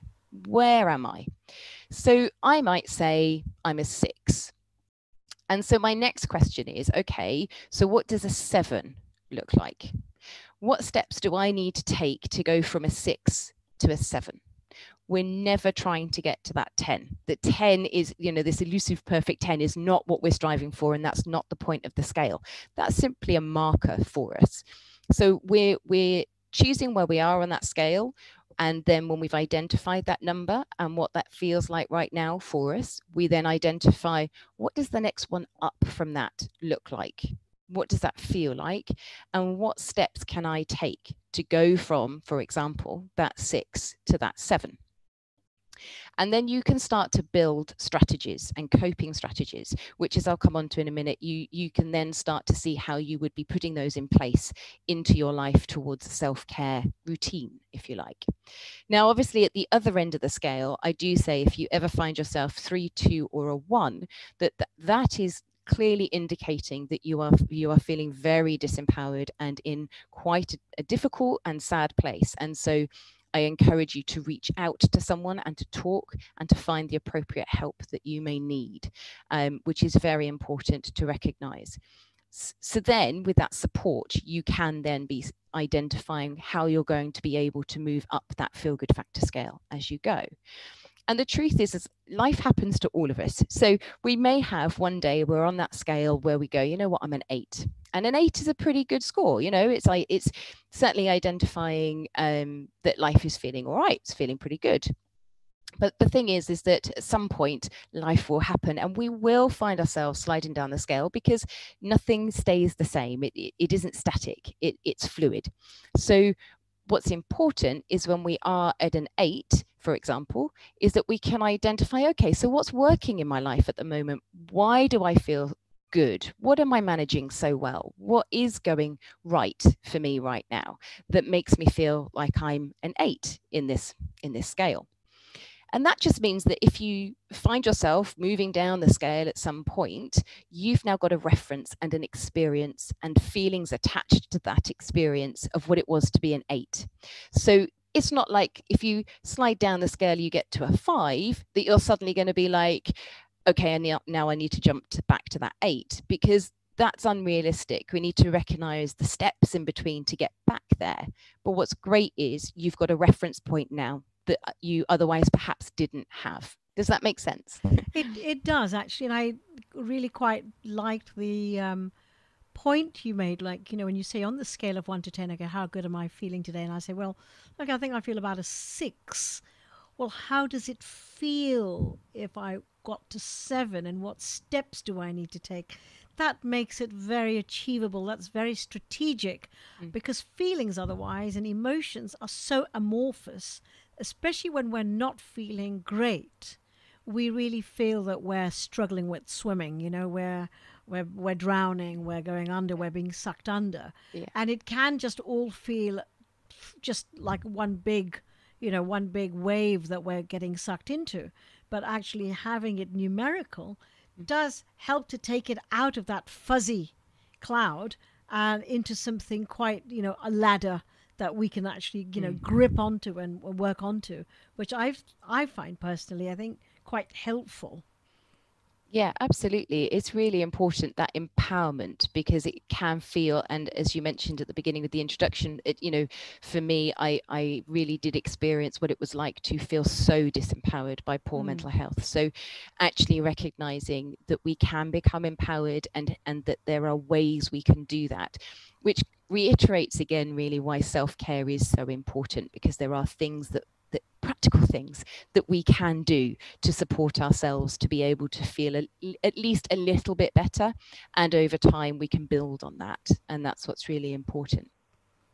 So really, as I said with the scale, we're identifying coping strategies. So another question to throw out for you guys to think about today is, what are your ways of coping? We are all actually going through life coping and trying to manage, but some of us are doing that more consciously than others. I certainly, 20 plus years ago, I had a lot of coping strategies that I didn't even know I was using, and they were mostly pretty unhelpful and unhealthy. So what I try and encourage my clients to do, and with the work that I do now, is to get much more conscious about this. And one of the things that you can do that's quite practical to begin with is just start with the here and now and identify what are the stresses that are going on in your life at the moment. And then recognize, okay, so how am I dealing with that stress? What am I doing? And how am I trying to cope with that? And then what we want to do is not be hard on ourselves, but just better understand and discover things about ourselves to recognize, okay, so I'm using coping strategies that perhaps in the long term are not going to be helpful. We all have some unhelpful or unhealthy coping strategies that we may naturally default to sometimes. And in the short term, they don't tend to be too much of an issue. But in the long term, that compound effect of that can actually cause and lead to mental illness potentially. So we really want to make sure that we are identifying positive methods of coping so that we can build on that more consciously. Can I ask you, these habits that we have, these unconscious coping mechanisms, so, for many of us, we have perhaps I come from what I find a very challenging family life. And so that's my long-term kind of tableau upon which I have generated consciously and unconsciously certain coping habits. But then, and sometimes, that works, that just keeps me going through the 24 hours. But how can I improve it in small increments when I look at the here and now? Because I think when I look at the full picture, I think, oh God, I can't change anything. I'm stuck in this. But yet within that, what could I do to help myself to, do you understand what I'm saying? Yes. Yeah. So I think it so well. No, absolutely. So I think the thing is first of all is identifying what you're feeling stuck by, because recognizing that we can't control everything. We can't, and sometimes that for a while gets very frustrating and gets us down. But by identifying what we can't control, equally we can identify what we can control. So we then need to recognize that, okay, so I can't change this person, but I can change how I'm reacting to them. Right. And I can change how I feel about this particular situation or how I'm choosing to feel about it. But it takes a lot of effort and a lot of conscious I suppose strategizing really of being able to recognize, okay, so when I'm in this environment, I have this negative reaction. And in turn, that reaction is causing me to perhaps have a negative coping strategy, let's say. So on recognizing that that's what you're doing, you can then start to interrupt it. You can then choose to find and go, okay, I don't want to react like that. There's something else that I need to do that's better for my own well-being and to the situation that's in front of me. And so it's not easy, but it's building up that conscious awareness of what is triggering us, and what strategies can we put in place to protect us, that are just more positive, really. Indeed. Yeah. And boundaries, that's another thing that can you talk to us about boundaries, please? What are they? What does it mean? How can it help? How can it not help? So, gosh, yes, boundaries are very important, but I would say that boundaries actually tie in very much with where our mental health is at, and very much with how we feel about ourselves. If we have low self-esteem and a low sense of self-worth, then our boundaries are likely to be quite poor, because we will allow other people to overpower us. And we actually need to recognize our own value and what we stand for, and therefore we can put stronger boundaries in place because of that. And it stops us from then, walking into perhaps, again, more unconsciously, perhaps more toxic situations with people, because by having the boundaries that we're not allowing ourselves or the other person to cross, it allows us to know what to do in a moment to keep ourselves safe.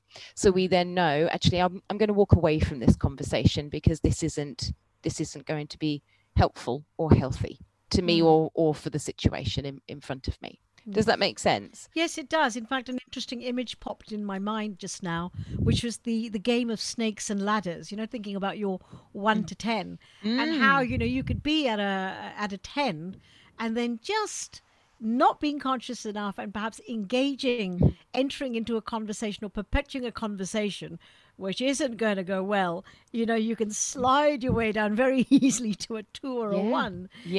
But at the same time, if you're conscious, you can actually then find your way actually to going up a ladder and getting up again.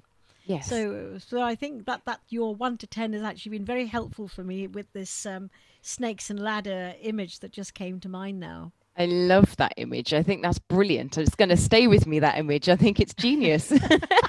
Well, it's your genius. You just helped me to kind of get that. So thanks to you. Oh, no, that's fantastic. So yeah, and I think that it's just about building our awareness and all these things. It's not about punishing ourselves. If you find yourself in a situation that does escalate and you default into perhaps a past way of behaving, it's not about being hard on yourself about it. It's about using it to learn something about yourself, to take it forward positively, so that over time we can start to change it. There isn't a magic wand, and things don't just change overnight. So we have to find that kindness and that compassion towards ourselves to be able to implement those changes. And again, I'd say that ties in again with why the self-care is so important, because self-care is building that compassion and that self-kindness.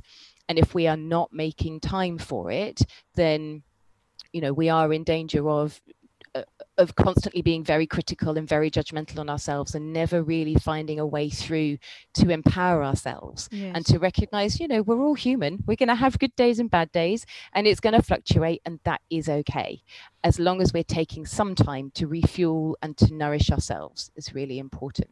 Wonderful. Amelia, thank you so much.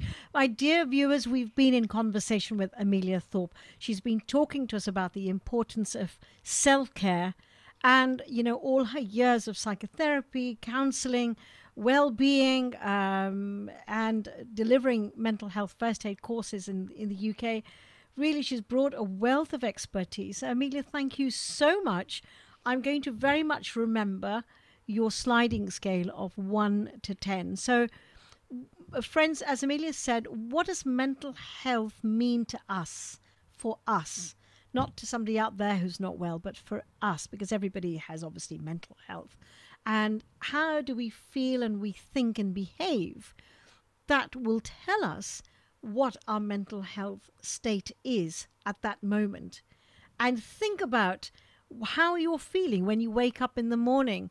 Are you on a duvet day, which is pretty much like, okay, I'm going to escape from the world and I'm really not going to engage with any other living being today? Or am I going to have a spring in my step and go and not only face the world, but go out there and embrace the world and all that it has to offer?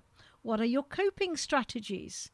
I think, Amelia, what you've said to us is, how can we become more self-aware and almost slightly detach ourselves from our situation? Because when we are in, sometimes we just can't see the wood for the trees. When emotions and mental health, and especially when we're not feeling great, when that kind of overpowers us and sucks us in. You gave that excellent image of the example of the oxygen mask that we have. So Yes. before we take care of others, we've got to just establish, are we able to take care of ourselves in this situation, or are we going to lose ourselves in the situation? Yes, absolutely. So final parting words from you, my dear. Okay, so I do have, if it's all right with you, I'd like to just share a quote with you. Is that okay? Yes, absolutely. Because I think that it sums up self-care so beautifully. And it's from a book called The Self-Care Project by Jane Hardy. Okay. And she writes in that the following: self-care, with all its fluffy first impressions, is far from fluffy. It's mighty cool. When we take it seriously, even with the shakiest of commitments, it works hard for us. It underpins all that we do. It helps us to be the best version of ourselves. It benefits our mental and physical health. It reduces the risk of burnout, helps us to perform better in all areas of our lives, to sustain ourselves, to have energy, clarity, and focus. It's a short-term and a long-term approach that allows you to be the captain of your own ship. Fabulous. As you said, it absolutely sums it up. Amelia, thank you very, very much. If anybody, any of our viewers would like to get in touch with you, how can we do that? So I'm on LinkedIn, so you can find me there as Amelia Thorpe, but also my website, which is wellbeing-360, which is the digits 360.com. Awesome. Well, if you want to have 100% wellness, go to wellbeing-360.com and link up with Amelia Thorpe on LinkedIn as well. Thank you so much from Healing Our Earth, Amelia. Thank you. Thank Namaste. you so much for your namaste, my dear. Namaste. Well, my dear friends, it's been a wonderful 2 hours of hosting for me, and I'm ready to hand over to my next wonderful host in a moment. But before I go, let me give a big thanks to our amazing director, Neil Kumar, and our awesome teams. We have our tech team, our tech director, Nishit Kotak. We have our media team, Keish, Anita, and Varsha. We have, of course, my wonderful fellow hosts. We had Simran earlier. We've got the next host coming up, Dr. Sheila Dovey, Varsha Mistry. We have a beautiful backup team. We've got Dr. Lalit Soda, Dr. Milan Shah, our great, fantastic Prashka teacher, Malish Kota, Deepa, Jayashri Pair, Rajesh. We have a fantastic facilitator team. And of course, we have our channel partners. We've got the Hindu Forum of Europe, that you can watch us on Facebook. We've got Mental Health _Connect on Facebook, Hindu Matters in Britain on Facebook, Enrich TV on Facebook, and of course the Diwali in London team.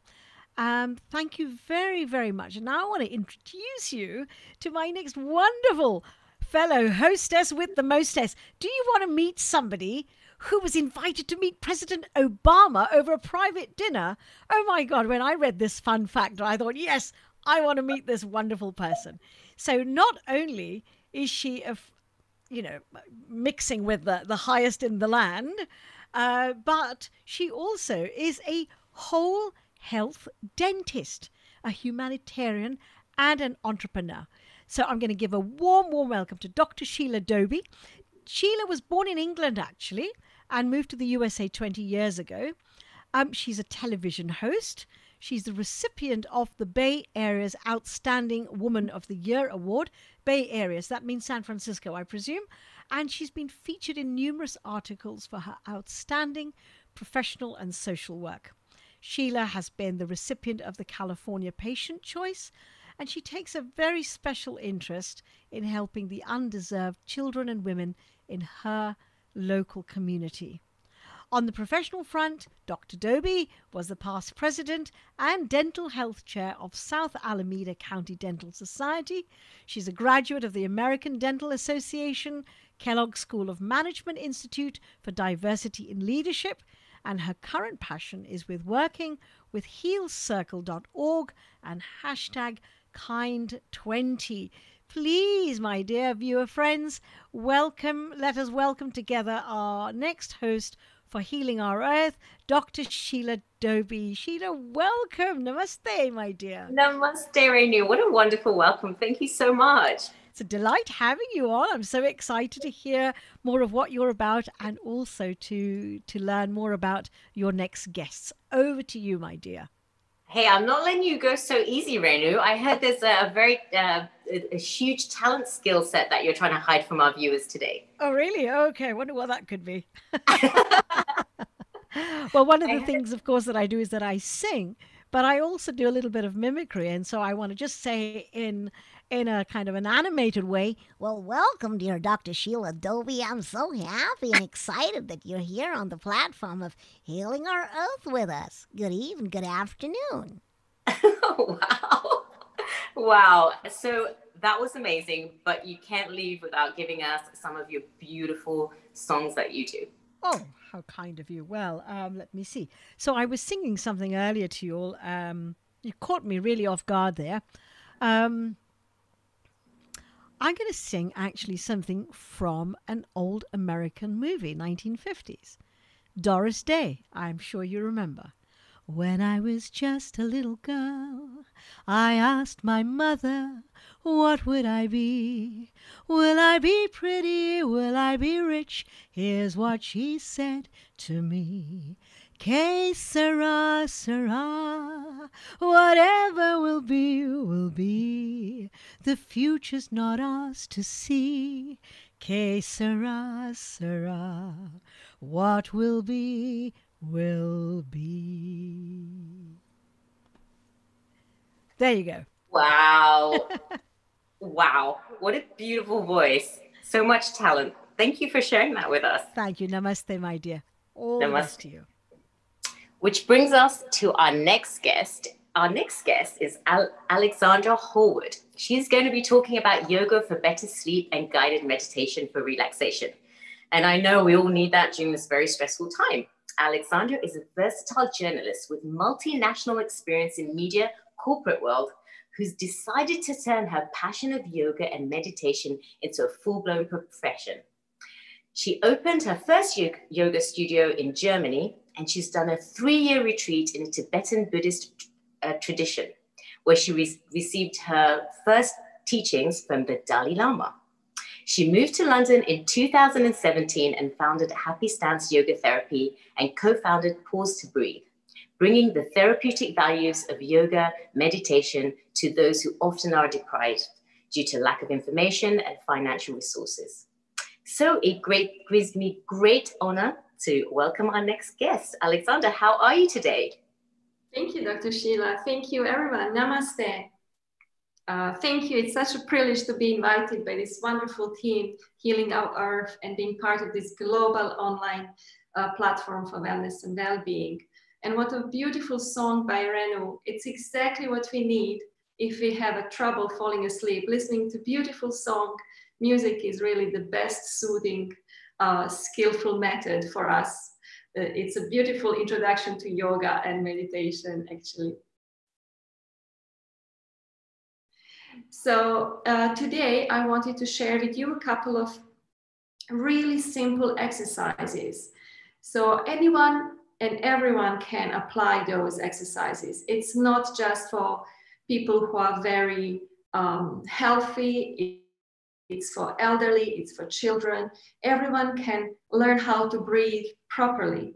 So I think this is the most important thing that we all maybe lack at this time. We hold our breath. There is a lot of anxiety, a lot of uncertainty. So we have a little bit of worries maybe before we fall asleep. So a short routine, maybe 10-minute routine for you all to apply before the bedtime comes.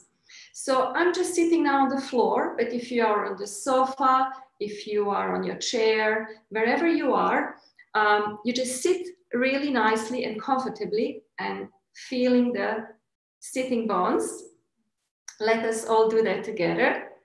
Sit bones in clear connection with the floor or with the support. I'm sitting on a yoga brick or on the chair if you're sitting on a chair, and just rest your hand. Let me show you, just resting my hands on in my lap. So if you have a possibility to hold your ribs sideways, so if it's not too strenuous for you, hold your ribs and breathe in the sides of your ribs, in the sides of the rib cage, and try to move your elbows as close as possibly to each other. So just do that and breathe in the sides of the rib cage in your natural rhythm. So let's not exaggerate, just breathe naturally and move your shoulders and your elbows back. Gently, just gently. And feel how your ribs move into your hands. Inhale, exhale. So your fingers are just between the ribs. We are not pressing into the kidneys, nothing soft, just against the rib cage. So why do we do that? We want to become aware, as our very precious speaker before, talking about the self-love and self-care and self-awareness. We want to become aware of the breathing process. So most of us will breathe in the front of the torso. And it's really necessary that we learn that there is a capacity, lung capacity in the sides and in the back of the rib cage. So let us do it once more. One inhalation, one exhalation, and then release. And now when we breathe over the sides of the inner arms. So just breathe into your inner arms, inner upper arms. I think singers might know it.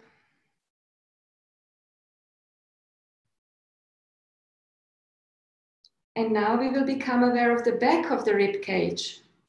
So even when you are lying down, you can do that still, this little exercise. Even if you do it in bed, you can just imagine touching your ribs. You do not even have to do it. Just breathe in the sides of the rib cage. And now we breathe in the back of the rib cage. Because yoga is meditation in movement.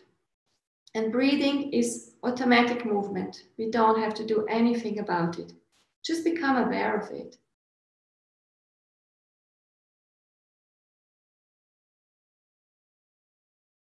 The back of the torso. Notice how it expands the whole rib cage.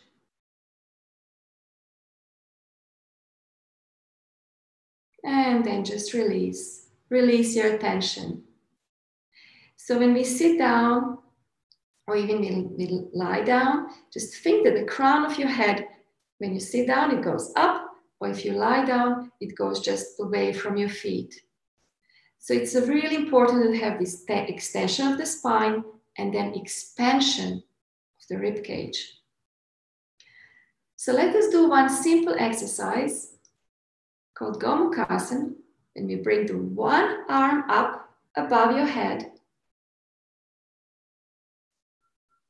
So I will maybe move a little bit more backwards so you can see me better.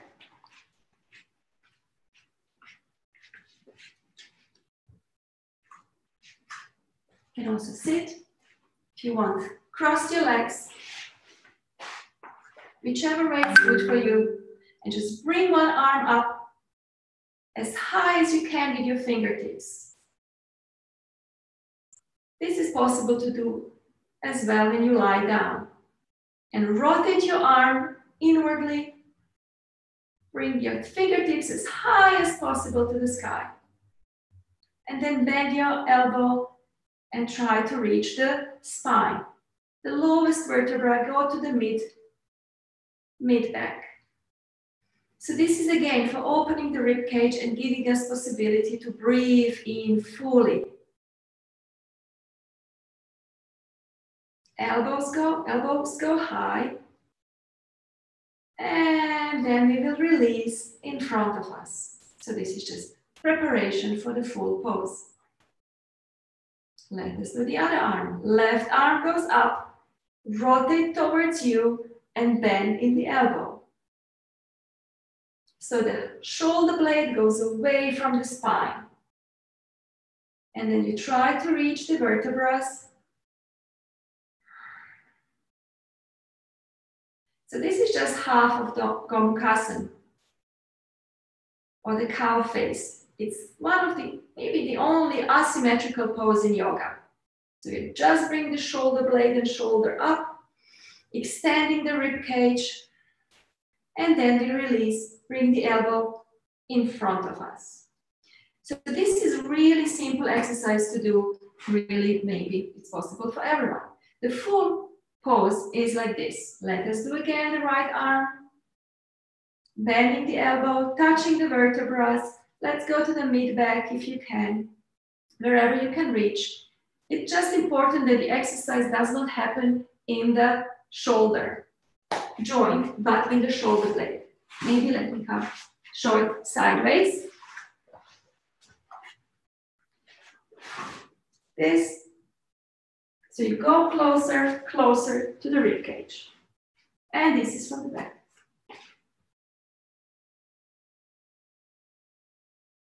Left arm.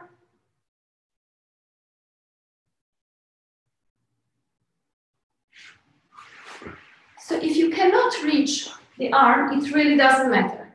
It doesn't matter. Hold your fingertips or just wherever they come. Do not worry. I can hold my hands only on this side, the other side I can't hold. So it doesn't matter. Wherever you can, just bring your left shoulder down and the right shoulder up. Really asymmetrically. It's all about moving those ribs up and getting more mobility between the ribs. And the muscles between the ribs are really stretchable, very, very elastic. You can feel the stretch in case you're doing it now with me. And then just release. So let us do the left side. Left arm goes up, elbows bending. You bring the shoulder blade away, and then we are touching again, fingers or holding our hands or wrists, whatever we can. So remember, this is asymmetrical pose, so you can bring the left shoulder up and the right one down. Again, this is really good to get some circulation in the upper body, blood flow. And we always bring chin down. So this is relaxing, and we bring chin down, we're stimulating the parasympathicus and soothing the nervous system. And we're releasing it. Bring the elbow in front of us. Very good. Let us again just become aware of the breath.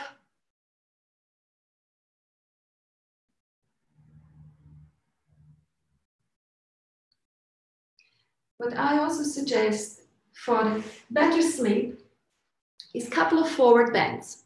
Let me just, we have a little bit of sun issue here in Croatia. So forward bends, as most of you know who practice yoga, is something where we have to let go and surrender. So it's especially useful before going to bed. If you can sit on the floor, sit on the floor. If you need to sit on a sofa, sit on a sofa. The only thing is to bring the torso forward. So it's not going down with our torso, it's going forward toward the opposite wall. So let me demonstrate it for you. Maybe I will do it sideways again, so it's a little bit easier for you to see.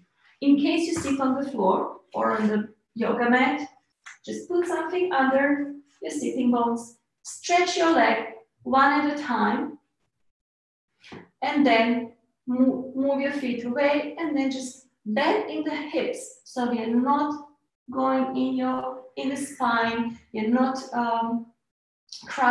we are not bending nowhere in vertebrae, only in hip joints. And then it's just like a Swiss knife, you want to go down toward the floor.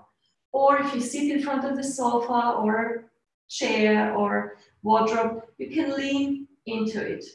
So this is not really doing yoga, it's just relaxing. So it's just stretching, opening the front of the body. So just for 10 or 15 minutes before you go to bed.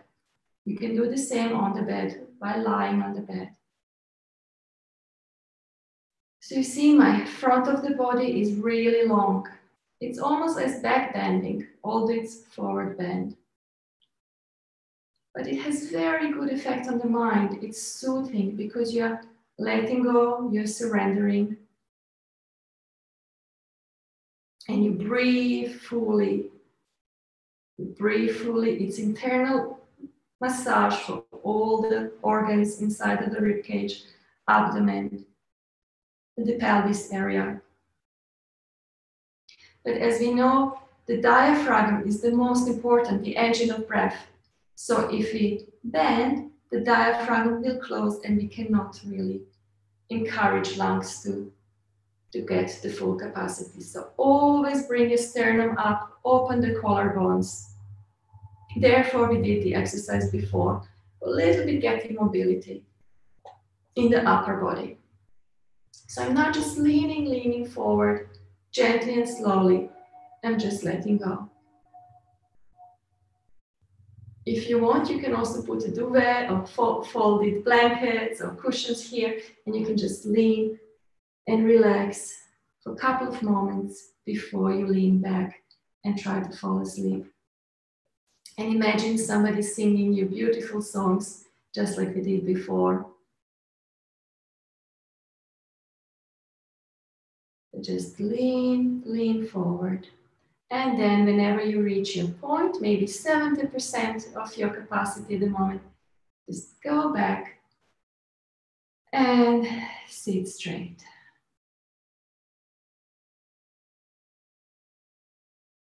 So we have done 2 exercises today. Little preparation with holding the rib cage just to get some awareness there. So we held the rib cage, then we did a Gomukhasana, the cow pose, and then the forward bend. In whatever way you can do, I would really suggest and recommend that. In case you want to do a twist, that is really good, but of course not if you just had a big meal, and hopefully you're not going to bed immediately after a big meal. The twist to the right twice and then to the left twice. So let me just demonstrate quickly how we do twists. It's called twist because we turn our body to the right, but again, it's happening only in the hips. It's not twisting in the spine. So we are not just going wherever. Our spine is already very, very flexible. So we go to the right. Again, you can do it on your bed when you're on the bed lying down, sitting on your bed, of course, or sitting on the chair now or on the floor. To the right, only after exhalation. Inhale, exhale, after exhalation, and then turn to the right. Only the hips. Once more. Inhale, exhale, fully, all the stale air out. And then the rotation or the twist happens naturally. We are not doing it with our willpower. We're not forcing our body into the pose. We are allowing it to move to the right.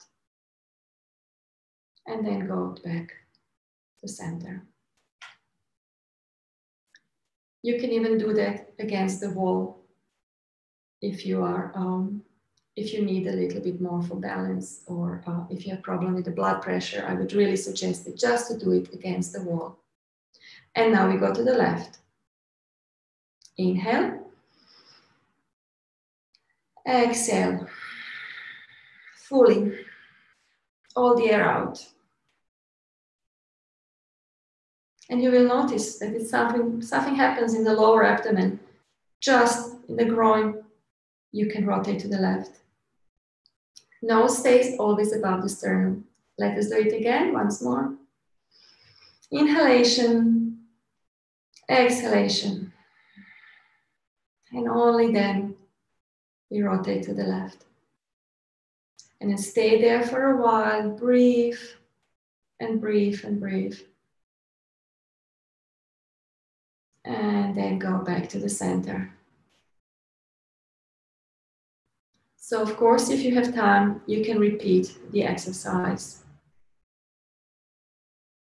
So for today, I would leave maybe these 3 exercises for us. I think this is enough. And then after exercising, it's always important to soothe the mind. Just observing the breath, not following the thoughts. Just observe the breath and very consciously relax the body and all the muscles, everything around the bones of our body. Going from inside out. You can do it all at once, from head to our toes. And at the end, we relax the skin as our biggest organ. Just imagine that your skin becomes as smooth as silk. There are no wrinkles. It's as smooth as silk, the whole body. The skin all over our body becomes very relaxed. And all we notice is rising and sinking of our abdomen.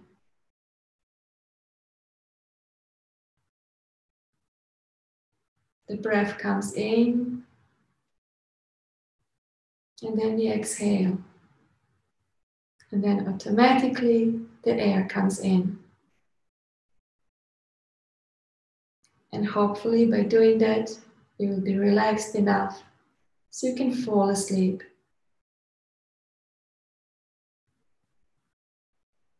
So I wish you a beautiful Sunday afternoon wherever you are. And see you next Sunday. Thank you, everyone. And now back to Dr. Sheila. Thank you. That was so wonderful. I have a question. What advice would you give people out there that have never done any kind of yoga and they just want to get started and they're thinking, wow, there's so many techniques out there. Where did they start? I think everyone could just do a little bit of search on the internet, maybe find a YouTube video. But of course, there's nothing like a teacher. So even if in your local area, now many studios are closed, but still yoga teachers exist and they're looking for you, and maybe you can look for them. So in your local community, just look for a yoga teacher, and then you will find someone you can relate to who can really guide you from where you are at without forcing or imposing any postures or strenuous physical activities if it's not what you are looking for. Of course, if you want a strenuous physical exercise, it's very, very welcome. But most of us, I'm now approaching 50 years old, and I can't do everything like 30 years ago. So I really tend to practice yoga with elderly, with people who are not that body able. And yoga is really for everyone. Yoga can be done, as I just demonstrated, if you lie down on your bed. You can just mentally go through the exercises, even without lifting your arms and legs. Arms and legs are just ornaments. It's just like a jewelry we put on. But the body is actually the most important, the spine and the head. So always keep it straight, breathe fully, become aware of your breath and of your posture. And that is already yoga. Wow. Thank you for that. And what about all those people that are going through a lot of stress and anxiety during this time? Do you have a quick, like a minute thing that you can teach someone just to kind of ground them and calm them down? Yes, there's so much going on for all of us. So we cannot solve all world's worries, especially not, if it's a nighttime and bedtime. So I would just say that really being grateful for what we have, being grateful and acknowledge the simplicity and prioritizing everything in life. We all do that now. We set up priorities differently than before the pandemic. So just choose one thing to be grateful for, and then maybe just do by breathing in, breathe this gratitude, and then by breathing out, just share it with all the people that you cherish and people that you feel neutral for, and even people you feel a little bit of, resentment, or you're not like, there's some conflict going on. Maybe just breathing out, just give them also all positive energy. May they solve their problems. May all world be free of problems and free of conflict. Wow, thank you for that. That is such a beautiful thing to remember about gratitude, that we all need to be, no matter what we're going through, we have to be grateful for what we have in our lives right now. I mean, even the water that we have and the place that we have shelter. So thank you for reminding us for that. Which brings us to our next guest now, Dr. Nora Vias. Are you there? Let's see if we are ready for you. Hello, So, Dorick. It's a pleasure to be on Healing Our Earth. How are you? I am so excited to kind of hear about what you're going to be talking about today, which is mental health myths, facts, and tips for well-being. So this is really exciting because Dr. Nora is an associate professor of mental health and she's also a scientist and also a motivational speaker. She has completed her PhD in psychiatry at the University of London. She teaches and conducts research in the area of child and adult psychopathology, with a focus of using cognitive testing and neuroimaging techniques. She has published and researched in international peer-reviewed journals and presented at national international conferences. In the early stages of her career, she's been the recipient of several awards in recognition of her research on schizophrenia, including the US-UK Fulbright Scholarship Award, Young Investigator Award by the World Congress of Biological Psychiatry. She was the Woman of the Year Award and a British Asian Achievers Award and Winston Churchill Fellowship. So she's got so many awards out there, as you can tell. It was quite a mouthful for me just to kind of say all of that. She also has a wonderful Instagram account, which she'll tell us about in a little bit. And she likes to focus on motivational quotes and inspiring the community through her Instagram live events. And she's trying to really work towards ending the stigma that surrounds mental illness and mental health, which is becoming a huge problem right now due to the pandemic. A lot of people are going through a lot of mental health issues. So having you here is such an honor, because I know you're going to be helping a lot of viewers out there just kind of getting through this difficult time and also kind of raising some awareness about mental health. Hello, Doctor. I'm so excited to have you here. And welcome. Thanks so much, Dr. Dubé. It really is an honor, a pleasure to be online. Namaste to the global family. And thank you so much for the kind introduction. I'm really grateful to Healing Our Earth for inviting me to this really important topic, well-being and wellness. So thank you. I'd like to start by talking about mental health and how important it is, equally important it is compared with physical health. We sometimes fall into the habit of focusing on everything outside and give very little attention to things going on inside. And so it's important to find a balance, I think, between mental, emotional, spiritual, and physical health. For example, when we develop a physical health problem, such as diabetes, a classic, blood pressure, cholesterol, kidney problems, etc., we visit a clinic for a diagnosis, and we hope to get some form of interventions or treatments, and often share this news with our family and friends. But when it comes to experiencing a mental health difficulty or problem, many feel isolated, they feel ashamed, and they feel worthless. And it's so important for us to get an insight into why that may be, what is going on, why don't we talk about how we're feeling deep down. What are these abnormal perceptions we have relating to mental health? And so I'd like to focus a little bit or draw your attention to the myths, but also the facts relating to mental health difficulties. So one myth is that mental health problems are very rare. In fact, 1 in 4 people will experience a mental health problem in any given year. And even if a young person doesn't actually have a mental health condition themselves, they may be aware of another individual who does have a mental health condition. And the reason why we say this is because the risk of a mental health condition in young people is 1 in 5. Young people and also adults, 1 in 5 can develop a mental health condition such as anxiety, trauma, an abnormal eating habit, which is also officially called an eating disorder, such as bulimia and anorexia, but also more severe psychiatric disorders such as bipolar disorder or schizophrenia, where the risk is about 1 in 10 individuals. So it is not rare, it's very common, and we can relate it very much to other physical health problems that we know of in our society. Another myth is that mental health difficulties happen in individuals who are weak or where their character is flawed. I mean, it really brings a chill to my spine even saying this, but it's true that many people feel that certain personalities are more likely to develop a mental health condition. And that's not true, because it's nothing to do with being weak or being lazy. I know some people, because of course I'm an academic and I do read case studies, and I've also meet a lot of patients through the work I've done. And I know for a fact that we are guilty of telling our children or people that we know that you're lazy, come on, get up in the morning, what are you doing, sleeping? And if you find these signs and symptoms for at least a period of 2 weeks, it might actually be the early signs of clinical depression. I think it's important that we don't use the term depression lightly. In our society, many people that we know, our friends, family, may say, oh, I'm feeling really sad today. That may be a one-off experience, and the next day they may be going back to normal. But there's many individuals who suffer from depression, and they suffer these experiences of feeling worthless, of hopelessness, having difficulties in sleeping, and also having, not eating well.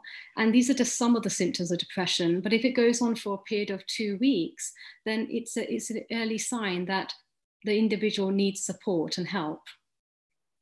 Another factor we need to understand is that mental health conditions is a reflection of many factors, for example, social, psychological, cultural, genetic and biological factors. So there might be certain genetic abnormalities associated with a mental health condition, particularly for the more serious conditions such as bipolar disorder and psychosis.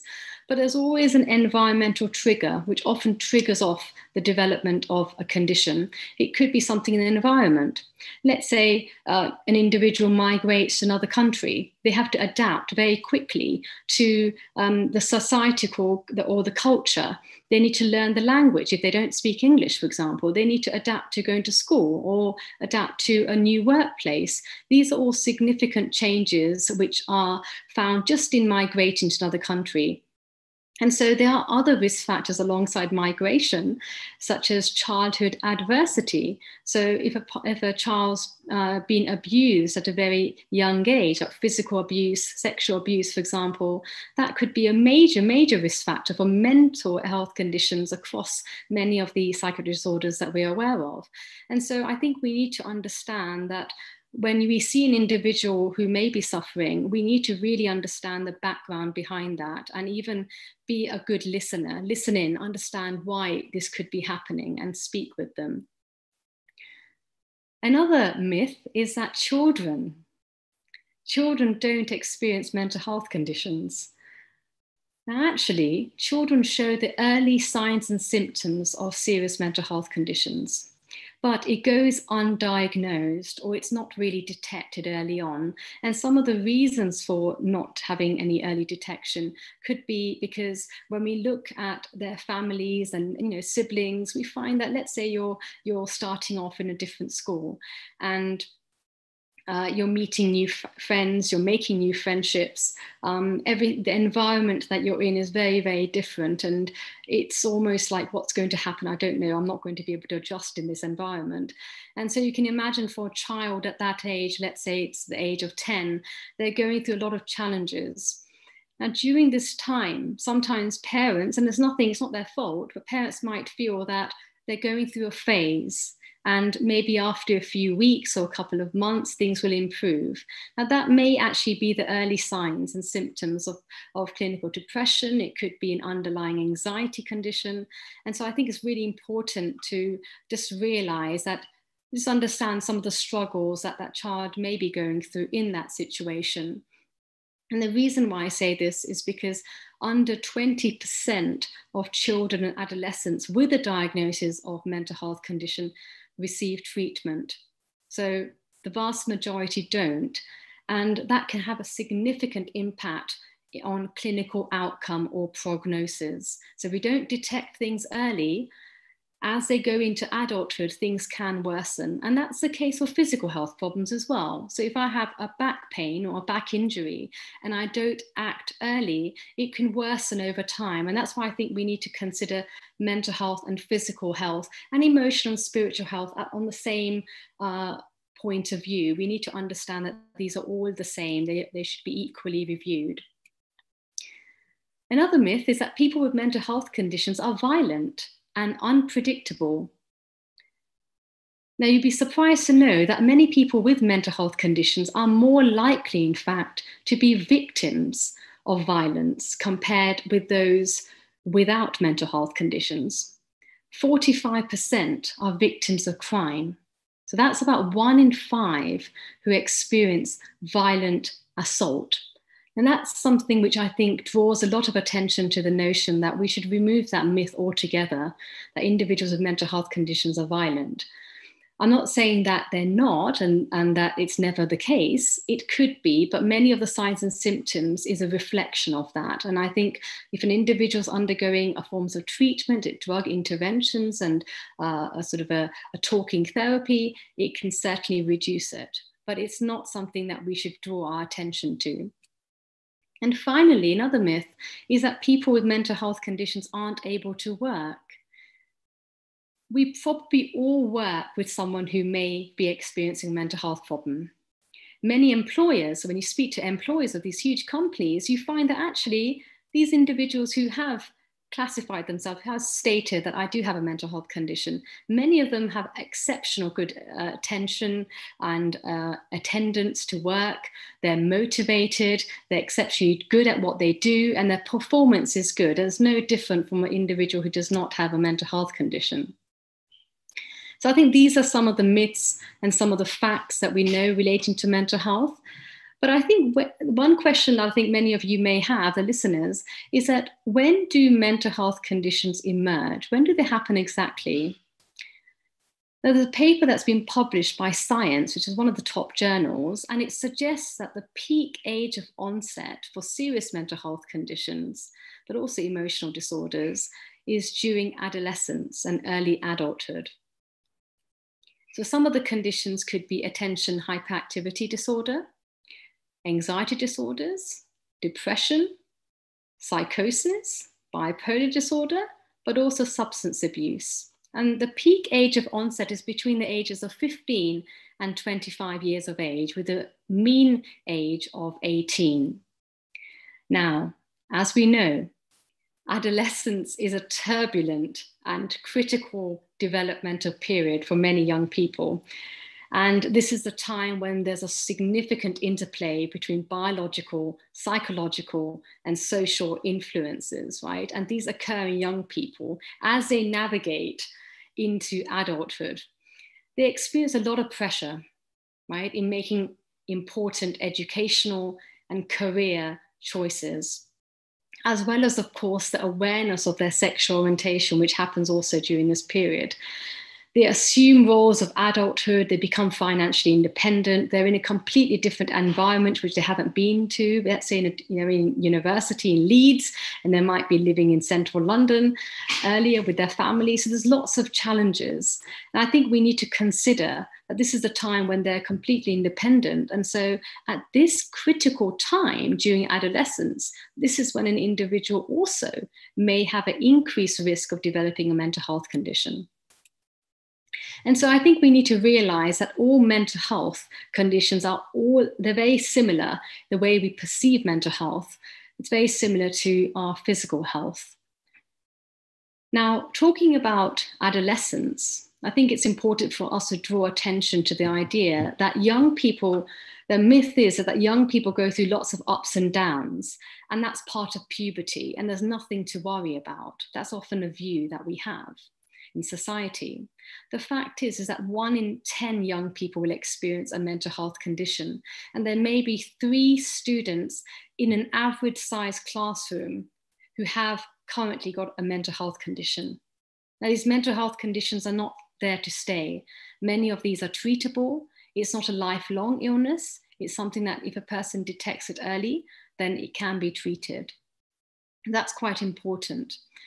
And so people with mental health problems experience a high level of discrimination, right? And the notion is that some people believe, and it's a myth, that some people believe that actually they're not discriminated. It's all very equal, mental health and physical health. While the case is that 9 in 10 people with mental health problems will experience stigma and discrimination. Now, stigma stops young people from seeking help. Why? Because if society believes that mental health conditions is odd, it's weird, it's individuals with mental health conditions are violent, then it's likely that you're less likely to be able to live a normal life. And it can result in an individual giving up many of the hopes and dreams that they may have.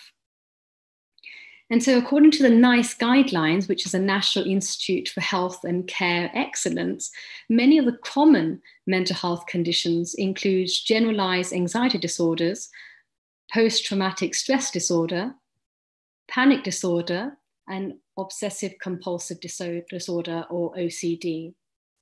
And so according to the Mental Health Foundation and several articles that have been published, 8.2 million individuals are diagnosed with anxiety disorders. Over 1 million individuals have an addiction disorder. And 4 million cases, right, this is just in the UK, have a mood disorder. What can we do? I mean, it's so important that we take some action about this and reduce and remove stigmatization altogether for individuals who have a mental health condition. What impact does stigma have on young people today? Well, 9 in 10 will have a negative reaction to their mental health diagnosis. So if an individual says, I've got major depressive disorder, 9 out of 10 will have a negative reaction from others. And it could be from family members, it could be from friends, it could be within the school and other environments. And these negative reactions could be based on those different environments, not just at home, but in different sources. 3 in 4 young people with a mental health problem will fear the reactions of their friends. So what impact would that have? If you feel that your friends are going to judge you, the chances are that many children or young people won't go to school. And so statistics have shown that 30% of young people stop going to school or college because of the impact of how people react to them. 30% stop joining any forms of clubs. It could be a swimming club, it could be karate, for example. Any of those clubs, 30% decide not to go ahead with those additional activities because of being judged. And I think there's a huge impact on job opportunities as well. So 57% of individuals stop applying for jobs, and 32% stop applying for further education, like going to university. So it really is quite debilitating. And I think this is one of the major reasons why it's so important that we eradicate stigmatization altogether. So now I come to the second part of my talk. I've already talked about the myths and the facts and some of the problems that an individual who's very young can face when they've had a negative reaction from others. But what can we do? What are the simple actions that we can do as a community, as a society as a whole, even as a parent? Well, there's a couple of tips I'd like to suggest. First of all, it's the language that really matters. The words we use is so important. It can either uplift us. So if someone's saying, you're incredible, I could be like, oh, wow, that's fabulous. But also if they don't say that, it can be a power to hurt someone. The same words, right, can be something that pulls us down. So in order to reduce stigma, we need to make sure that we choose our words carefully, that we don't harm an individual, and instead we reduce this negative stereotype relating to mental health. Another thing we can do is be kind. An act of kindness can go a long way, as we know, right? It's never wasted. And in a world where you can be anything, be kind. Speak with others with respect, in the same way you'd like someone to speak to you. Speak with love. And it would be such a beautiful world if you can just be so loving and caring and just say, you know what, someone might be facing some trouble, some difficulties. Let it go. It's okay. Also, I think it's important that we listen and we ask relevant questions. How many times have we said, hi, how are you? We say it all the time, but how many times do we pause and wait for the individual to give a response to us? And I'll give you an insight. When someone says, how are you doing? How's work going? Are you okay? Often they'd like a response from us that says, I'm fine, how are you? How's work going for you today?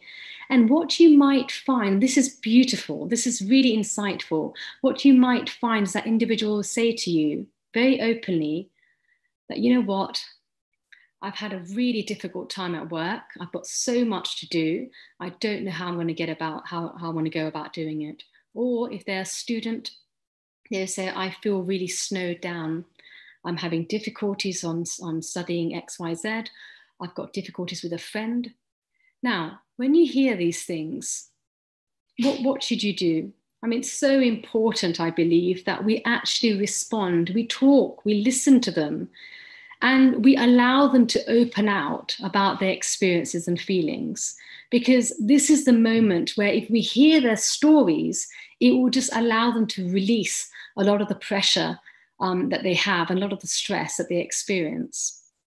So it's important that we engage in dialogue. We talk about it. We talk to our friends and family about the problems we're experiencing. It's so important, even as an individual who doesn't necessarily have a mental health condition themselves, it's so important to reach out to friends and family. And I know that during the pandemic, at the moment, a lot of us are on Zoom, we're on Instagram, we're on our WhatsApp videos, and we're reaching out to family and friends after such a long time. But I think it's important that it's genuine, it's from the heart, and you really do want to speak to that person because they'll feel it. They will feel it that you really do want to talk to them. You're not just talking to them for the sake of it. It's actually quite genuine and it's from the heart.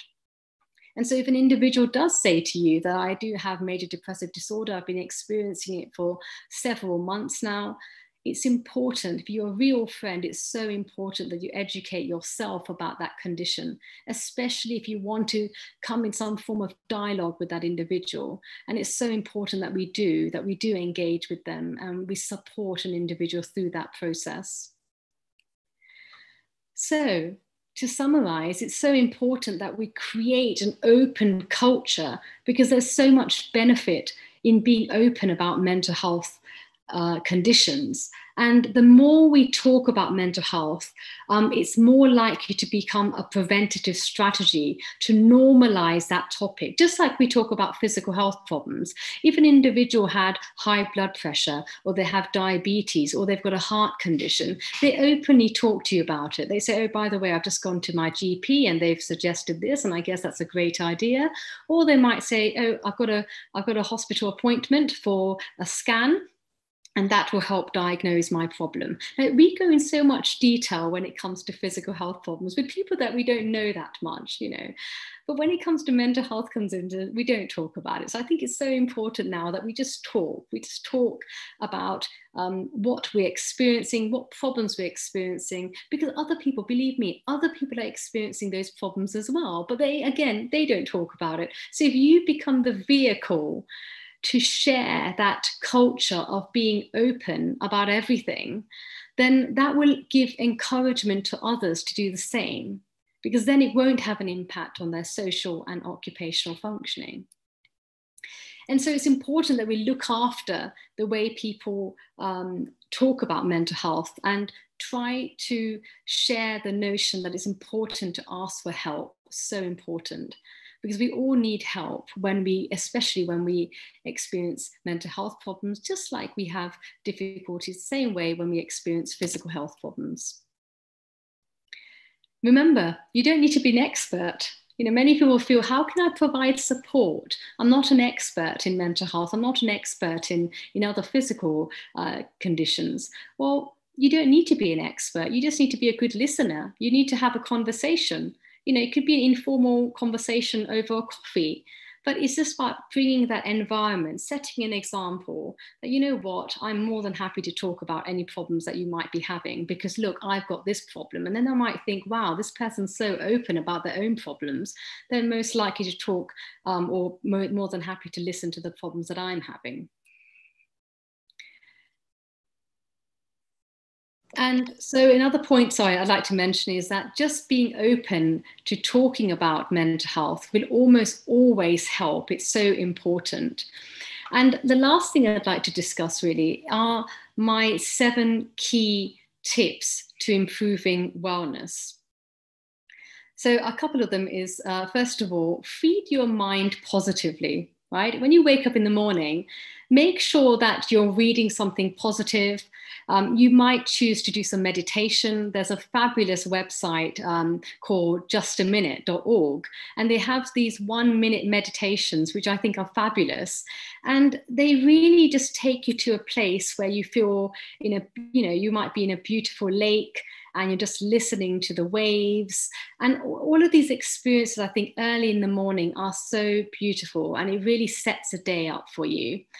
And of course, you might want to listen to a motivational talk to kickstart your day. That's fine. But I think we just need to be mindful to feed ourselves this positive food within our mind. Another thing is, try to analyze your inner voice. Many times we think negatively, or we speak positive, but within our minds, we have a lot of negativity about ourselves. So I think it's important to check and then change those thoughts. Second of all, we need to have the attitude of gratitude. We need to write a diary every day, I think. It could be in the morning, or it could be later on in the evening. But write down, what are the most things that you're grateful for? It could be having a wonderful family. It could be having some really nice nephews that check up on you regularly. It could be a friend. Could be anything, even just being grateful that you're alive, you've got the roof over your head. It's the little things, I think, which count. Thirdly, watch the quality of your thoughts. Are they positive? Are they neutral, which is a good thing? But also, are they negative? And if they're negative, I think it's important for us to recognize those thought distortions. It's really quite negative, I think, for us to just be pulled by those negative energies. And I think it's important for us to challenge those negative thoughts. Just check and change. Fourthly, talking matters. It's so important. It releases the pressure within us. It's like a pressure cooker. When there's too much pressure that builds, the whistle goes off. In the same way, if we don't talk, we'll just be building all of this anxiety and stress within ourselves, and that's never going to be good for any of us. Also, pay attention to your physical wellness. I mean, during the pandemic, I've personally found that doing regular exercise on a weekly basis has been so important. And I think we need to ask ourselves and rate our physical health on a scale, it's a Likert scale, from 1 to 10, and just say, where would I rate myself in terms of my physical health and well-being? How often do I exercise? You know, the government said, for example, we should exercise 30 minutes per day. How much am I doing? You know, and if I'm not able to exercise, why is that? You know, I think it's something that we need to stretch our muscles, our legs, our hips, our abdominal, all of these things need to be exercised and oiled. So keep moving, reduce the time spent sitting or lying down, but also sleep, I think, is equally important. I mean, according to the Sleep Foundation, we should sleep at least 7 to 9 hours per day. Right? That's an important statistic. How often do we sleep? Right? So that's something we need to think about as well. And then finally, drinking water. I mean, I found during the pandemic, and especially, I bought myself a hydrate bottle, and I found it was this incredible thing I did. And it was a 2-liter bottle. But I found that I was able to, just by looking at it and go, oh, wow, I've got like half the bottle left that I need to drink. That was something that really made me, or got me into drinking more water. And it's so important for just hydrating ourselves and keeping that positive spirit up. And sorry, the one last thing is how you make others feel about yourself, or themselves, says a lot about you. So how do you make other people feel when you talk to them, right? Do you speak to them very nicely? Are you genuine? Are you kind? Remember that how you speak to someone says a lot about what you are as well. So I think it's important that we watch what we say, we make sure that it's positive, it's kind, and it's genuine. And finally, take a break. Right? Who's the most important person right now in your life? You. You're the most important person. If you take care of your physical health, then you'll be able to take care of many other things around you. But also, more importantly, if your mental health is good and it's well conditioned, then it's likely that your emotional, your spiritual, and your physical health will find its way. So thank you so much. It really is a pleasure to be on Healing Our Earth. And like I said, it's okay not to be okay, but it's not okay not to seek help and support if you're experiencing some problems or any forms of stress. Thank you. Wow, thank you so much, Dr. Nora. That was just so much information and so insightful. Bringing to light all these issues that many of us probably didn't know about. And it's really important for our viewers out there, if you are going through any kind of anxiety, depression, or feeling of hopelessness, just know that there is so much resources available out there. And Dr. Nora, you have an Instagram live thing that you do. How do we find you on that? Yes, thank you so much, Sheila. So those who are Instagram, you can visit mentalhealth_connect. This is a very important link, really, which provides you with motivational quotes. And we also provide a captions. I often have a reflection, just like I've been having today, which is a reflection based on those quotes.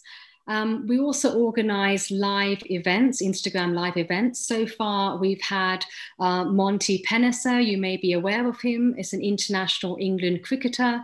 We've also had Sister Jayant from the Brahma Kumaris, who's also a representative of the United Nations.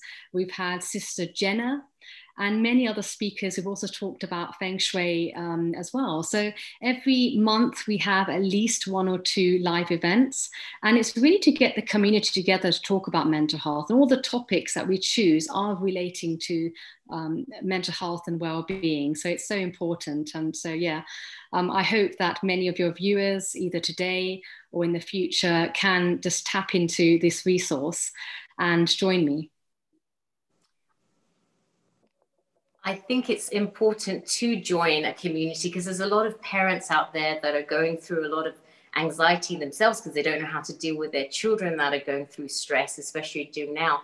So having a resource like Dr. Nora is great because we can all kind of tap into a community, just like this amazing community that we have at Healing Our Earth. We're here for you during this time and just as a community getting together and just bonding. And it's amazing to feel part of the community that really helps with mental health. Thank you so much. And let's not forget to follow her on Instagram so that we can help our fellow people out there just to feel better and get through this journey together. So this brings us to our next guest. And our next guest is Amita Joshi, who is going to be talking about science and spirituality. Mita provides spiritual, educational, administrative, and social activities as an honorary professional within educational institutes.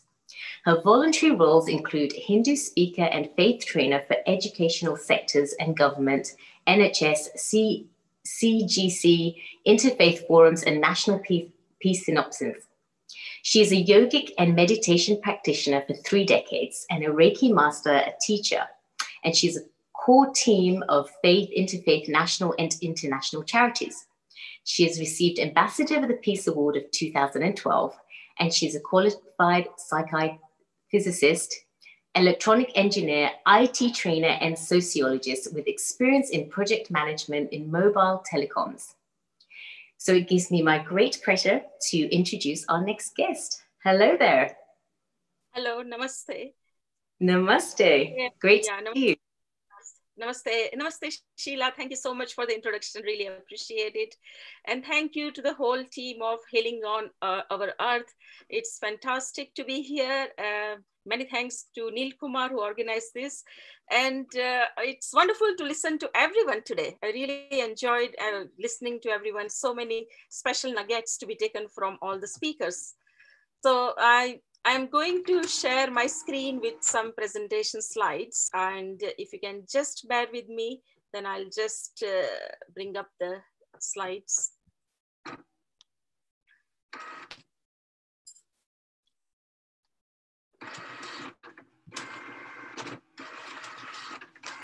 Okay, so science, spirituality, and higher consciousness for well-being and wellness. So how does science and spirituality, how can you combine both? Because science is what a scientist is working for in a lab and, is, or, can be a physicist, can be an astronaut, whoever it is. So a person who is on spiritual journey can be a scientist as well and is a seeker for unknown, sorry for that, yeah.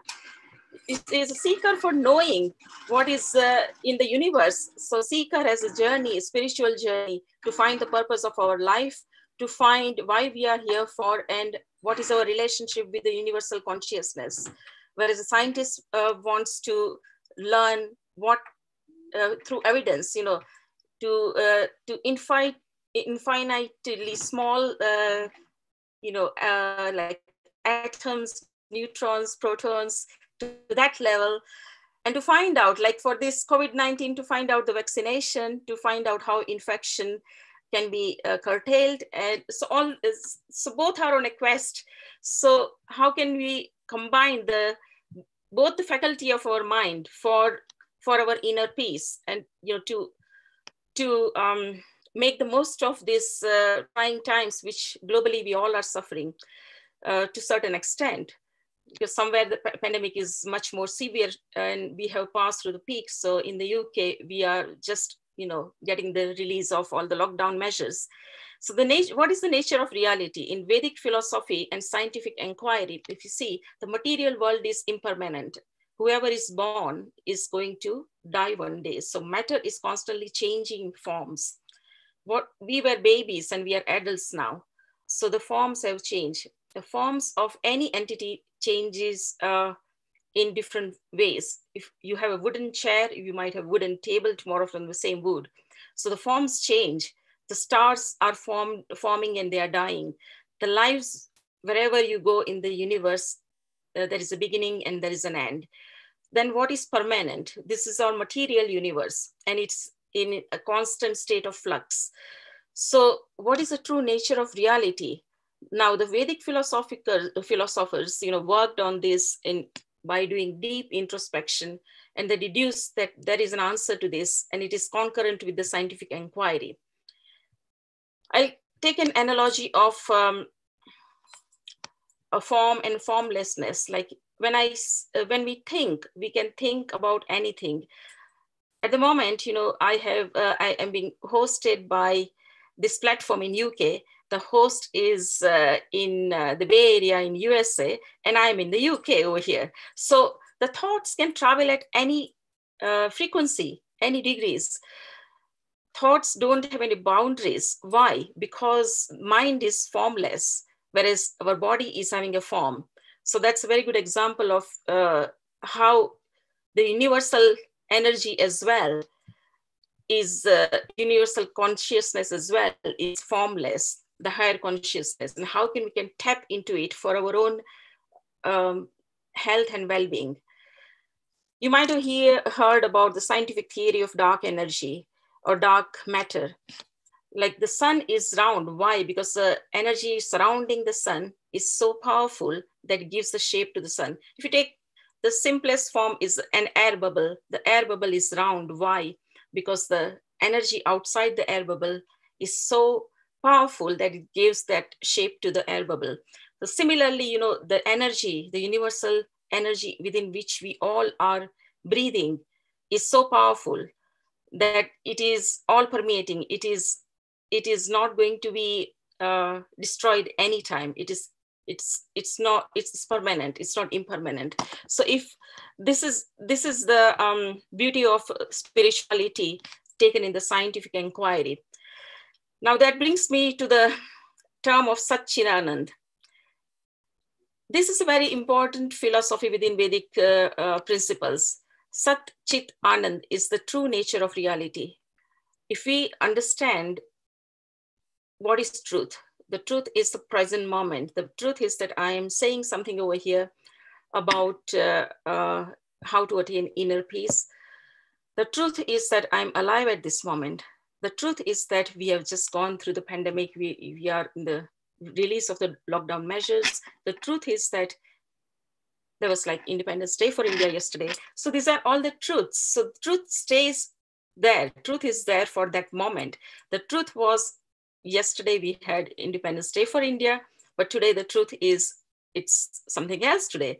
So the truth doesn't change. It is only valid for that moment. And if we can absorb Sat, the truth of the matter, in such a way that we don't get bogged down by worries about what is going to happen tomorrow, what happened yesterday, and just focus on the present moment.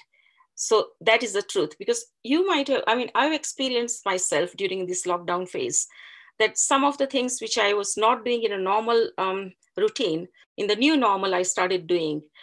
And I started realizing my new strengths. So many good things have happened during this time as well. But that is the truth, that something which we had not envisaged, we saw as part of pandemic. Some people might have made a lot of good things out of it, and some people might have gone through a lot of upsets and unexpected circumstances. So that is the truth. So if you understand the truth, then we know what is the absolute being, the absolute existence. It is never changing. It's always there. And if we can relate to the absolute being as part and parcel of us, that we are soul, and the absolute being is a soul as well. As one of the previous speakers, I think in the afternoon, early speakers said about the global grieving, because we all are going through this phase of grieving. We had not expected this pandemic, and it has affected every country, almost every person in the globally in the earth. So our existence is truth, and our presence is materialistic. Our presence is as a result of, our existence, we are in this present moment. Our thoughts are there, our feelings are there, our mind is there, this earth is there. This is all truth. But then what is Chit? Chit is the understanding we have, the consciousness we have. This is the normal consciousness. This is not the higher consciousness I'm talking about. It's the consciousness which we have, which I'm conscious about the fact that this much of time is there for me to say something on this topic, which is relevant and which is going to be helpful to everyone. So that is the Chit part of it, is the understanding. And Anand is the happiness or bliss. So Sat Chit Anand is the true nature of reality. If you are in the present moment, if we are understanding it well, and if we, as a result of that, achieve, Anand or peace, then that is where, it all works for us. Because the whole universe is vibrating, reverberating with a force, and that force and that consciousness is everywhere. Whether we experience that subtly or we do not experience it, but it is always there. The space is vibrating with energy. We are all alive with life force energy. Each cell of each living being, all parts of the nature and beyond, is alive with life force. And then what we are we not individual? But going back to what I said in Satchidanand, we are there as part and parcel of the universe. And we are also individual at the same time. So if we can understand that this collective consciousness going through these difficult times is nothing permanent, it's going to change as well, and it shall pass. So this should give us the awareness that the soul is permanent. And we, in that way, can, focus towards the inner peace, focus our outer sensory organs internally during these times.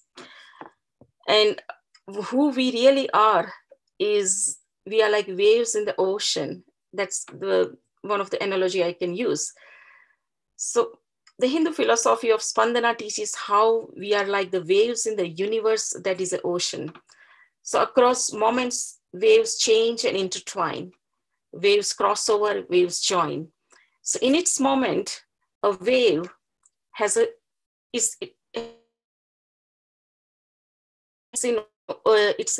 its own entity. But when you look at the whole ocean, the waves can't be away from the ocean. The wave is part and parcel of ocean. So ocean is universe and we are like waves. So if we take that analogy, then we won't feel alone. We won't feel that we are the only one suffering. Why this is happening to only me? No, because we are part of the whole ocean of consciousness, and our own individual soul is part and parcel of the huge ocean of consciousness. The water is like the material presence of the universe, and the energy that drives the waves is like the energy within us, and that is within everyone and all in the universe. We are all part of one energy and soul. So if we have that understanding that we are part of one energy and one soul, then no matter if you are in space, in outer space, you shouldn't feel alone, because that understanding gives you the feeling of a global family. In that way, we are part of this global family as part of this platform. But beyond that, when it comes to our own soul, we are part of the ultimate consciousness. So this allows us to reach inner peace in this material world and achieve bliss and contentment. But then what is spirituality? Is that all? The fundamental principle of Vedic spirituality is that, it is the nature of the infinite, something which is always there, something which is never going to go away. Like you take an example of a lamp. If you light a lamp in darkness, then only you will realize that there is darkness.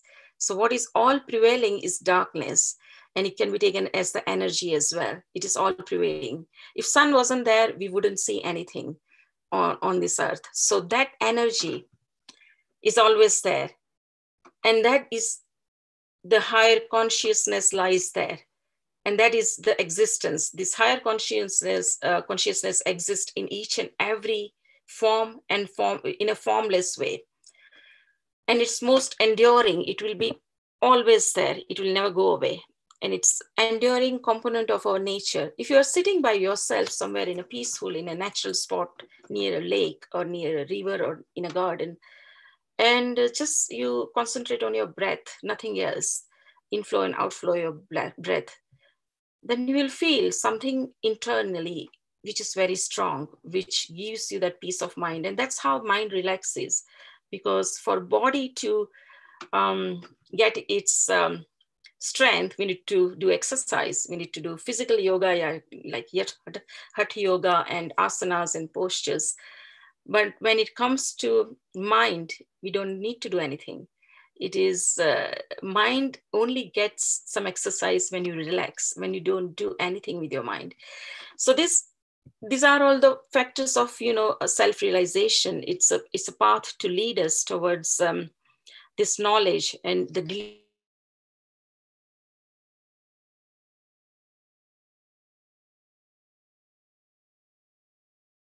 I was a television producer before, but these are all the material phenomena. What is inside is much stronger and much enduring, and which is formless, which will never destroy.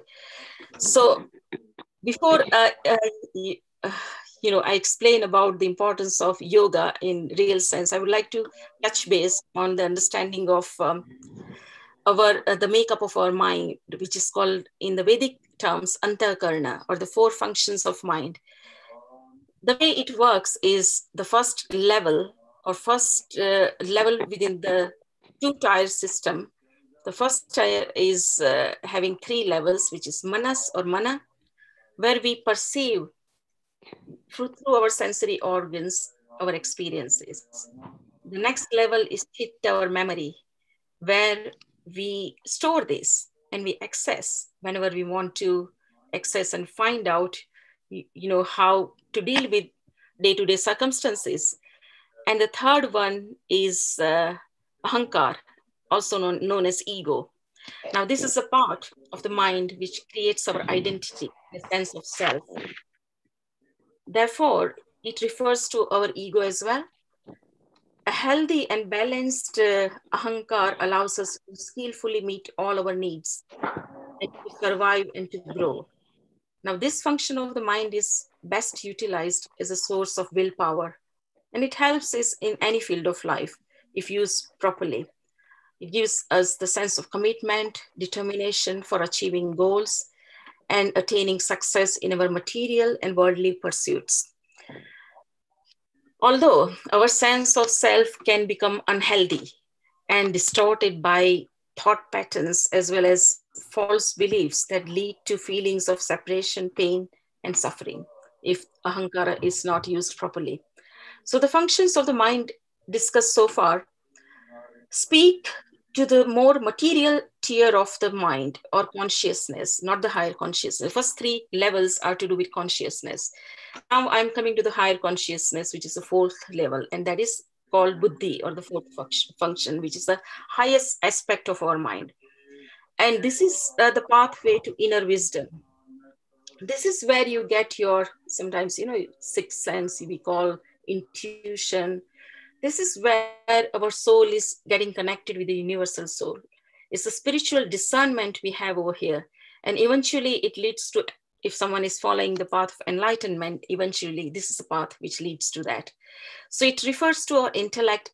And in most of us, this function of buddhi is shallow and hidden. Why? Because of the activity of manas, because it's colored by what experiences we have through our senses, 5 senses, seeing, hearing, touching, talking. So this affects the chitta, because chitta is the storage of our emotional patterns, our experiences. So that is also coloring our new experiences. And then ahankar, what we think about ourselves. So all this is affecting the 4th level, which is buddhi, because then it stays shallow. It doesn't get, it doesn't get into light. It doesn't come out. So we need to purify it And the things which help in purifying it is, if I take it as a tip of the iceberg, then it is meditation, it is mindfulness, it is yoga, pranayam, breath exercise. So these are all tip of the iceberg. Spirituality is much deeper than that. But if we practice that, we are on its way. So when purified and strengthened, the buddhi provides a clear reflection of our consciousness and improved vision of that, and a deep source of wisdom and knowledge. Now, why is this important? Well, it is important because if it leads us to inner peace, because it takes away the materialistic desires, worries, and stress. If you're feeling that Satchit Anand through the phase of buddhi, through the level of buddhi and reaching your higher consciousness, your needs will become very limited when it comes to materialistic needs. Your understanding about what is happening in the world will be like a phase which is fine, which is just going to pass. So we can focus more, ourselves closer to our consciousness if you work on that and elevate towards a state of inner peace. So yoga, how does that help?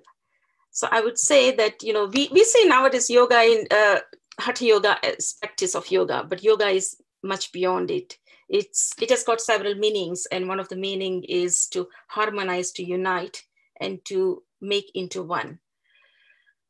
Of course, asanas and postures do help, but at the same time, understanding and trying to reach our higher consciousness is even more important, because that is long lasting. And that is the inner eternal soul, which is the real life in the real self. It unites with the universal soul. And this realization will lead us into keeping a state of sthita prajna, or equanimity, of balance, which is also discussed in Bhagavad Gita, in Vedas, in Upanishads. So the reality is all existing.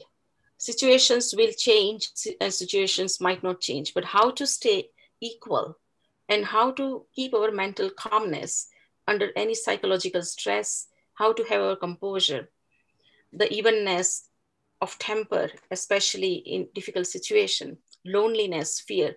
All this is only possible if we reach that level of our inner faculty through the door of buddhi or intellect, and reach our higher consciousness.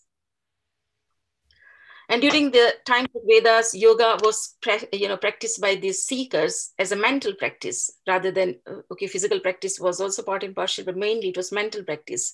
So the ancient yogis explored the inner workings of the mind in their quest to understand the nature of reality and how to attain inner peace and enlightenment. I don't know in our generation who is going to reach enlightenment, but at least we can reach inner peace. And it is in this way that many Hindu philosophies have come out as well.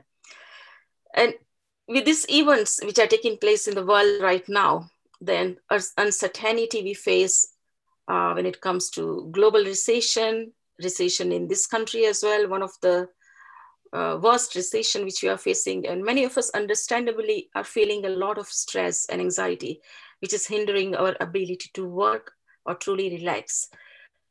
So even though society and life, as we see, seems to be changing, turning to some of the most profound yet basic teachings of the Vedas about the nature of reality and the functions of our mind can allow us to monitor our thoughts. Again, monitor our thoughts. As an outsider, just keep an eye on our thoughts. And if you keep an eye on your thoughts, and easiest way is to concentrate on your breath, just the inflow and the outgo of breath. There are wonderful things told today about, breathing in gratitude, breathing out the worries, or breathing in peace, breathing out the fear.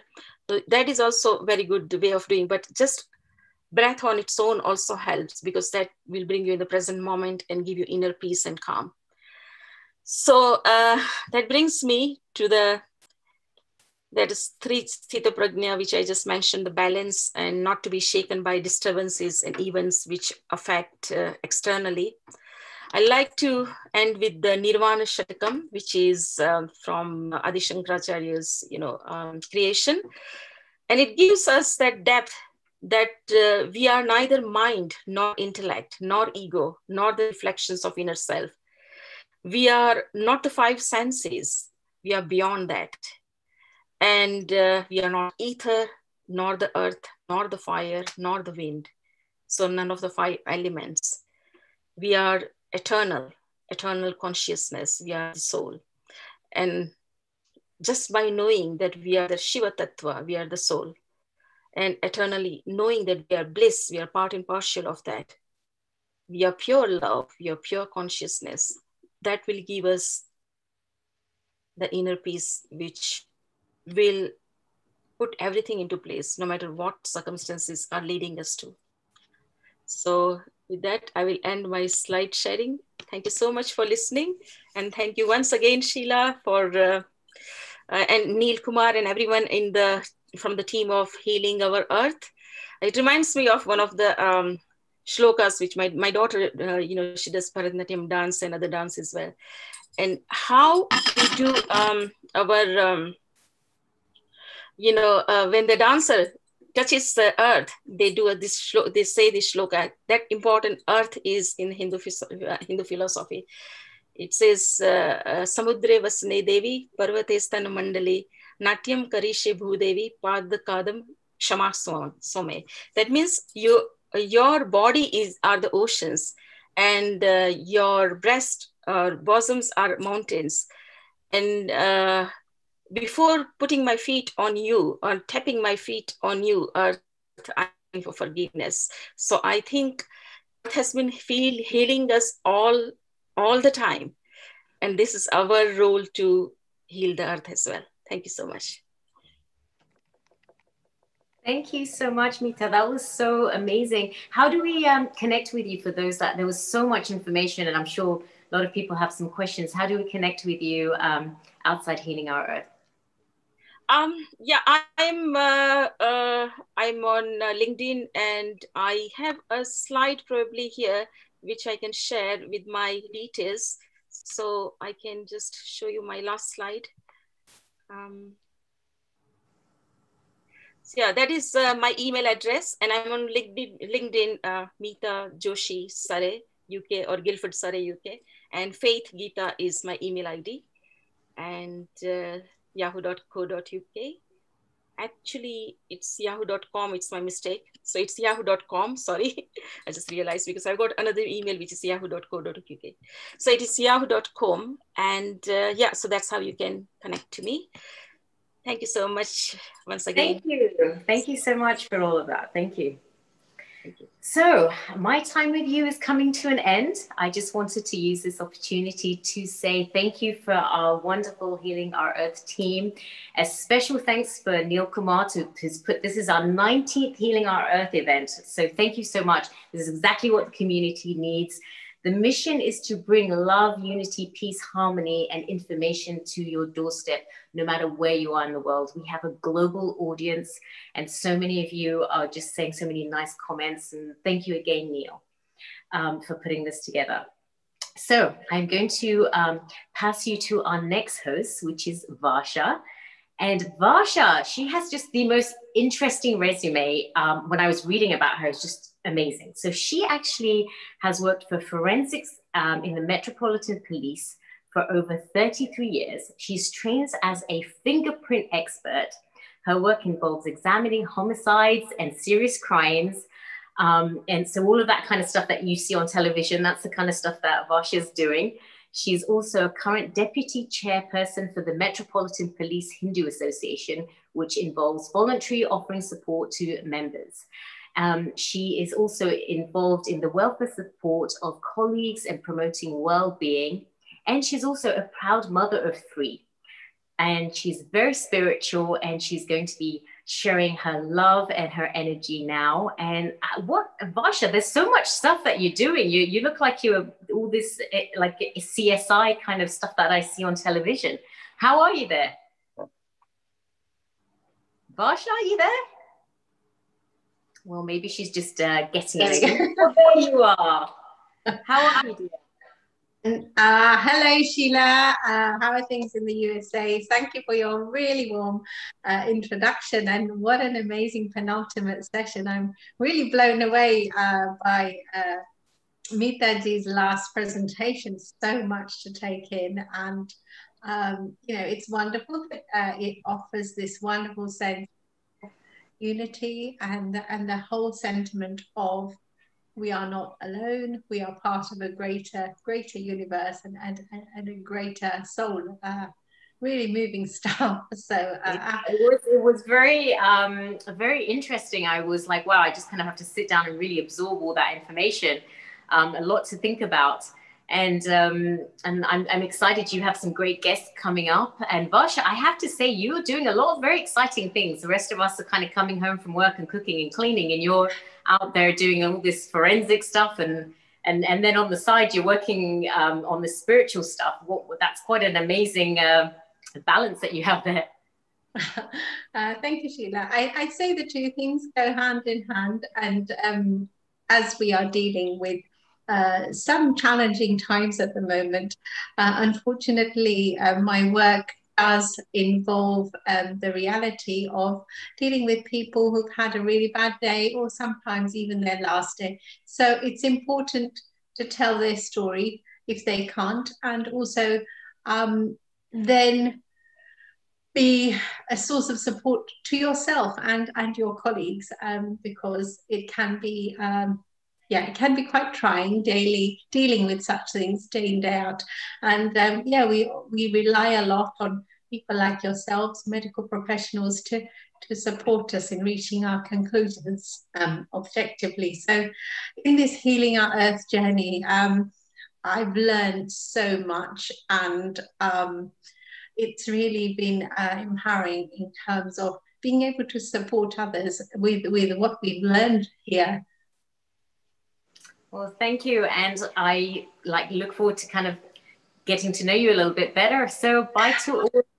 I just want to say goodbye to everybody till next time. I will see you all later, and I'll give you to Varsha. Thank you, Sheila. Wishing you a lovely afternoon ahead in the USA.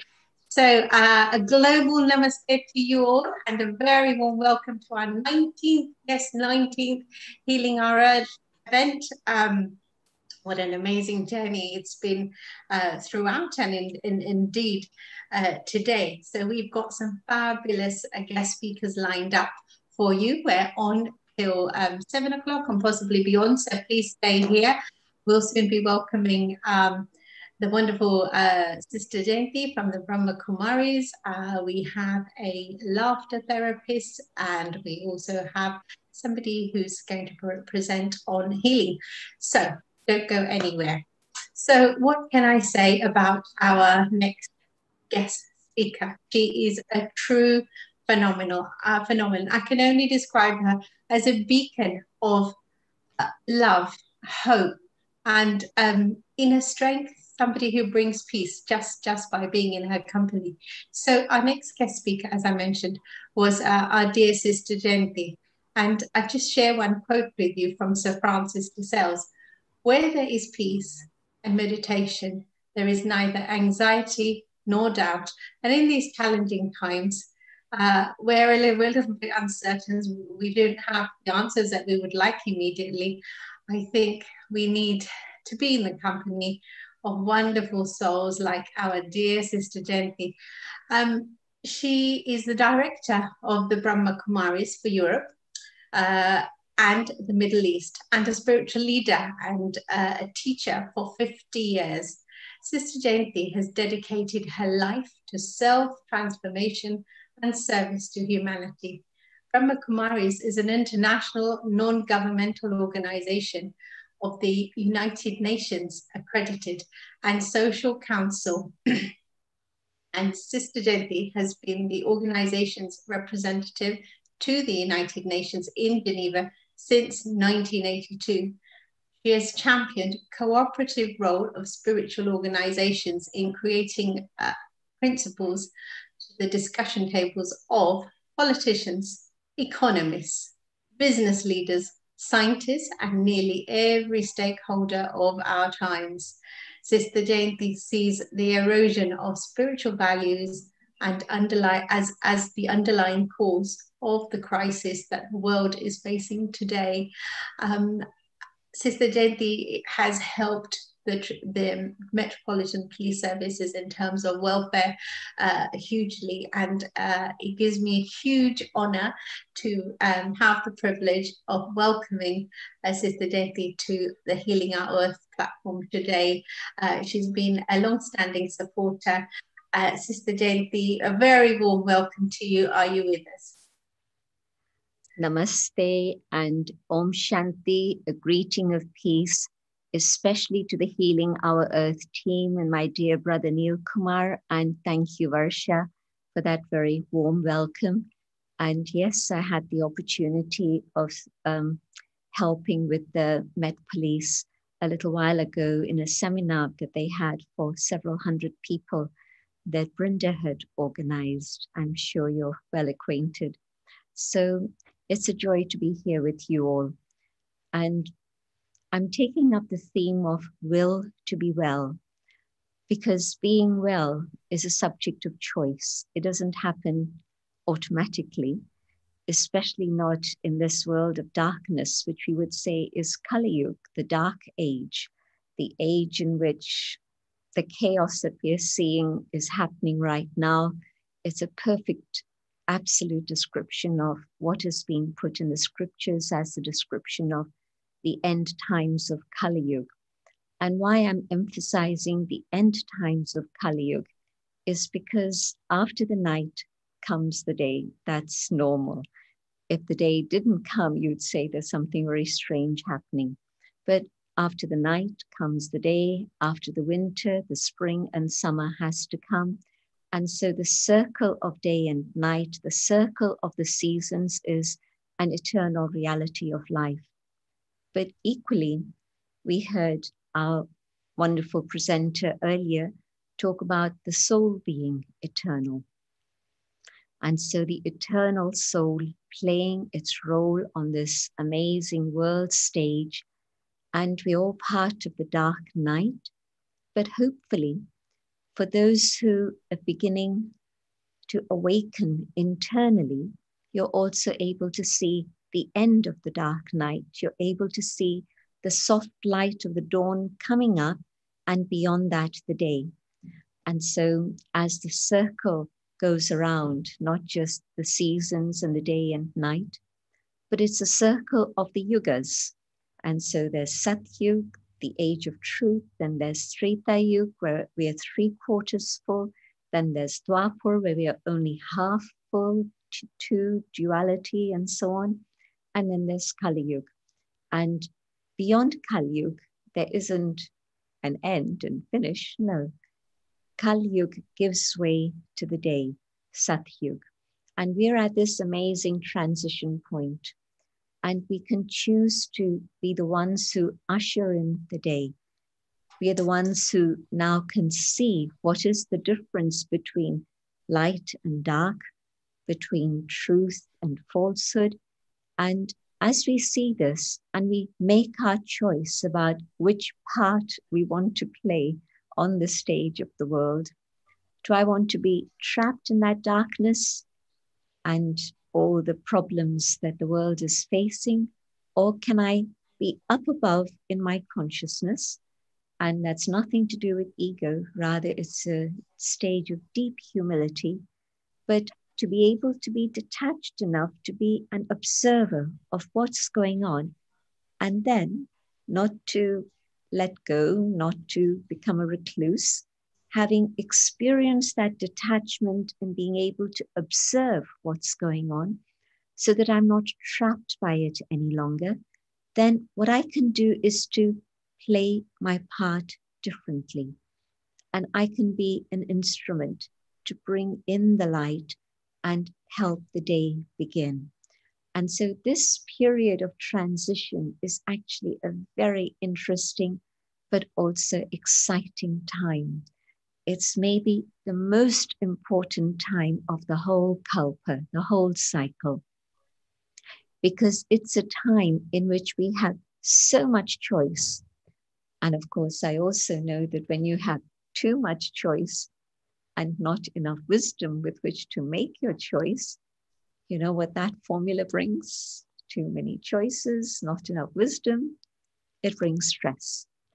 But when there is an understanding that this is part of the natural scene of the drama, and we prepare ourselves for the age of truth, the world of truth, Satyug, beautiful expression, the age of truth. And so this is that preparation time. And so when I see the chaos and the stress and the fear and the anxiety, my heart goes out to those souls and I say, I wish I could help. I wish you could also come into the light so that you can see the way out of that darkness that is at the moment this world of ours. But we can be instruments to change all of this and bring about the day. And the day it's inevitable that it will come. It's not a question. It's not even a question of belief or faith. It's an absolute certainty. Just as the night gives way to the day, so too Kali has had its turn. It's had a very powerful impact on everyone, but it's in its final swan song. It's giving way to that world of light. One little example. How many people would talk about meditation 20 years ago? Certainly 50 years ago, nobody talked about meditation.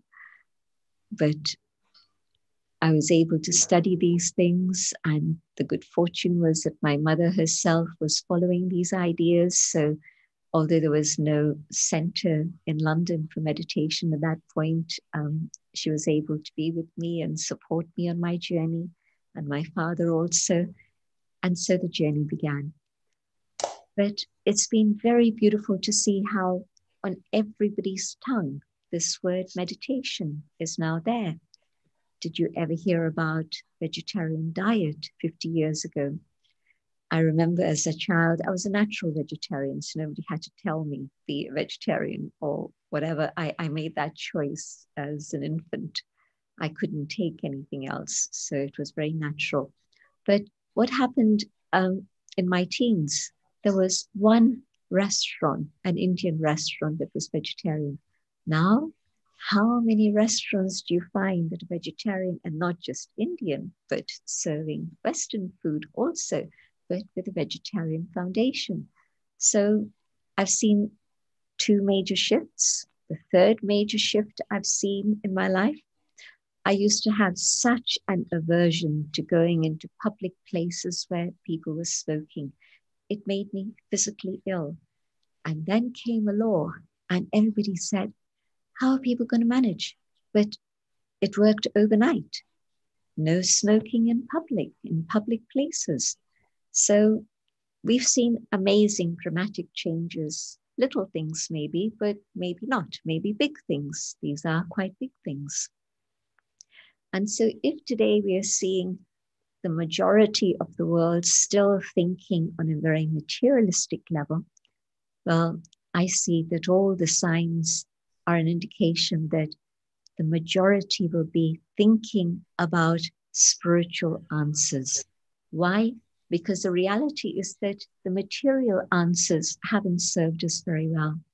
They haven't answered the deep questions that we have within our own hearts, but also, has society worked? The way I'm seeing the world, it's in a state of breakdown. But that's not causing me fear because I know there's an alternative. But it's not a material alternative.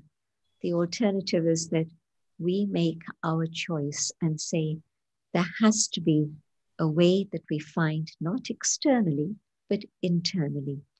And the choice is ours at this moment of time. Can I choose to be well? And I don't mean having a fancy car or a big house, because you can have all of that, but still you don't feel very well inside. I was in a garage a few days ago where there were big cars parked, and it seemed as if they'd been stationary there for some months. People didn't have anywhere to go to. And so the big cars were there, but nobody could go anywhere. So external things are another story. But the internal consciousness in which I've chosen to be well depends on what's going on inside my own inner world. How do I see myself? How do I see you? How do I see Mother Earth? How do I see relationships? How do I see what it is I need to do to be an instrument to help the world become a better place? And I think it's possible. No, sorry. I don't just think it's possible. I know it's possible. And I know that is what will happen. So a very simple thing. I know you heard a huge amount of amazing information just a little while ago. And what I'd like to share is that over millennia, we've had prophets, we've had messengers, we've had teachers who've come to show us the way forward according to the time. They've responded to the situation of the world so that we can see what is the need of that particular moment. And I'd like to say that the modern version of Raj Yoga, as taught by our beloved father, Prajapita Brahma, whom I had the fortune of meeting many times, and we called him Baba with love, Brahma Baba. But our connection in yoga was not with Brahma Baba, it was with Shiva. It was again interesting for me to note that the transcendent one was being given that name.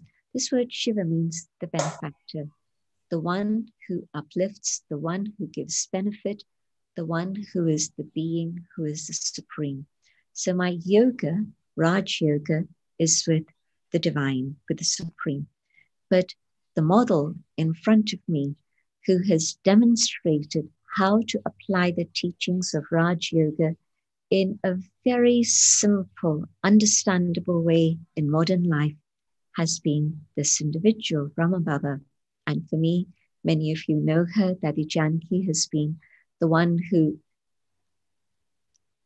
taught and lived and worked in London for over 40 years, but actually was a model for the world. But she actually stayed with Brahma Baba for 33 years in a community in which for the first 14 years, it was an experiment and exploration of what's going on in the inner world. Can you imagine? 14 years of tapasya, intense meditation, in which this community just focused on transforming their own inner world to a state in which there was a higher awareness, a higher state of consciousness. And after that period, when they came out into the world, what they did was share. What they did was simply give and give and give. So what have they been sharing? What have they been giving? They've been reminding us that if my consciousness is limited to the physical one, that material identity, I'm going to be beset with negativity. There's going to be greed and anger and ego, all the things that causes a lot of grief. You know, there's nobody who's my enemy outside, no one at all. My enemies are the demons within. And when I understand this truth, and I do believe it's a truth, which means it's universal, it applies to everyone. Doesn't matter about social strata or caste or creed or position or possessions, it applies to every human being. In this limited materialistic consciousness, the consciousness in which I think I am matter, and I've forgotten about the spirit, I think I'm just the skin. In that awareness, there's going to be some negative force that's working within me. And sometimes I'll point the finger outwards and say, it's because of you that I'm angry. If you behave differently, I wouldn't be angry. But 3 fingers are pointing towards me, a reminder that something in me is what's going on. And so when I accept that beyond this physical reality, there's another reality. This is real. It's not imagination. It's very real. But within this physical reality, that consciousness, which is of the higher dimension, the spiritual plane, is the being that I am, the soul. And in this awareness of soul, then yes, I'm able to break free from the shackles of negativity. I don't know any other way through which a person can give up anger or greed or ego or lust or attachment. These are so embedded deeply within every human being at the end of Kali Yuga. In Satyug, no, that's a different story. But at this moment, yes, very much that. And why we don't feel well is not because of the things that are going on outside. We are not comfortable with ourselves inside. We feel that tension, that pressure, that stress through something or another. And a little ant becomes a huge mountain. Why? Because my thoughts have been turning it around, and every time I think about that little situation, it multiplies and grows and grows and grows. So it wasn't such a big deal, but my thoughts made it a big deal. Waste thoughts, negative thoughts, thoughts of fear. Now, can I turn it the other way? Instead of my thoughts making a mountain out of a tiny little seed, can I use the power of my mind, and even if it appears to be a mountain, can I use my own inner power to see that situation differently and turn that mountain into just a tiny pebble, and not even a pebble, but just a grain of sand? I've seen the yogis do this. Brahma Baba did this. Problems that others would have said were immense, he dealt with them very calmly. Daddy Janki, I've seen her do this. She never ever used the word problem. I never ever saw her use this word. For her, if something has happened, it's a challenge, yes, sure, but there's a solution to that challenge. And she was able to overcome all the challenges, including the challenges of illness, and she lived to be 104. The soul is eternal, but the body lived to be 104. And she continued to serve till the end. So amazing examples of souls who, not just with the power of their own mind. So one is to be able to understand myself and go deep within and explore what's going on within my own inner world, and to really come back to the essence of who I am, that I am a being of peace, of love, of truth, of purity and joy. But how do I get there? How do I peel off all the other layers? You know, when you're peeling an onion, it makes you cry, but you're peeling off layer after layer after layer.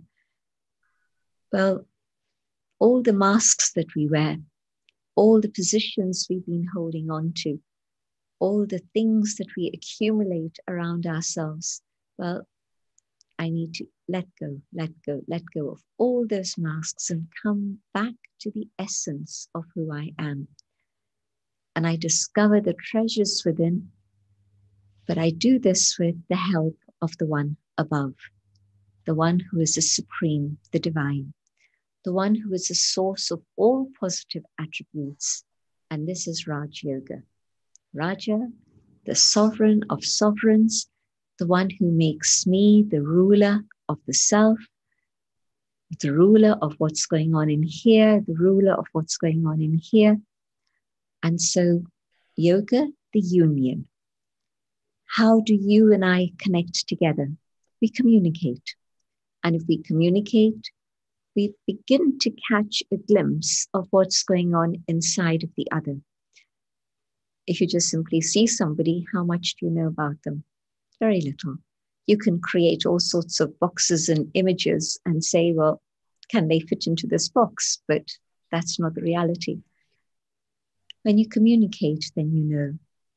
And communion, communication, and through my inner communication with the divine, through that union, I'm able to do the work that I need to do for myself. If I could have done it alone on my own, I wouldn't be in the condition that I am. But it's that power that comes from the source of love and light and strength and might that I'm able to take that within. And the power of love, first of all, helps me understand what's going on. Then the light and might that I receive from the divine is the one that helps me deal with all of these things that don't really belong to me. Greed doesn't belong to the soul. The soul is content. Anger doesn't belong to the soul. It's because we've got into an illusion of the need, I want, and I'm not getting it, and I get angry about it. And the I and my factor come in. But we've been deluded about this also. I, who is I? And I come back to the essence. I, the inner being of light. And mine, nothing here is mine. I don't know how long it'll stay with me. Maybe even in one lifetime. The things that I accumulate, I have to leave for whatever reason. They're taken away from me for some reason or another. Even this body. Anyone have a guarantee for how long they're going to be in this body? None of us came with that certainty of date. We know the date of birth. We don't know the date of departure any moment. So nothing here externally is mine. There are two things that are mine. Yes, I can say that I belong to God, and so God belongs to me. I can say it with conviction and faith.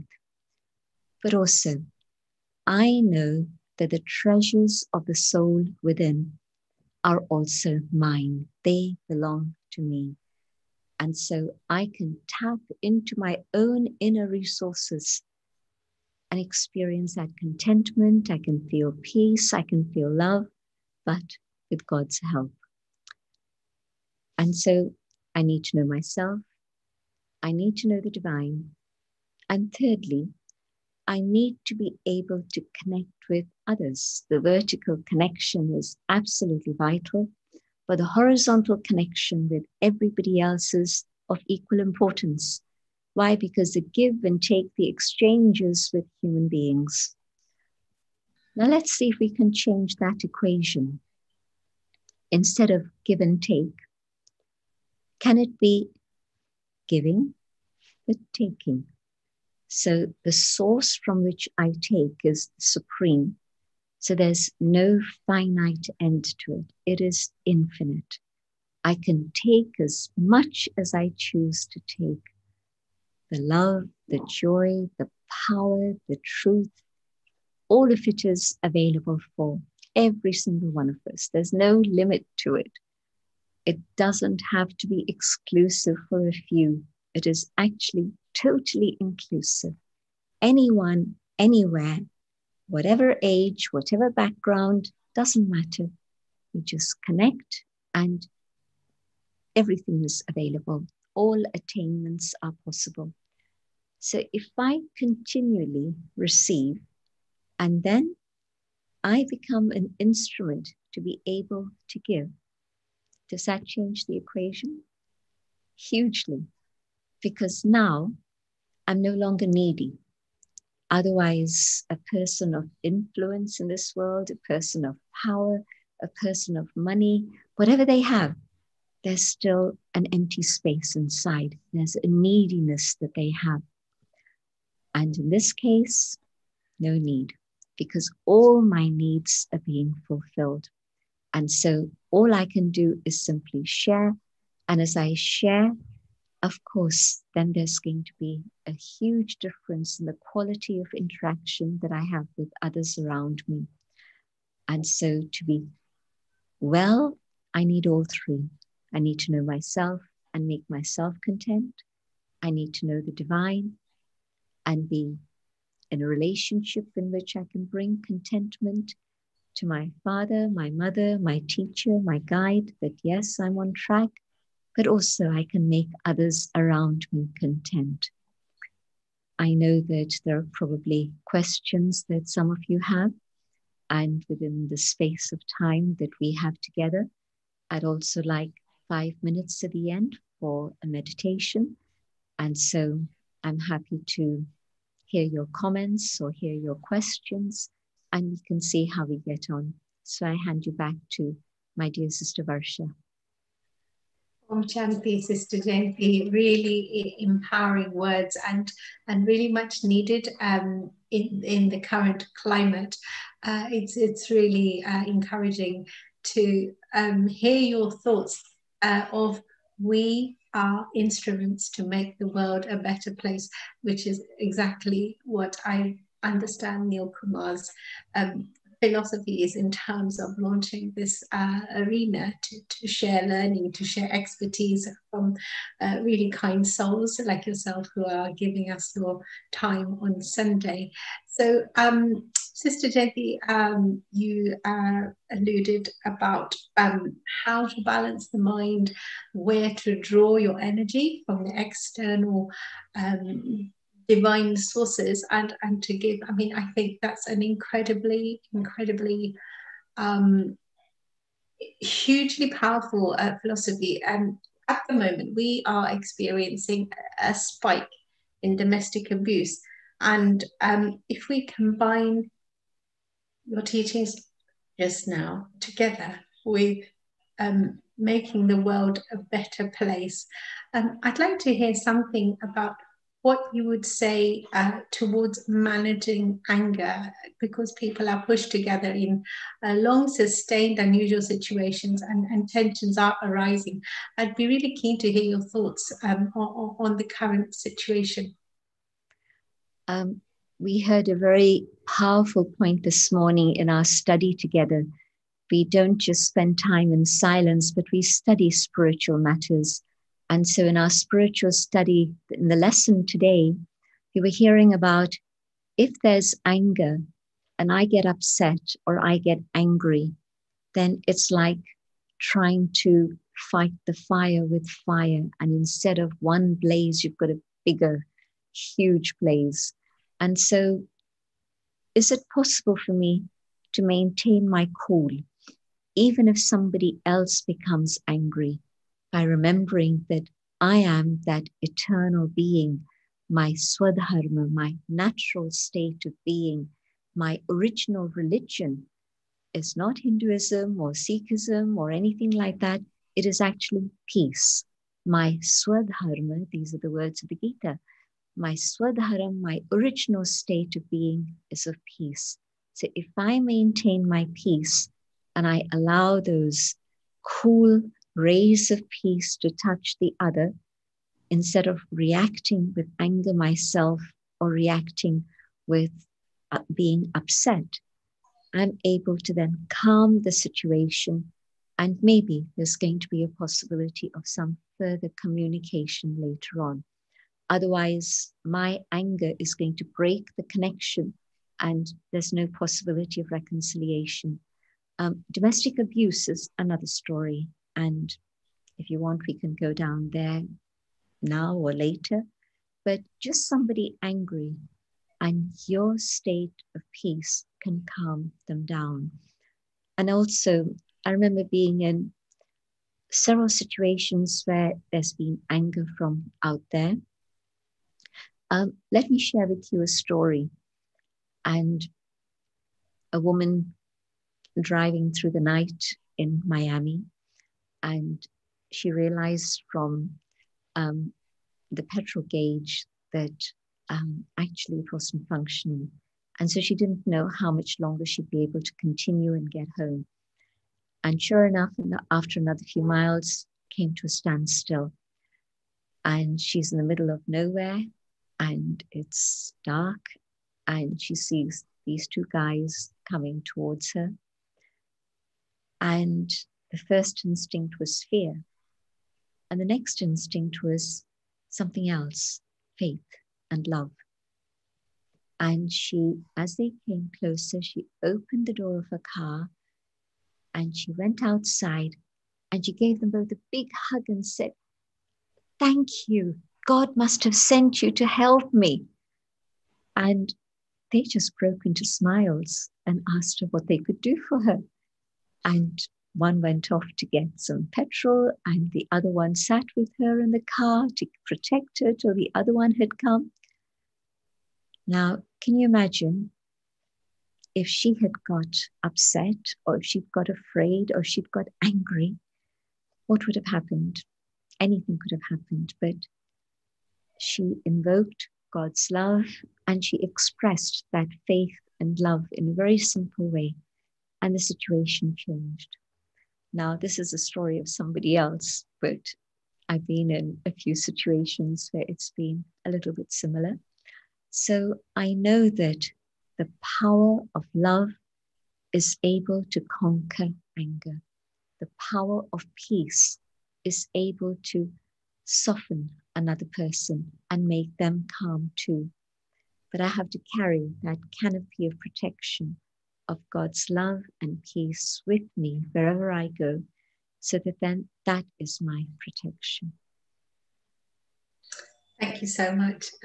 Yes, really thought-provoking and tools which really we can use in various situations, dear Sister Jayant. I really can see you as a global beacon of hope and peace for us all.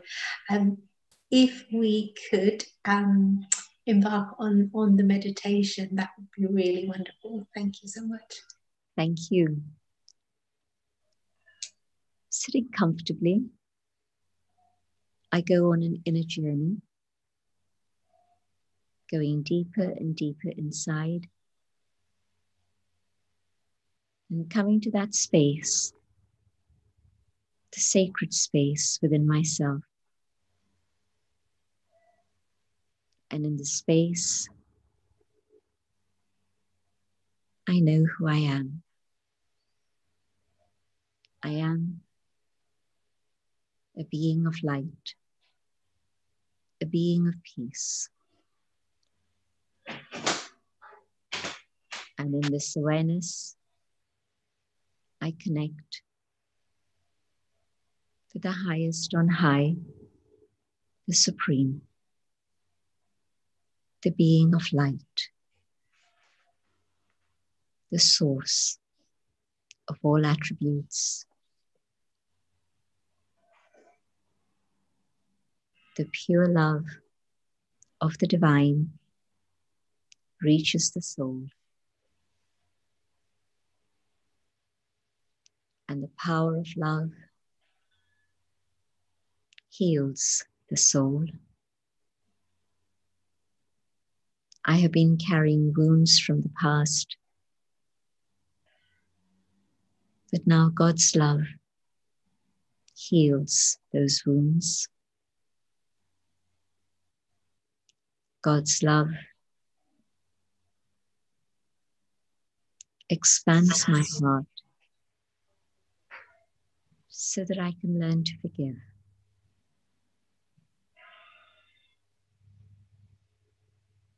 And the power of God's love increases my capacity to forgive. And I find freedom. Freedom from the past,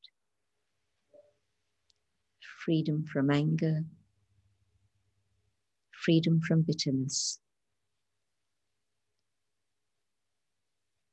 God's love reaches not only I, the soul. God's love extends out to my entire human family and ignites hope in their hearts. God's love reaches out to all forms of life offering them safety and protection. God's love reaches out to this entire planet and nature and begins to heal the earth and all on it. God's love restores life to that which has become extinct. God's love heals. And as the healing of our earth happens, we see the dawn and the day. We're able to enter the world of light.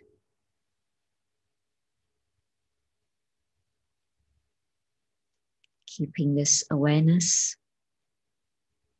my thoughts journey back to the physical dimension. But now, carrying God's love in my heart.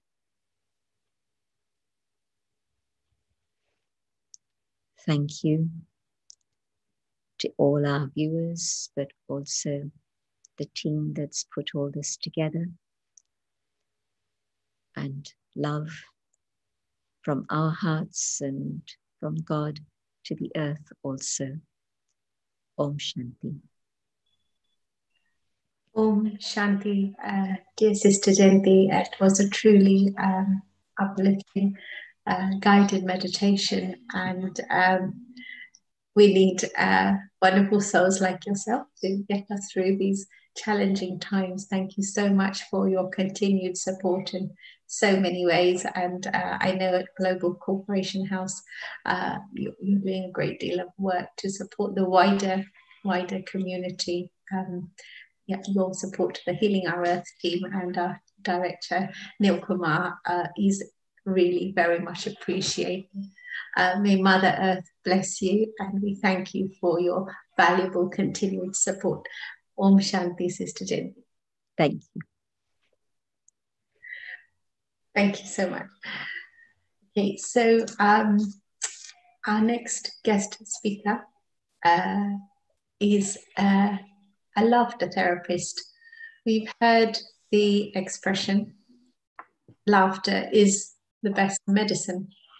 And there's a phrase by Mark Twain who says, against the assault of laughter, nothing can stand. And so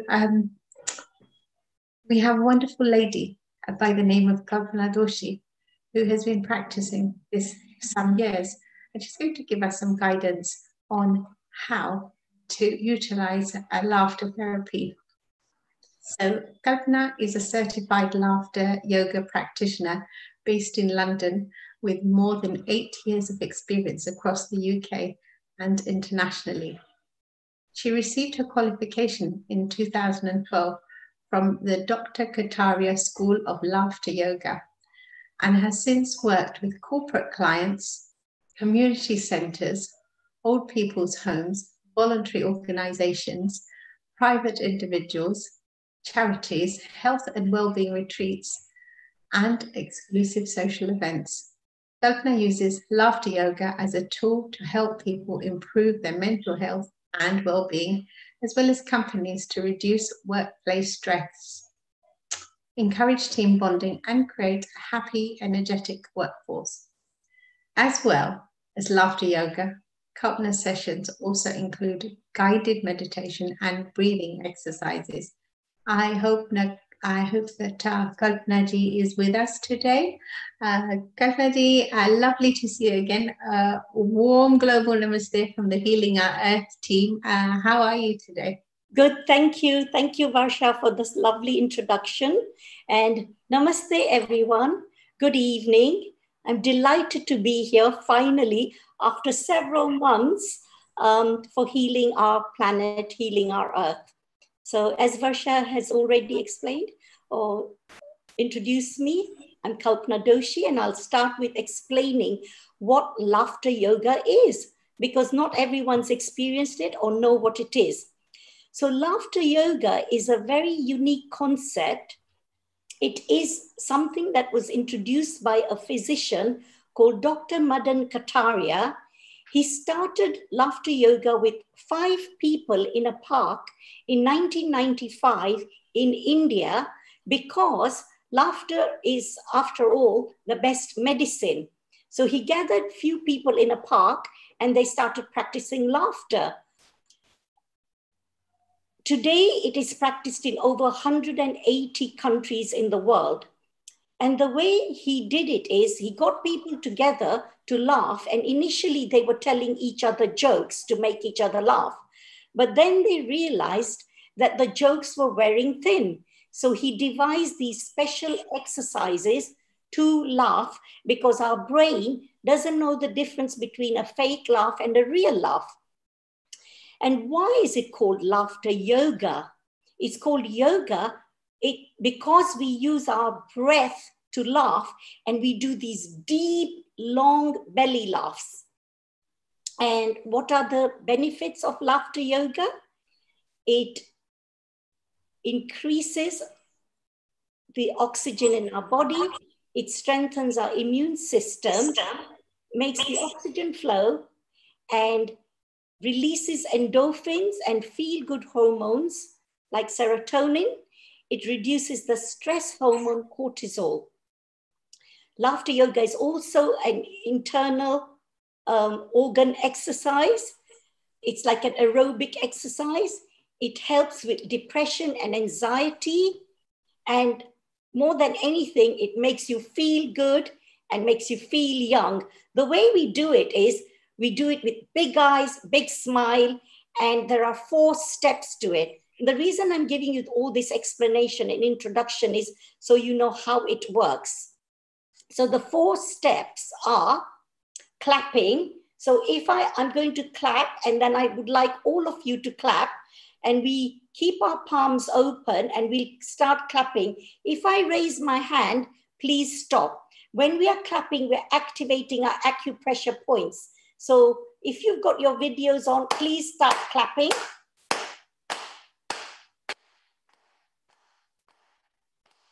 And then when I put my hand up, we stop. We also add rhythm to our clapping, and we go 1, 2, 1, 2, 3. 1, 2, 1, 2, 3. 1, 2, 1, 2, 3.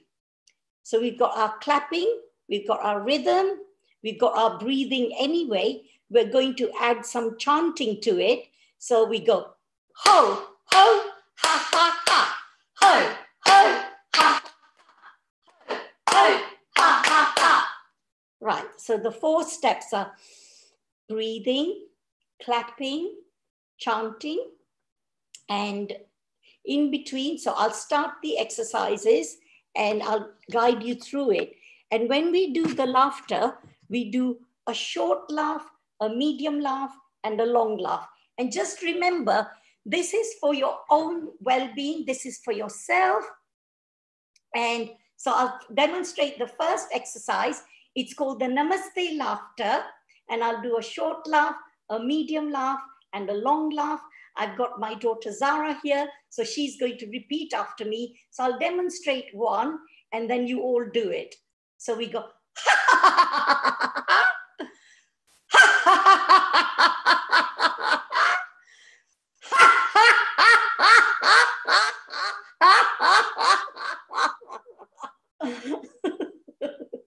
Okay, so let's do it together. 1, 2, 3, go.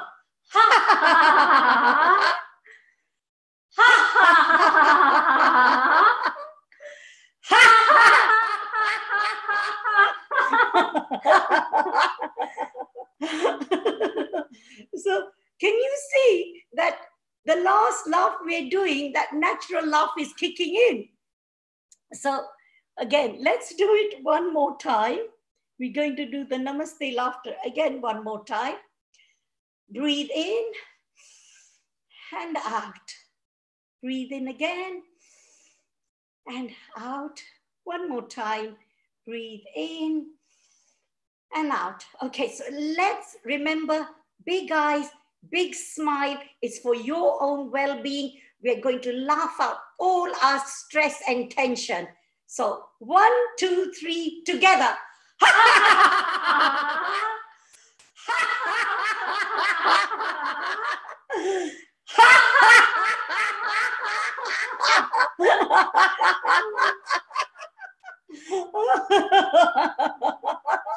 Hi, Alka, I can see you.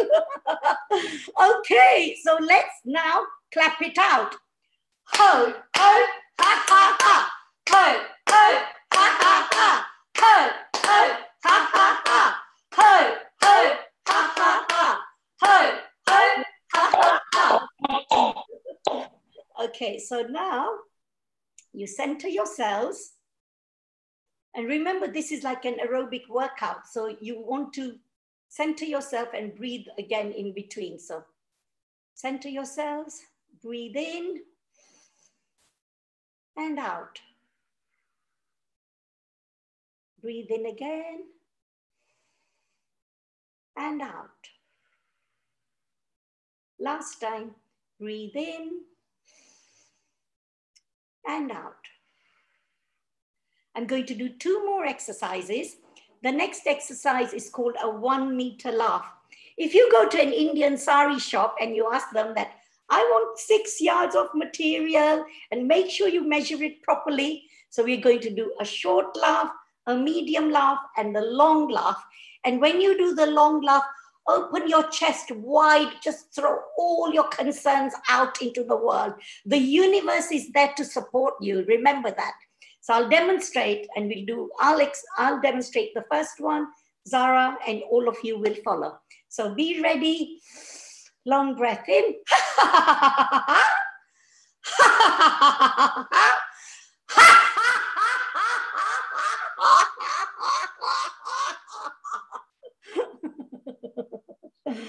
Okay, are we ready? Let's go together.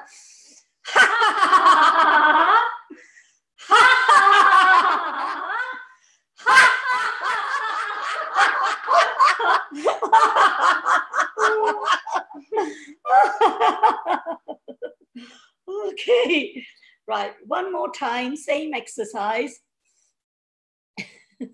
Breathe in and out. So, ready, steady, go.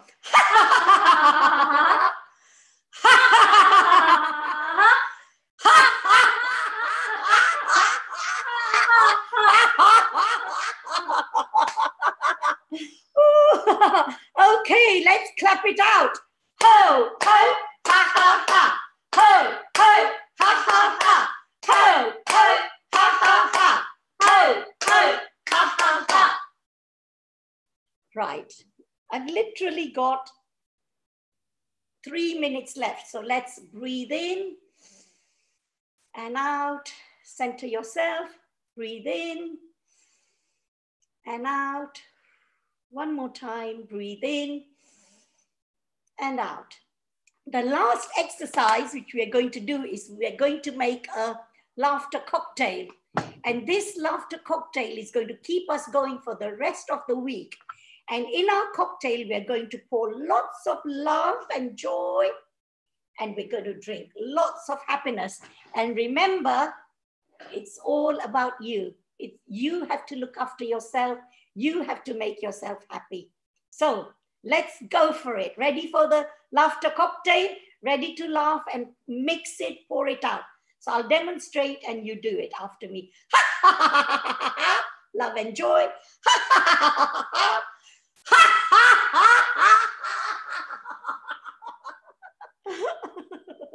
Okay, you do it now. 1, 2, 3, go.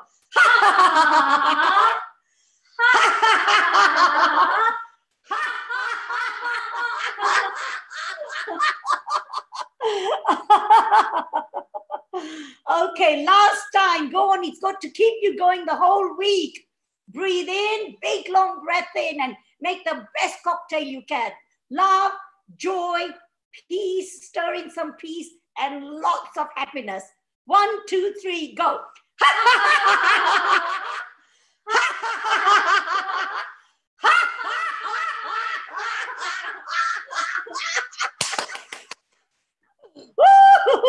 I feel so happy. Right, let's clap it out. Come on, everyone, together. Ho, ho, ha, ha, ha. Ho, ho, ha, ha, ha. Ho, ho, ha, ha, ha. Ho, ho, ha, ha, ha. Okay, center yourselves. Breathe in and out. Breathe in again and out. Last time, breathe in and out. Just before I go, I'd like us all to do this together. Keep your thumbs up, and we're going to say, very good, yay, because you've been brilliant. There's only a few people here, but we're all very good. So let's do this together. Very good, yay! Very good, yay! Last time, very good, yay! Thank you so much. Namaste. Thank you. I can't hear you. I can't hear you, Varsha. There we go. Thank you so much, Kavita. Am I unmuted now? Yes, you are. Ah, excellent. Thank you so much for that. That was really, really uplifting. And it's wonderful that you can work out just by laughing. And it's good to know that, well, actually, I found it quite fascinating, as you mentioned, that that you can trick your brain into bringing out a genuine laughter through false laughter. But you're still laughing. Yes, it's lovely to be able to laugh together with you, and that you brought laughter to the globe on the Healing Our Earth platform today. Oh, thank you. Thank you so much for all your positive energy. May Mother Earth bless you, and we hope we will see you again. Thank you for your loving support. Namaskar, and have a lovely afternoon. Take care. Namaste, and thank you so much for having me. Thank you. That was a great deal of fun, I have to say. And, you know, at the moment we're in challenging times. We can't hug our parents and grandparents as we wish to. We've had so many different types of healing therapies brought to us from all parts of the globe, from wonderful, wonderful experts who have kindly given up their valuable time to help us get through these challenges, and for many of the instances we still don't have the answers, but we are getting the up-to-date information to your doorstep as it comes to us. So our next guest speaker, she is a really special soul, and she has supported the Healing Our Earth platform on a few occasions before. It gives me great pleasure to in a short while welcome Sneha Ramji. And before she comes in, if I may share a little bit of background details about the wonderful work she's doing. So Sneha Ramji today will be presenting on removing negative energy. She is a renowned healer, a teacher, and a consultant with 20 years of working on herself initially, and then using the knowledge to work with thousands of people to transform their lives. Her corporate experience at organizations including the BBC, ITV, NBC, and others helps her to understand the pressures of modern day living. She has faced many personal challenges which center on a journey of self-discovery where she learned about her life. She has many specialisms and qualifications, including being a Reiki and meditation teacher, Akashic Records reader, and shamanic healing practitioner.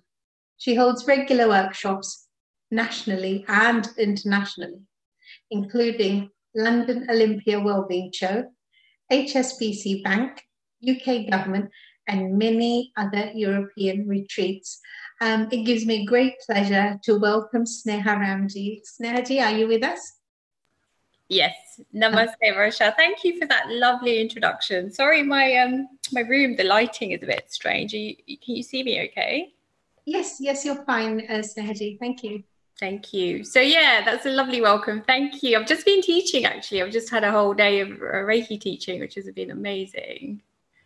It's lovely that you're managing to keep up your fantastic work in these challenging times, and we are having to be a little bit more creative on how we deliver our services. And I guess this is something that's impacting yourself as well. Yeah, definitely. You know, we've all had such challenging times, and then to be fair, it's a bit of a dichotomy because meditation and healing and everything really helps us through these times. So what we've had to do is go online.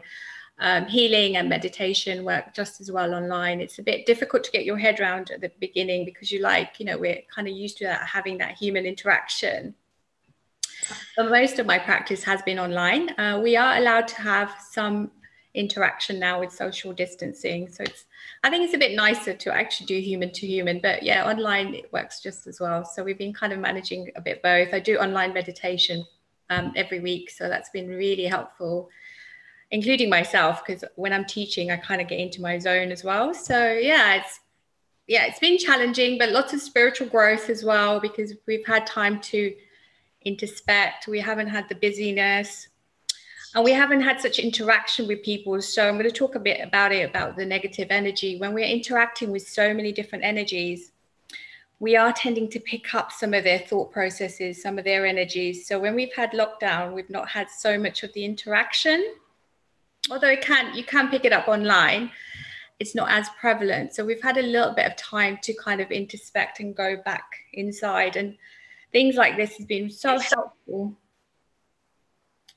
Absolutely. I think we are social creatures essentially, and just having an Amazon delivery at times has been a part of my day when I've not seen anybody at all.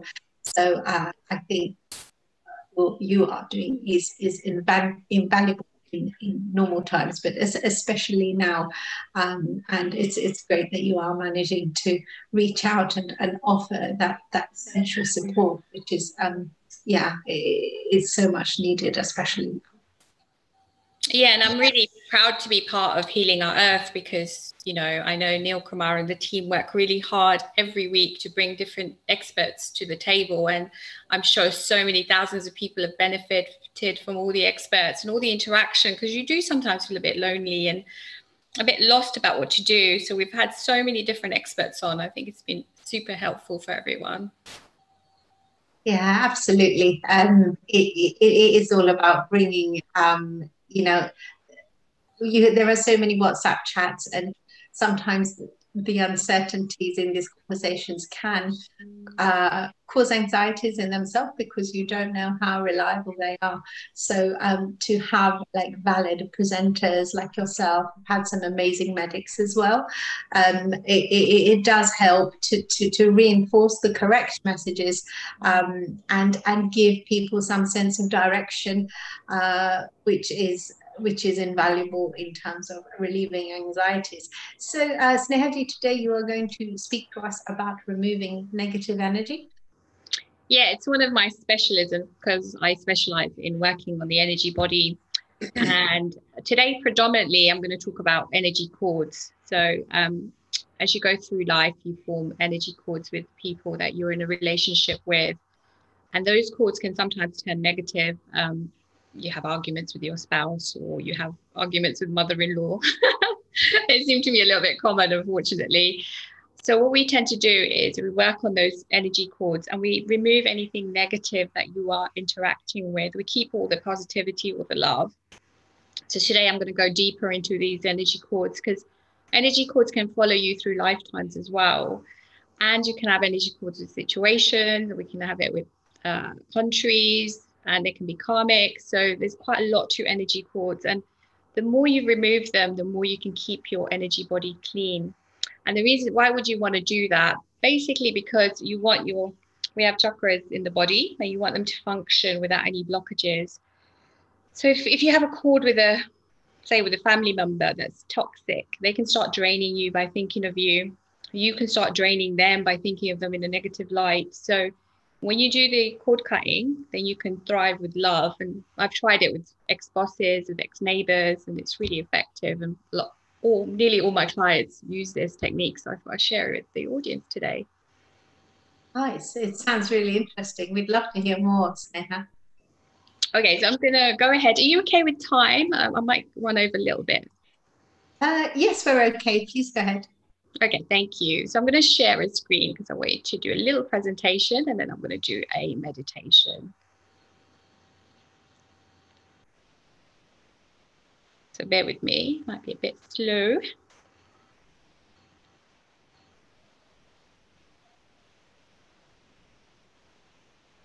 Okay, it works. I'm like a bit nervous with the technology, but can you see it okay?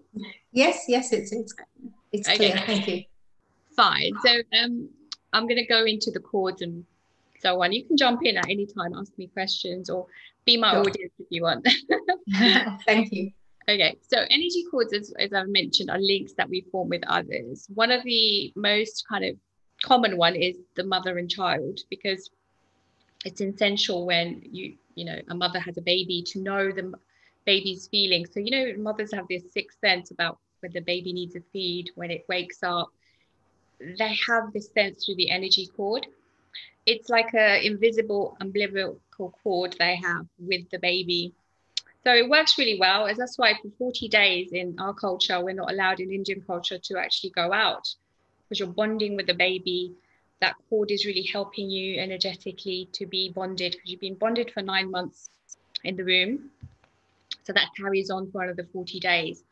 And then gradually, as the child gets older, those cords become a bit fainter. We've all still got cords with our parents. We love our parents, but they are not as strong as when we were young because we needed them for our survival. Now, where they can turn toxic is if you're 40 and your mum is still checking up on you and is kind of really connected with you, which is okay. But if they're not allowing you to live your life, or the other way, you're kind of obsessed too much with your parents and it's becoming a little bit codependent, that's when it can become a little bit toxic. And that's where we really need to remove those cords. Other relationships that can become negative, which I get a lot of, is exes. So obviously you've been in an intimate relationship with your partner. And again, you have very healthy cords where you can swap intimacy, you can swap emotions and love. But the reason they're your ex is you would have had some sort of disagreement, or sometimes it can be a really acrimonious breakup. And then those thoughts become more and more negative between the two of you. And then I get a lot of people, I can't forget my ex, or my ex-husband is just hounding me, is taking me to court. We have child maintenance issues. So we try and change the energy code between the two to fix the relationship. So we're not doing it against anybody's will. This is all done for the betterment of the person who comes to see me or the person who does the meditation. So we're not impacting the other person in a bad way. It's all done out of love. So we simply remove these cords. We do some energy work around forgiveness and gratitude as well. You might find that weird, right? Somebody's like really offended you and you have to thank them. It's because everyone's here to teach you a lesson, and there's a reason why they're behaving the way they are. We frequent the lessons that we came to learn. The karma that we have is imprinted in our energy body. So the way we attract those situations is to teach us something for our great good.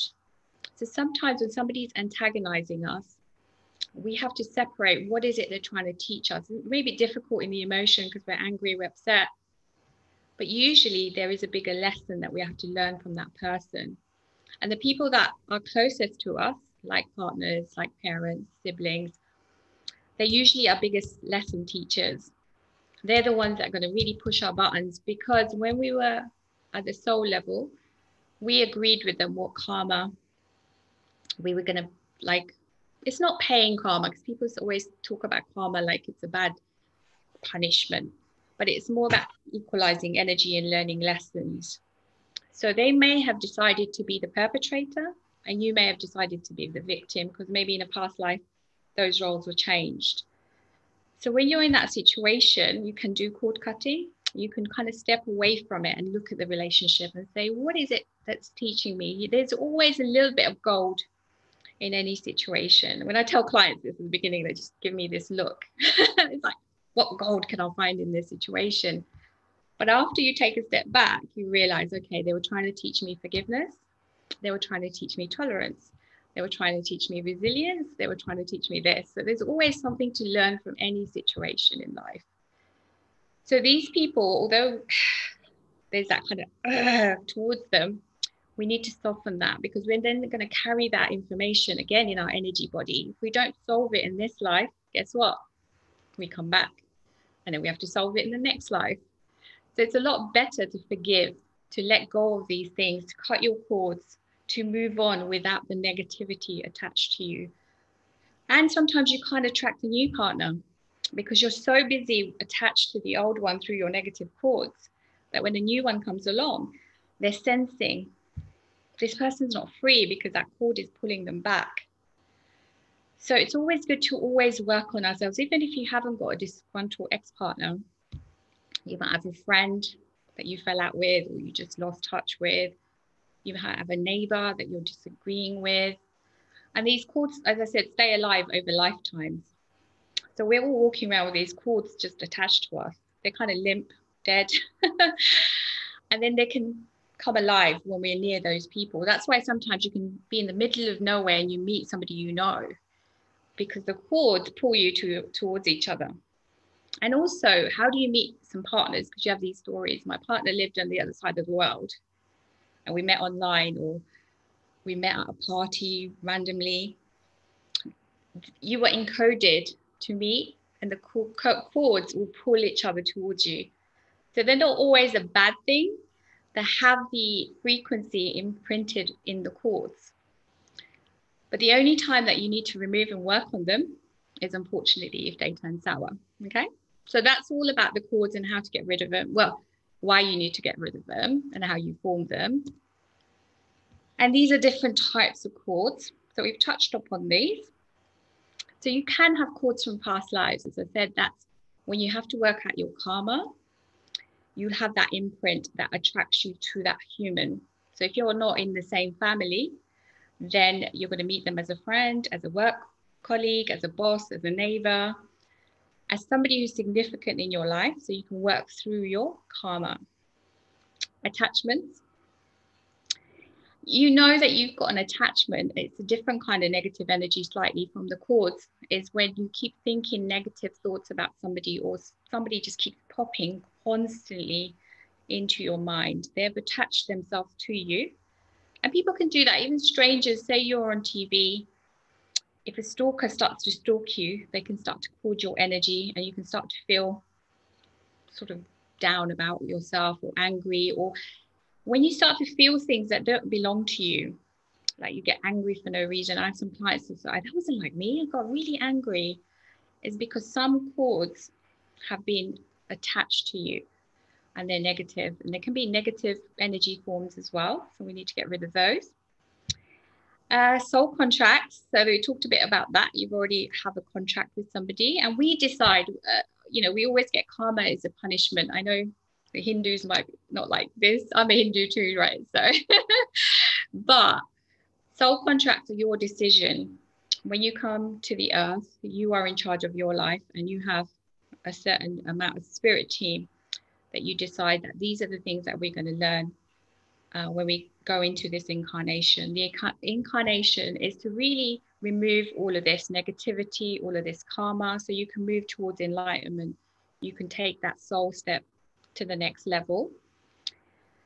And you can have cords with countries. So if your incarnation was in the UK and you felt like you had unfinished business in the UK, you'll take your incarnation back in the UK. You can have cords with spaces. So if you loved your house and loved the area and then you died, you might reincarnate and come back and find that village. We met a friend and she went to France. And she went to this old chateau. She didn't even know, she just was attracted to this place. And as soon as she stepped into the chateau, she had like flashbacks of a past life. It was incredible.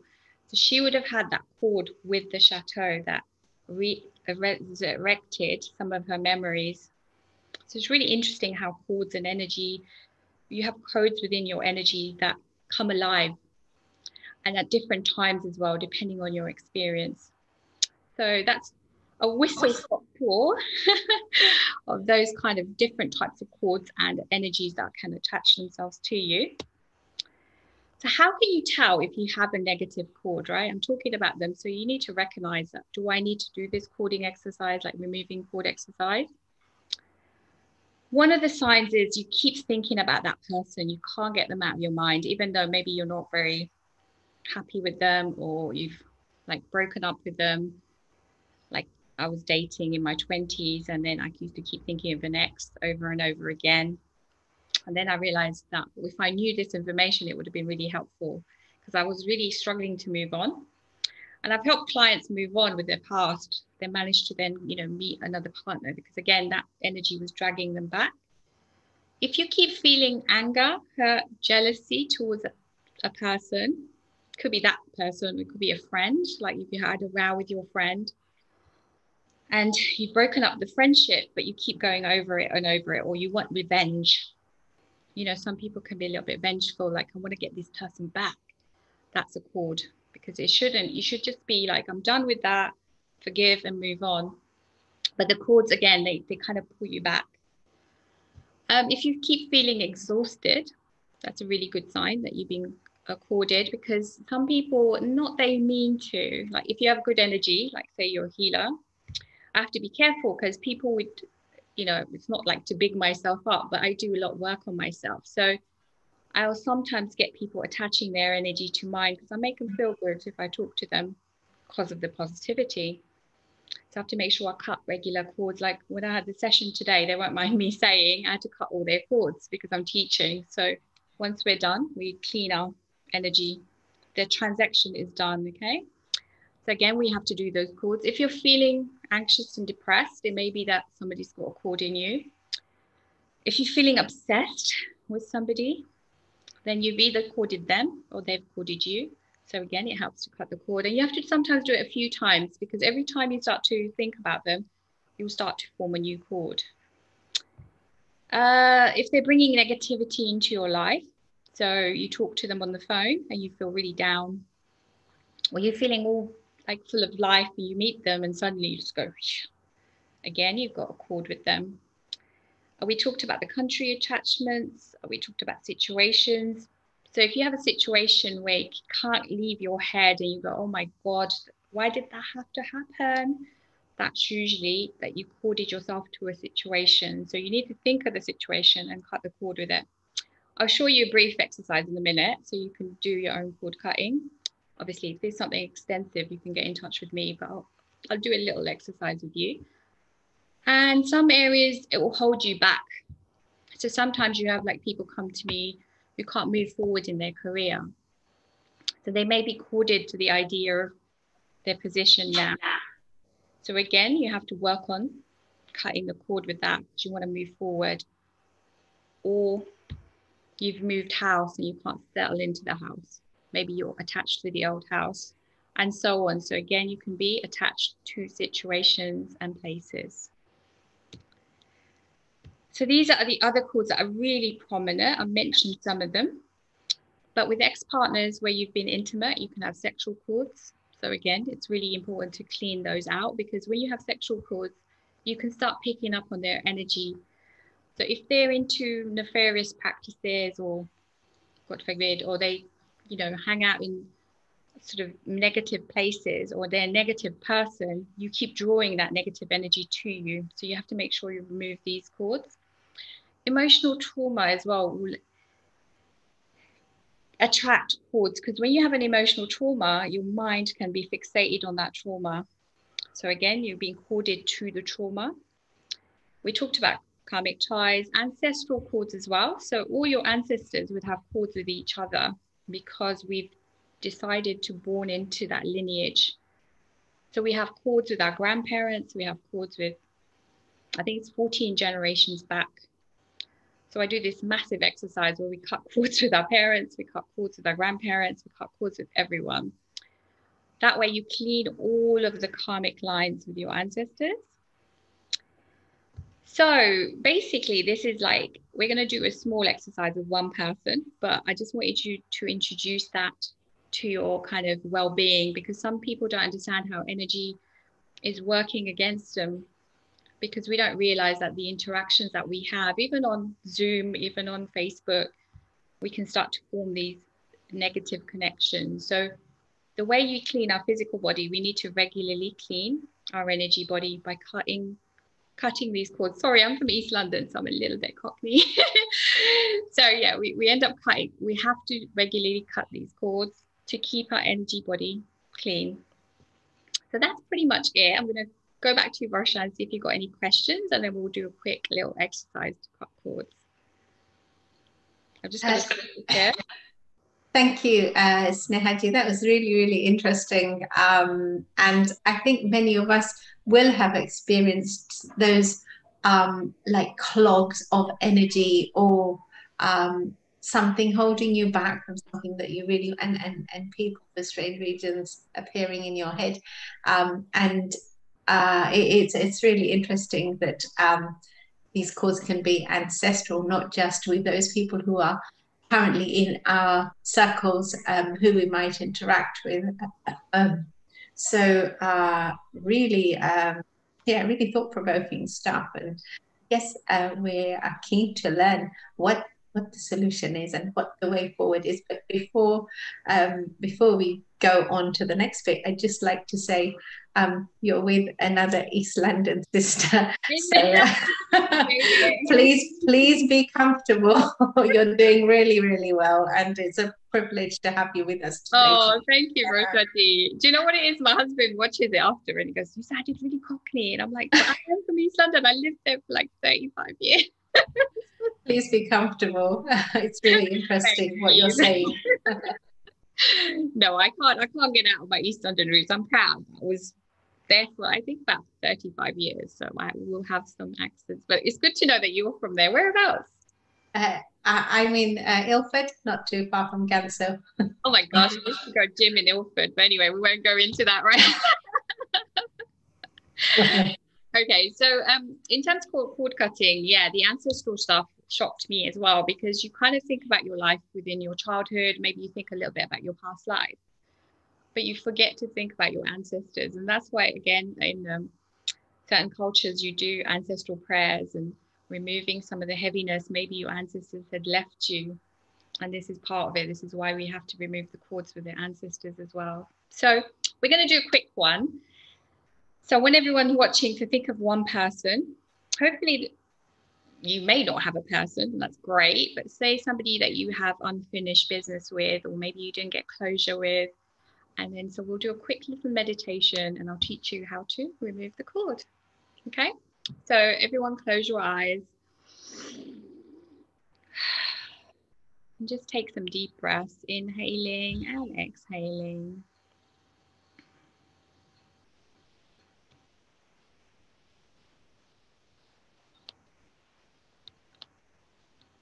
Just focusing in on the breath, breathing in positive energy and breathing out negativity. Taking deep breaths through the nose and exhaling through the mouth.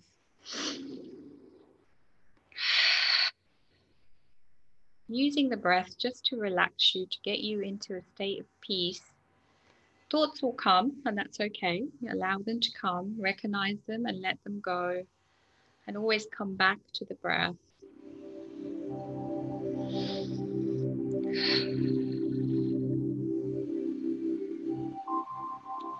Now bring your attention to your heart center. We do this through love. So start to think loving thoughts about yourself.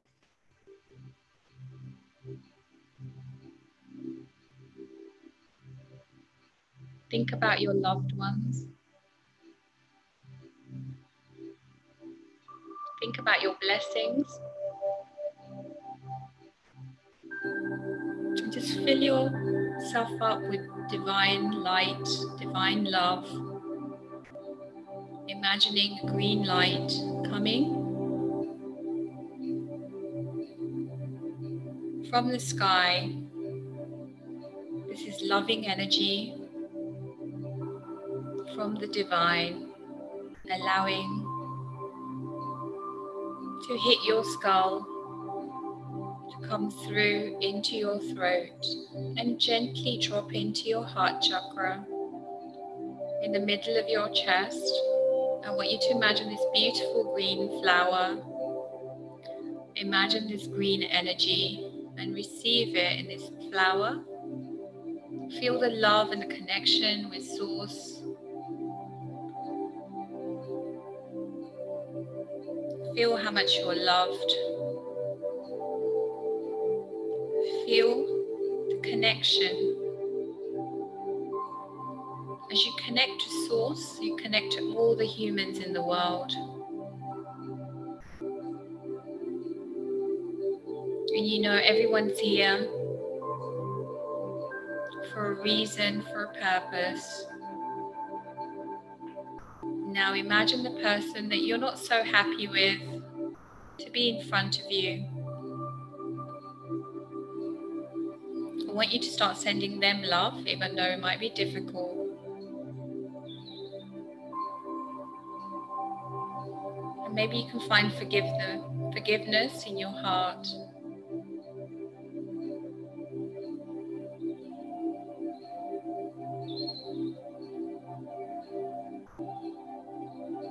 And look at them differently. Look at them on a soul level. Look at them as also part of divinity.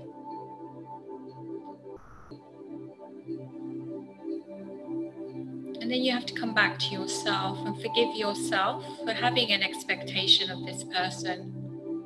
Maybe they were just being themselves, and really your expectation may have let you down.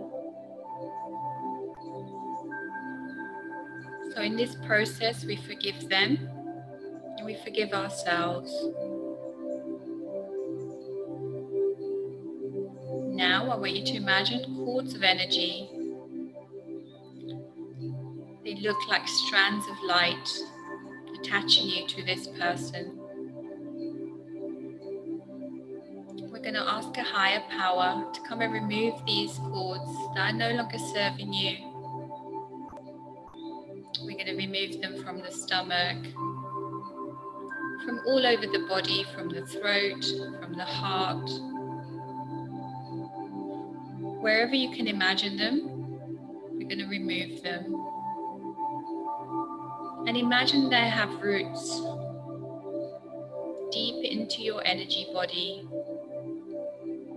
So as we breathe out, we're going to breathe out these cords of energy onto the floor. So I want you to take a deep breath in and exhale the cords out. And again.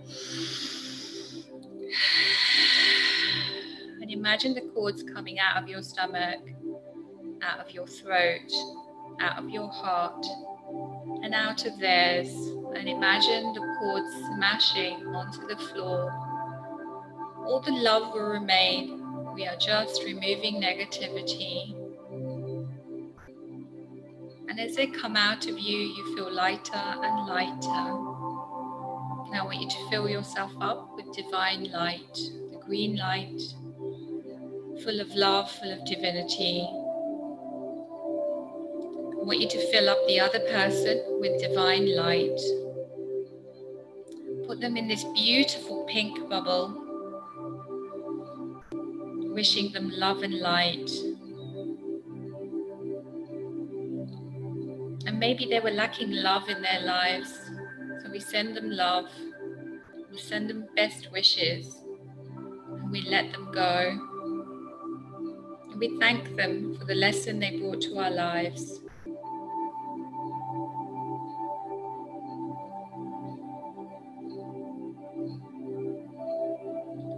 And then you come back to yourself.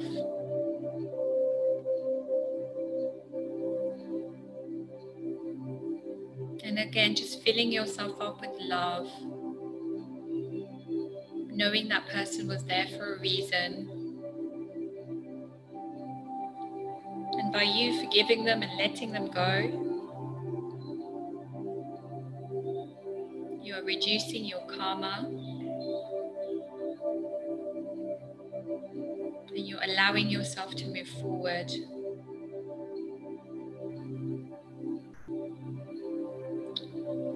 finish off by being grateful.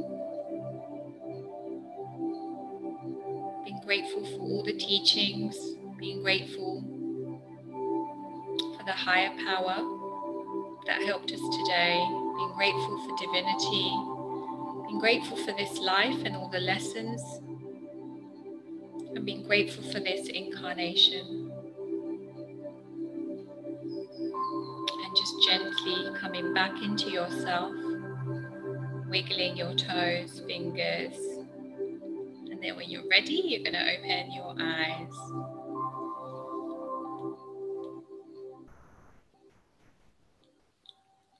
Welcome back, everyone. So, Roshaji, how was that? Did you let go of somebody?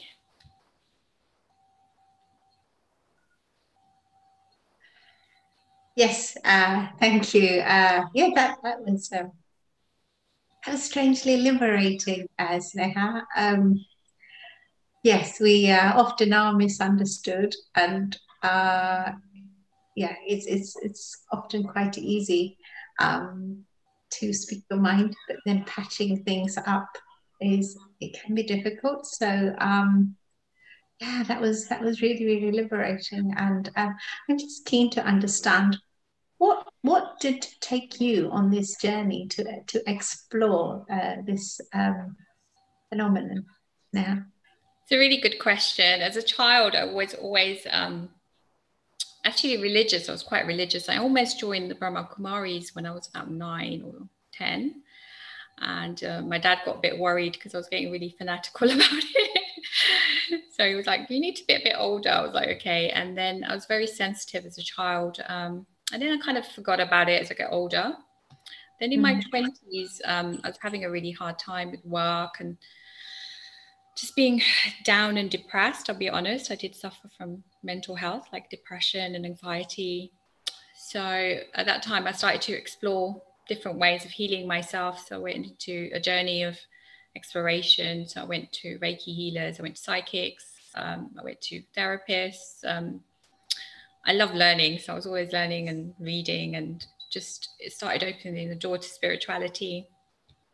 And then they say when the pupil's ready, the teacher appears. So about 12 years ago, my brother actually introduced me to Reiki. He went to India and he came back and he said, I've learned this amazing healing art. Do you want to have a go? And I said, yeah, go ahead. So he did it on me and he goes, oh my God, you've just really taken it on board. So again, I started exploring.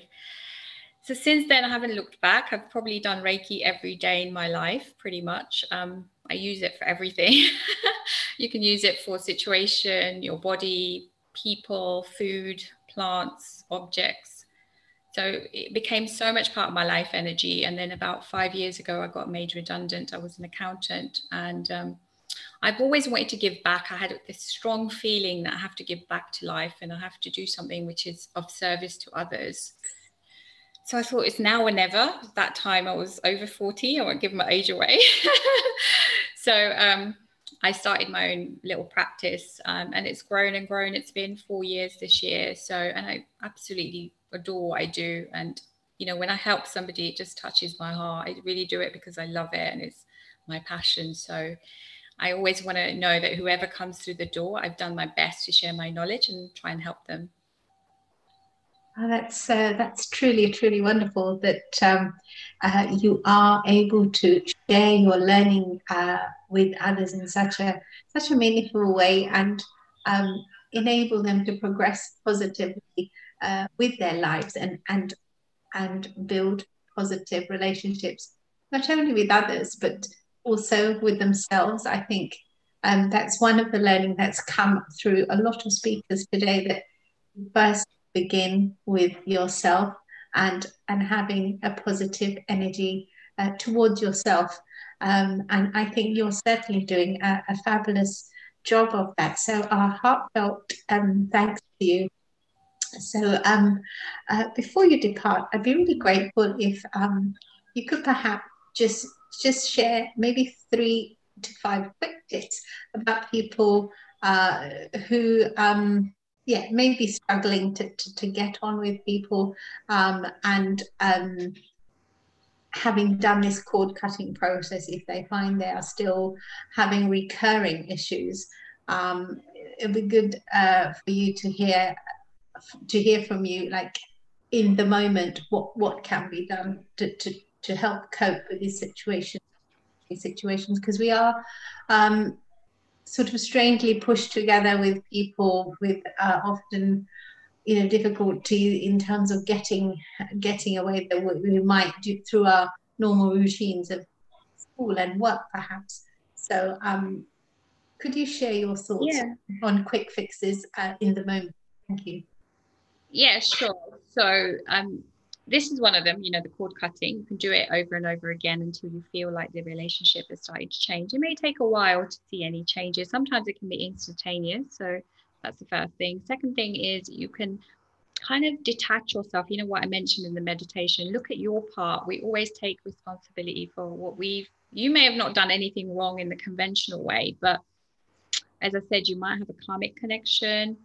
You may have vibrated something into the universe to bring this person forward, because there is always a lesson. So when you look for the lesson, you'll be less sort of upset with the other person, because you know that it's trying to teach you. Because what happens is sometimes you attract the same situation over and over. So the person, it's not really their fault. They're just embodying your lesson. So a different person will come and teach you the same lesson. So for me, for instance, with self-love. So people used to, you know, be awful to me or treat me badly, and it would be different people until I learned about self-love, which I've done now, which is the cornerstone of any spiritual journey. Then those people stop coming. So when somebody is antagonizing you, then you have to think about what can you do for yourself and what lesson are they trying to teach you. That's the quickest way towards forgiveness. The second thing is to look at forgiveness and to see their situation. I always try and put myself in somebody else's shoes and see, why are they behaving that way? Maybe there's something in their life that's not quite happy. They're projecting some of their frustration, some of their anger towards you. It's difficult. All this takes practice, but if you do it over and over again, you start to think along those lines. So we're human, we'll get angry in the moment, but the more we go, again, introspecting, it's all about you create your world is just the mirror of who you really are. So when you heal yourself, you heal the external world.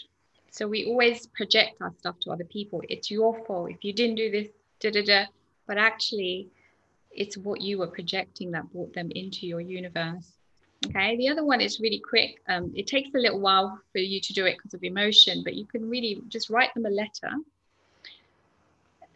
highlighting some of your issues with them, and then you can burn it. And you end it, with a really positive note, like, I forgive you, I wish you well. And then again, you're done with them. And this really helps. A lot of my clients do this, and it's really cathartic when you just throw that in the, be careful with the burning. Don't do it in your kitchen or something. But when you do the burning in the garden and you just kind of let it go, it changes that relationship. And lastly, you can bring them into your meditation. So when you meditate, like we did today, you bring them in front of you. On top of the cord cutting, you can have a conversation with them. So you can say, I was annoyed when you did this, you made me feel like this, or why did you behave that way, or whatever you want to say. You can even swear at them because it's your meditation, right? So do whatever. And then you end it again. Everything has to hopefully end in a positive. And then you wish them well, and then you let them go. And that will change the energy between the two of you. That's really useful, Sneha. So many different channels to firstly let off steam, but then more importantly, extend that forgiveness so that both of you can move on. And I could see that being really useful to our global viewers and listeners today. It's incredibly useful, and I'm so proud of the wonderful work you're doing. So my heartfelt congratulations to you in all that you've learned and empowering each of us with that, Sneha. So any final parting words before we come to a close from you, Sneha? I do hope we'll have the pleasure of your company again, and indeed your wisdom. Thank you, Varsha ji. I'd love to be back on. I mean, as I said, you all do such a wonderful job. Yeah, I just want to say that we are ultimately all human, and we'll sometimes get to anger, we'll sometimes get to frustration. But the cornerstone is two things: forgiveness and love. So I know it's easy to talk about, it's much harder to actually practice. But the more we forgive ourselves as well, don't forget to include yourself in the circle. And also, the more we give love again to ourselves and others, then we can move spiritually.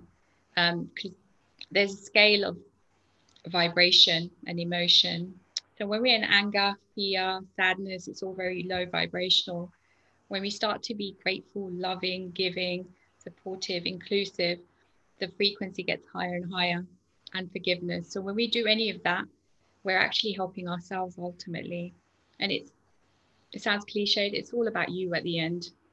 You're on this journey, and your life is a mirror of what's happening internally. So once you can work on yourself, the external can change. Gosh, that's really interesting, and I'm sure we'll be taking that on board. Just one final request: if people would like to seek your professional services, would you be able to share the best way to contact you, Sneha? Yeah, sure. So my website is very simple. It's sneharamji.com. And I'm on Facebook. That's my medium. I'm not so young and on Instagram. I am on Instagram, but I hardly use it. So you can get me on Facebook as well. Just drop me a line, ask me a question. My number's on the website, so you can WhatsApp me as well. I'll be happy to help. Oh, perfect. And you look very young, I have to say. So yeah, thank you again. Warm, healing, heartfelt thanks to you, Sneha. We hope we'll see you again. We wish you a wonderful evening ahead and look forward to seeing you soon. Namaste. Namaste. Thank you so much. Wow, what an amazing session. I find each of these speakers, I could listen to them all day. They've been absolutely tremendous. Each of our facilitators have brought us some real gems of wisdom to cope not only with this challenging COVID situation, and this is the purpose that Healing Our Earth was born through the the dynamic wisdom of our director and founder, Neil Kumar. Healing Our Earth is an e-community channel, an initiative by Neil Kumar and his team, who produce various free sessions online on topics which matter to the community, and who welcome persons of all nationalities, of all faiths and those of none, to present, facilitate and join in the production and promotion effort. And so if any of you feel like you would like to become involved, to be a presenter, to be a host, to help with the media aspects of this platform, please do go onto our website, www.healingourEarth.com, and there's a phone number, there's an email address. Please do get in touch, and we would love to hear from you and to hear your ideas also.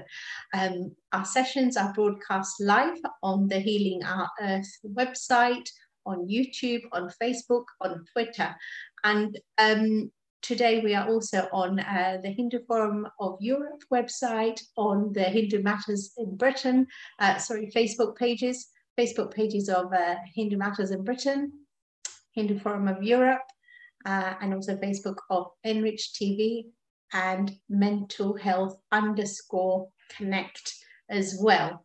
So we are one happy family, and bringing these sessions to you is a phenomenally wonderful team, incredibly hardworking, and I express my huge thanks for making me feel so welcome and for all that you do to make this possible.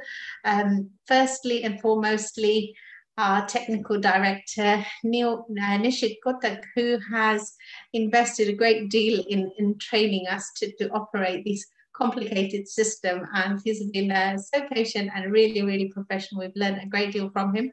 The media team, Kesh Mojaria, who manages our Instagram page, Anita Nomala on Facebook, who's monitoring all your messages, and the host team today, the wonderful Simran Ahuja, who launched the session today, Renu Gidama, who's not only a fabulous host, but even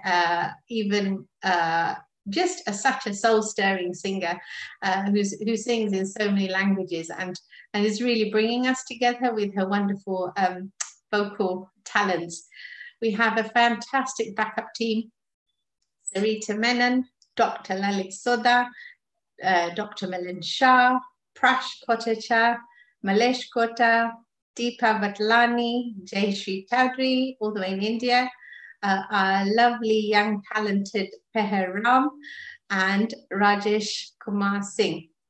The facilitator team include Clyde Masmela, Jayashree Chowdhury, Kavita Ashok, our wonderful Deepa Vitlani, and Vandana Joshi. May we also express our special thanks to Strategic Web Success and Indus, www.indus.com. So please be with us again next week. We have a wonderful session about celebrating the COVID heroes. We all know someone who's demonstrated exceptional kindness and courage in helping others, selflessly helping others to get through these challenging times. So we will be having a mantra healing session and hearing the stories from some of our global COVID heroes. The week after that, we have a vegetarian, vegan kitchen and Ayurveda session. That's on the 30th of August. I do hope that you can join us for that. We have some wonderful experts in their field who will be sharing wonderful tips for you all. So I hope you will stay with the Healing Our Earth family. Please do get in touch if you want to be part of the production team or or a presenter indeed.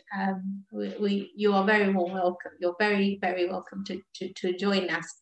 So we are now going to have a calming cool down until we see you all again next week. I hope you will join me in the universal prayer, the Gayatri Mantra, which basically says we meditate on the glory of the Creator, the embodiment of light and knowledge.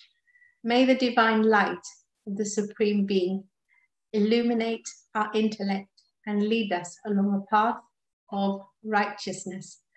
Please do join me for 3 Gayatri Mantras followed by Shanti. Thank you. Om Bhurbhuvasvaha Tatsaviturvarenyam Bhargo Devasya Dhimahi Dhiyo Yona Prachodayat. Om Bhurbhuvasvaha Tatsaviturvarenyam Bhargo Devasya Dhimahi Dhiyo Yona Prachodayat.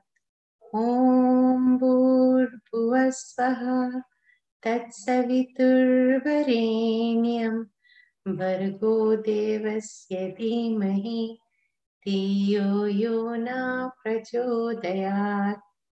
Om Shanti, Shanti, Shanti.